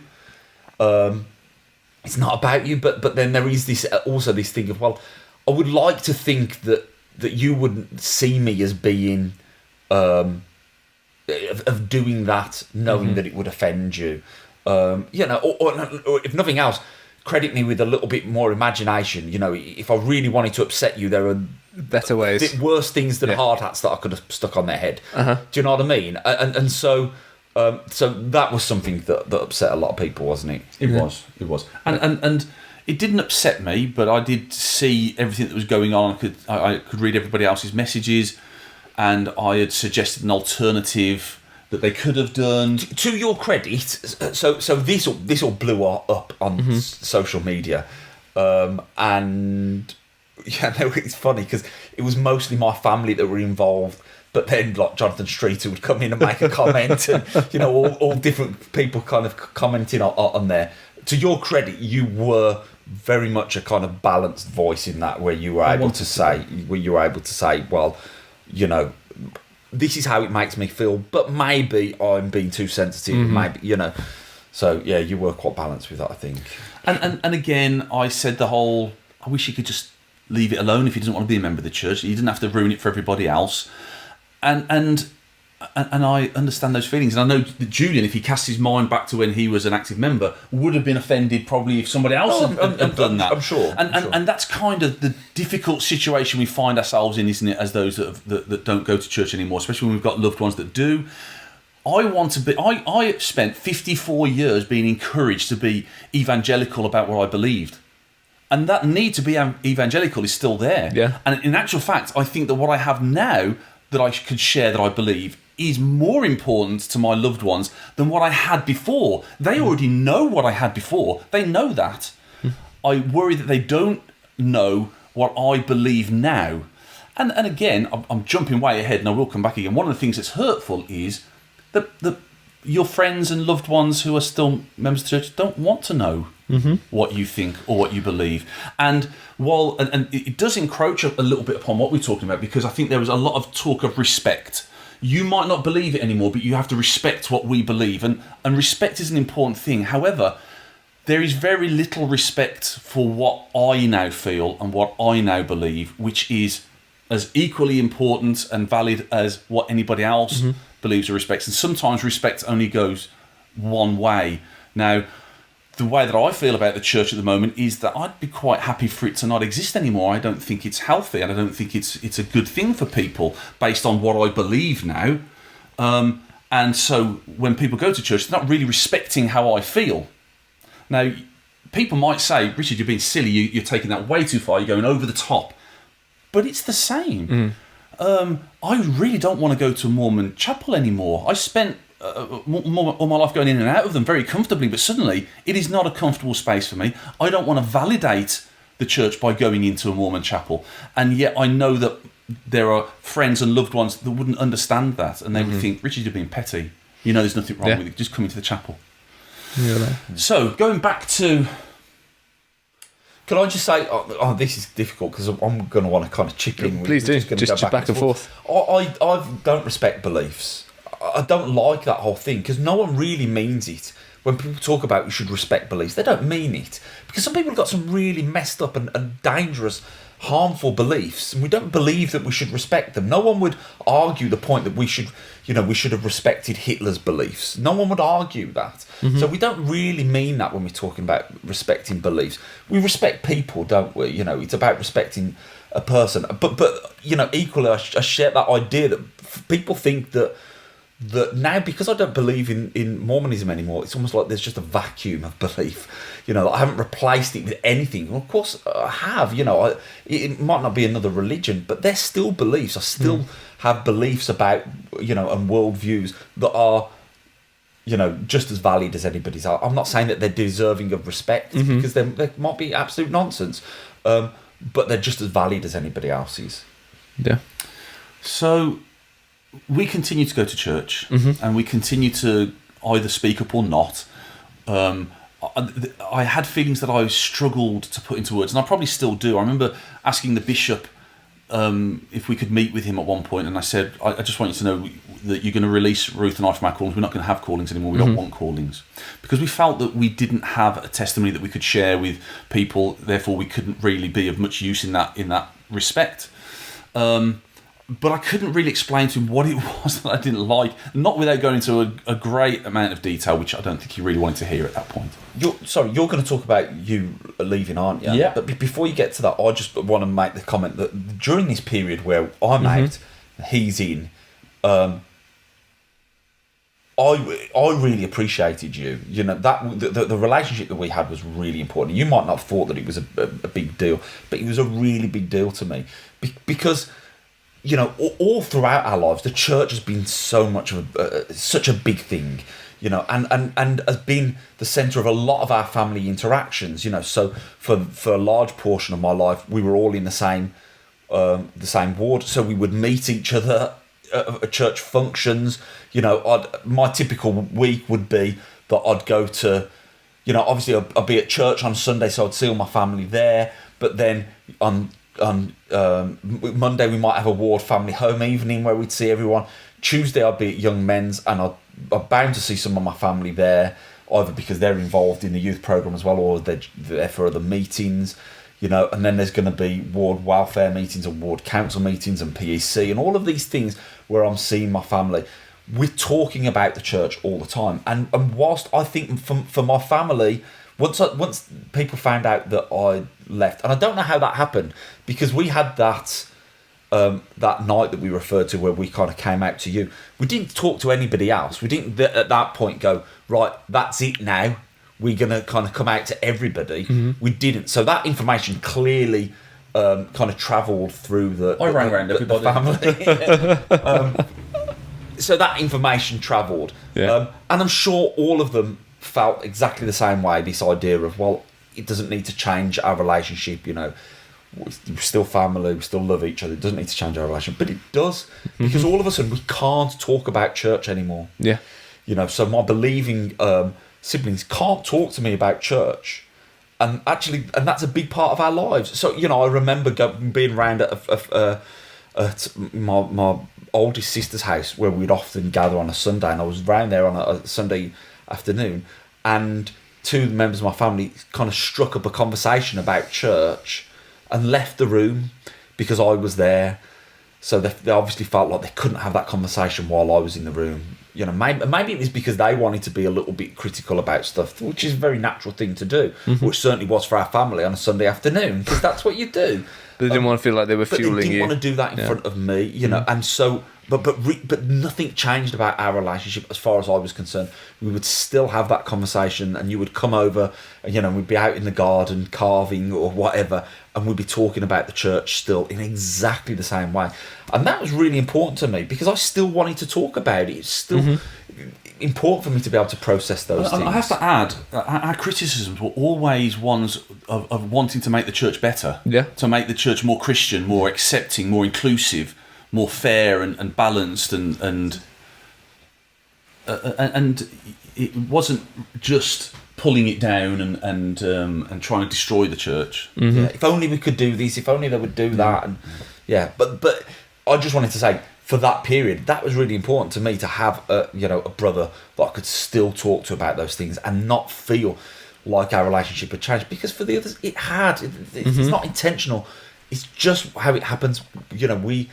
A lot of church is about feeling comfortable, isn't it? If you really boil down the Sunday experience, we go there to feel good. Yes. Yeah. We don't go there to learn anything. No. We go there to be with people that feel the same way as us, so we can look around and go, oh, isn't it good? We all feel the same. This is brilliant. Everything's okay. And, and I'm not criticising that, but that is the function. Yeah. So throw somebody like me in the mix, and suddenly that ruins everything. It's like Peter Bleakley says. He said people go to hear the lullabies of their youth sung to them, right, at Sunday school. That's what they go to Sunday school for. Yeah. And so you're there, and this is like I was saying to Rich there. It's not about whether what you're saying is true or not. It's not about whether you're digging up ghosts. It's because you're making them feel uncomfortable. Yeah. For them, it's like getting that, and that means you're wrong, and dragging the needle. Yeah. And so it makes them feel uncomfortable, and I understand that. But it was important for me. I really appreciated having somebody that I could carry on having those conversations with. Okay. We had always had these conversations, the things that we felt uncomfortable about, and how we were going to approach it, how we were going to interface with the world, how we were going to be Christians. We've always had those conversations with our children. And at this time, our eldest son, who we talk with quite often, was having some questions as well. He'd been on his mission and come back. His friends were all members. But he had started to read some books about Eastern philosophy, Eastern religions. He'd read the Bhagavad Gita, the Tao Te Ching, some of those other books, and he was calling us to say, "Dad, you've got to read this," and not because it was leading him away from Mormonism or Christianity, but just to say, there's like this universal morality out there that other religions believe as well. Yeah. And it's so close to what we believe. In fact, he got this one copy of, I think it was the Tao Te Ching, where every time it talks about Tao, it had taken it out and put in the word Christ.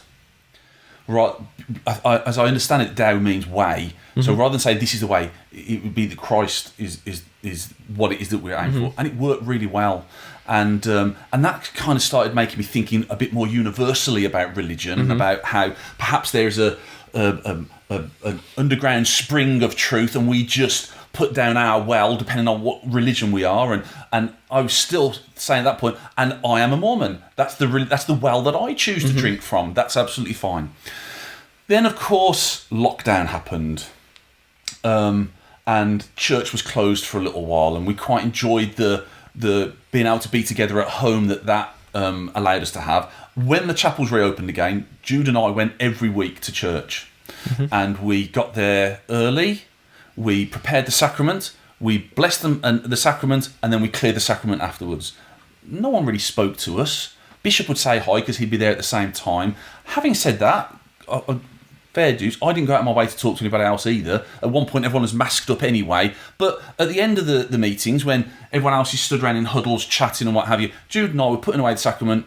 Then we'd go through the huddles to get in our car and go. And that's what we did every week. And this was almost a point of honour to me that I was going to go every week. I was not, despite how I felt about it, I was going to go every week. And we did. Ruth didn't, and didn't want to, nor did the girls, because they didn't need to. We didn't want to risk catching anything. We'd had a loved one die during that period as well, so we knew how real it was. We knew what the risks were, but we went throughout.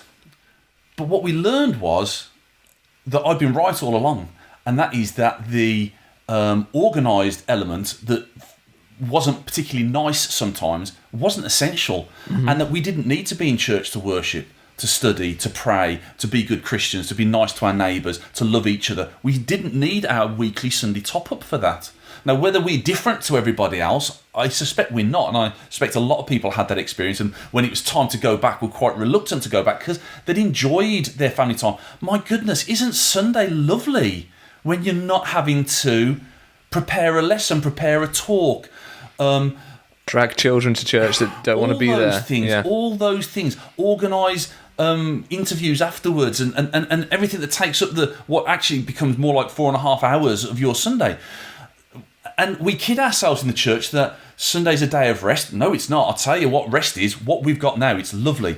Or that it's a family day. It's not a family day. I was separated from Ruth. I was separated from my children for at least 2 of those 3 hours. The other thing that I should mention that was a bit of a shelf item for me is I love Ruth and I love my girls, and they are far more intelligent than me. They are far more Christian than me, loving, empathetic, and all those things. And yet, and I know the church members would say, they're not treated any differently. Well, we know the reality about Mormonism. We know what the history and the foundation of the patriarchy is and how women were treated previously, and that continues through now. It really does. The whole we've got the priesthood, you can have babies thing just has always sat uncomfortably with me, because I want the babies as well as the priesthood.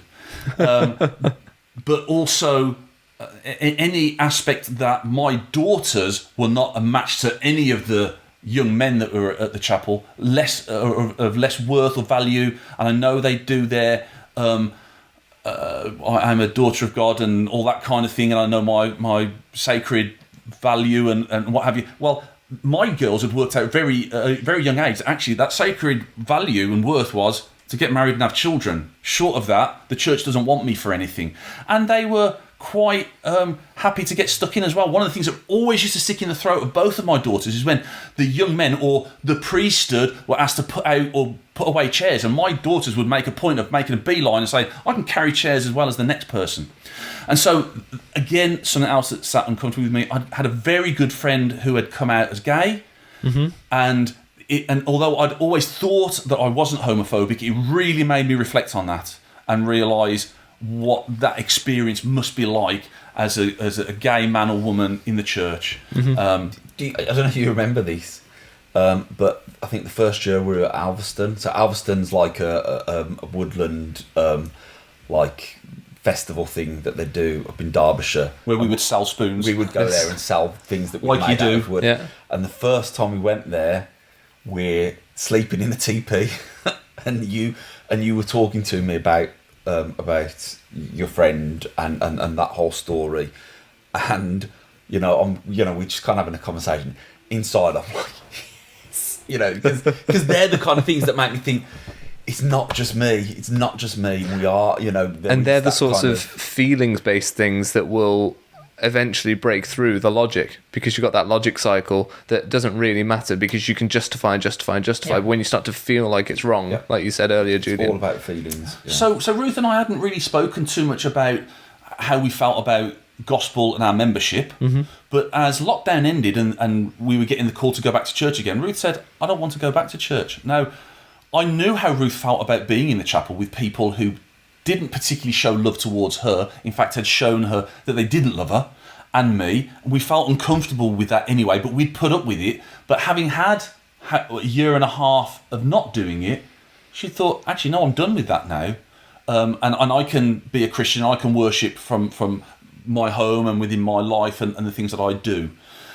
I might get these facts wrong, but as I remember, Ruth had then dived into the gospel topics essays, and she read them all. And she was sharing with... She reads much better than I do. She was sharing with me some of the things that she'd learned, and they were obviously supporting some of the things that we'd felt previously that weren't right, that the church had not made clear to us. Ruth felt particularly cross about some of the stuff because she said, hold on, when I was 14 years of age and the missionaries sat down and taught me, they did not teach me this and they did not teach me that. And she got quite cross with me. When you were on your mission, did you teach people this? I'm like, Ruth, I didn't know that. I didn't know that stuff. I felt it, but I didn't know it. And it certainly wasn't part of the discussions. And so that started to cause a real problem for us. And then Ruth came across the CES letter and read that right through. And then no doubt that branched off to a number of other things. And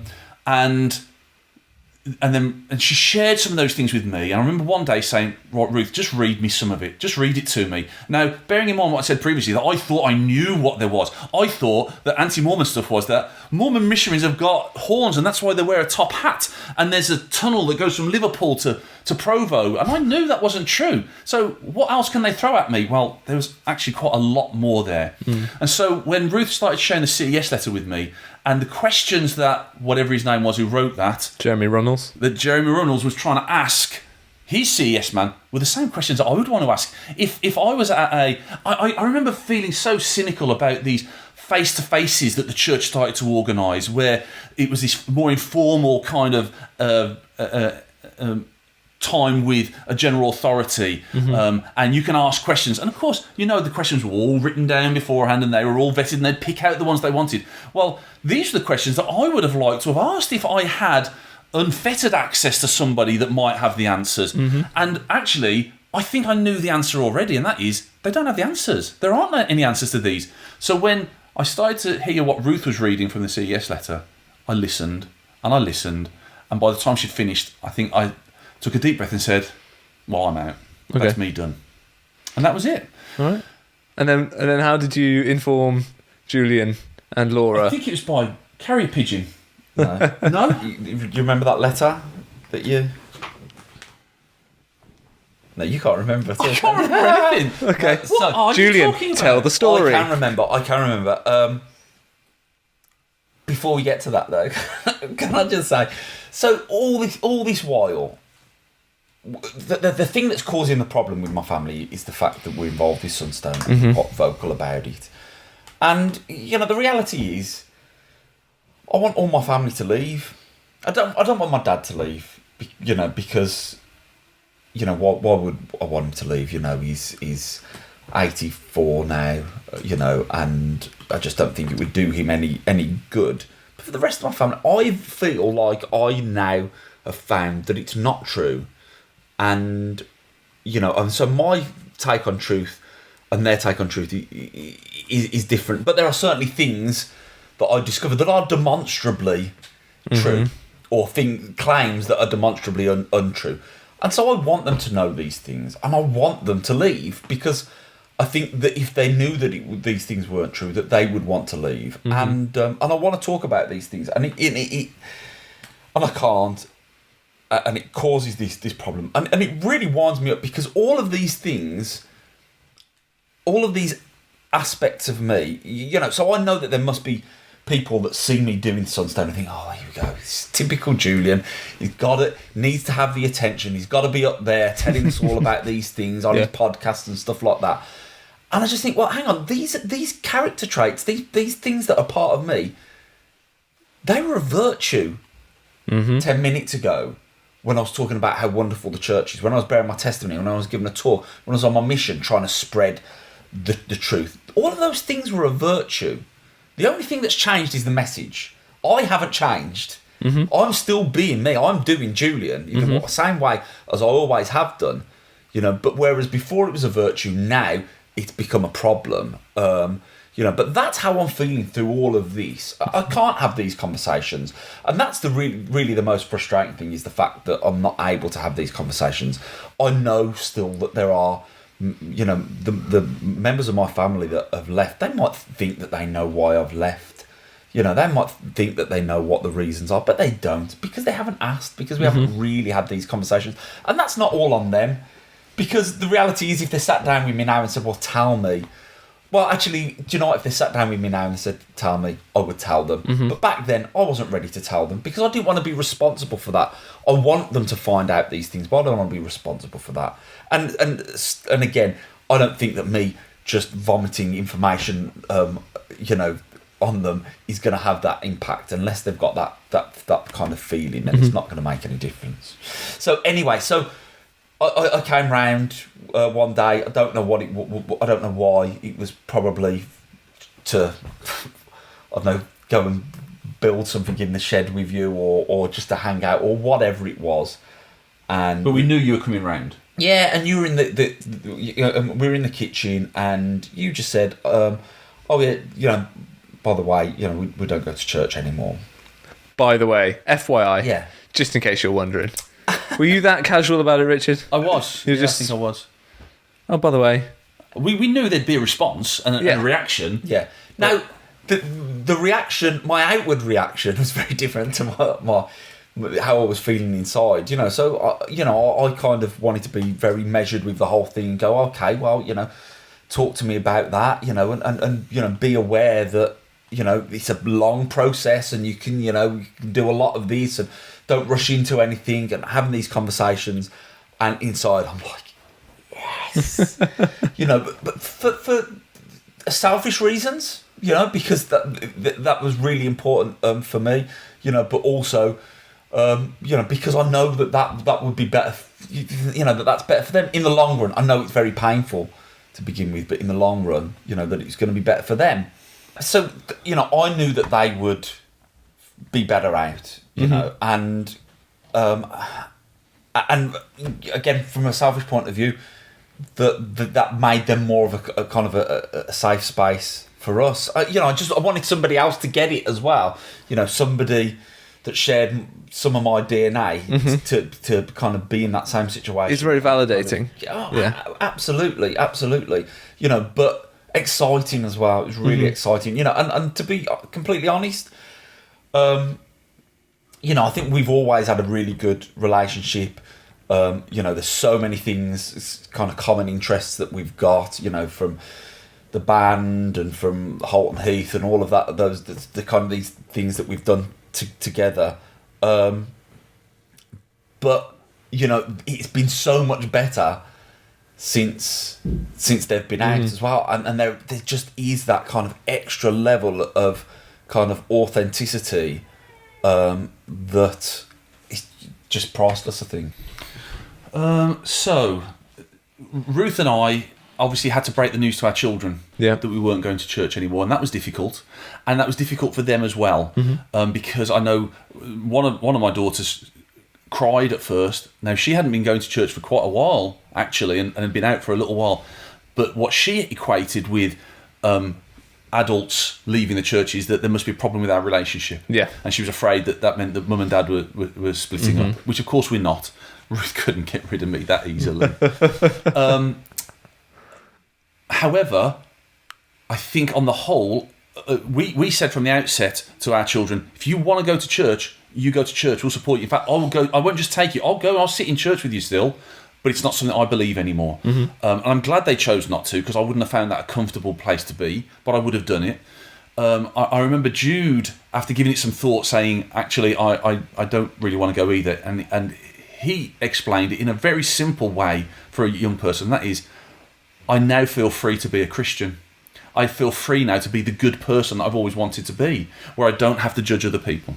And Lily, for a while, said she might go. She didn't go.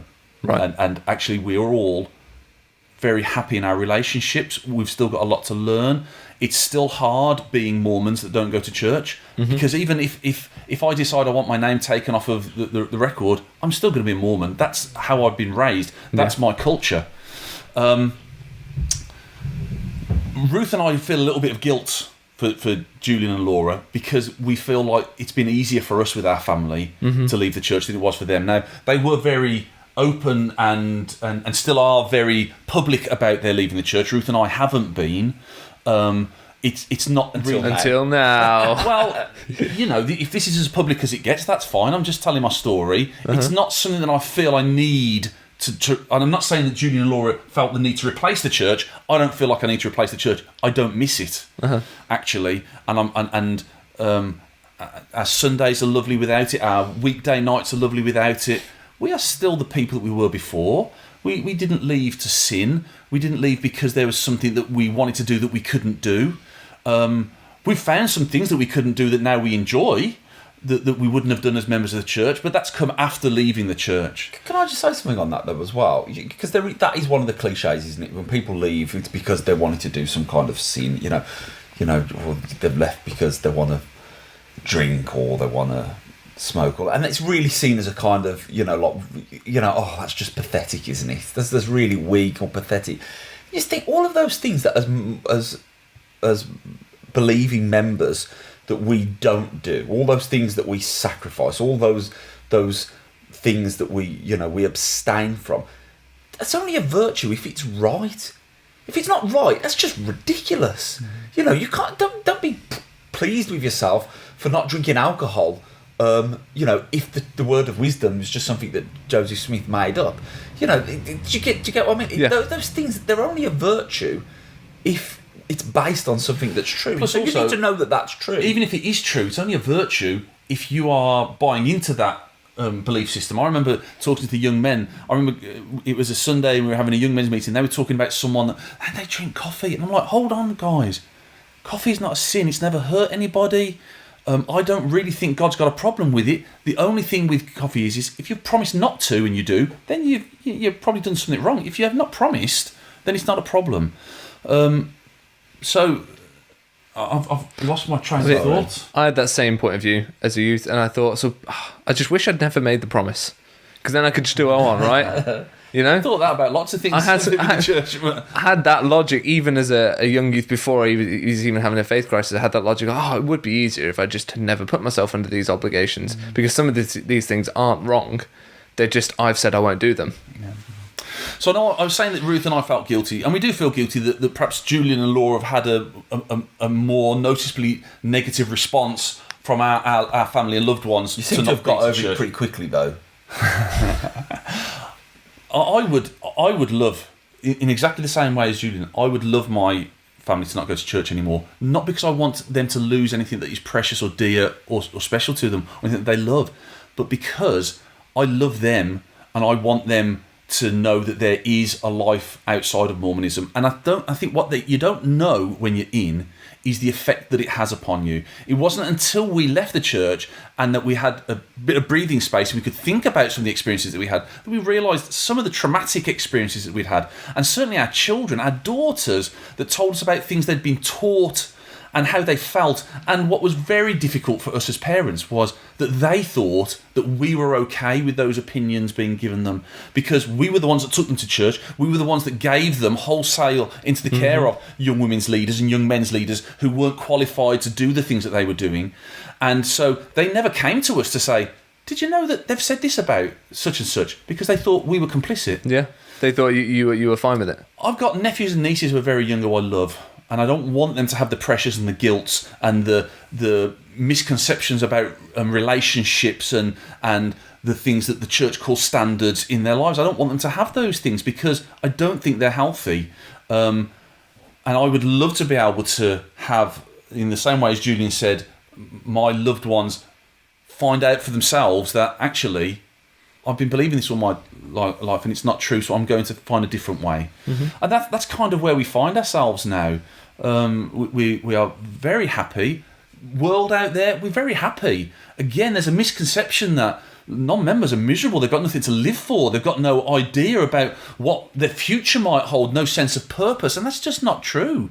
All the dreams and the ambitions and the goals I always have, I've still got them. Sorry, Ruth, I've still got all those dreams and ambitions.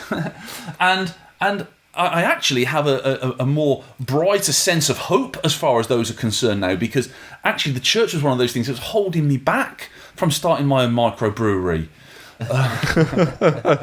I've got no interest in alcohol whatsoever. It's horrible stuff. Right. But that's kind of where we are. Yeah. I hopefully the relationships that I have with my family are still the same. I hope if any of them see this, I hope they see this, because I don't think I've said anything that would hurt them, but that they realise how important it is to us that we have left the church, how important it would be to share what we have got. And I would love for people to honestly say, Richard, what is it that you think that we need to know? And I, like Julian said he felt at the moment, I'm at the point where I'd say, actually, you need to find out for yourself. If you really want to know, it's really easy to find out. You find out for yourself, because I don't want to be the one that affects your testimony if your testimony is precious to you. Yeah. And Julian, where are you at now that you've got in some ways you never lost your brother, but you've got that better relationship now because you are essentially both able to be in the same sort of place. What's that like for you, and what are you doing? That's fantastic. That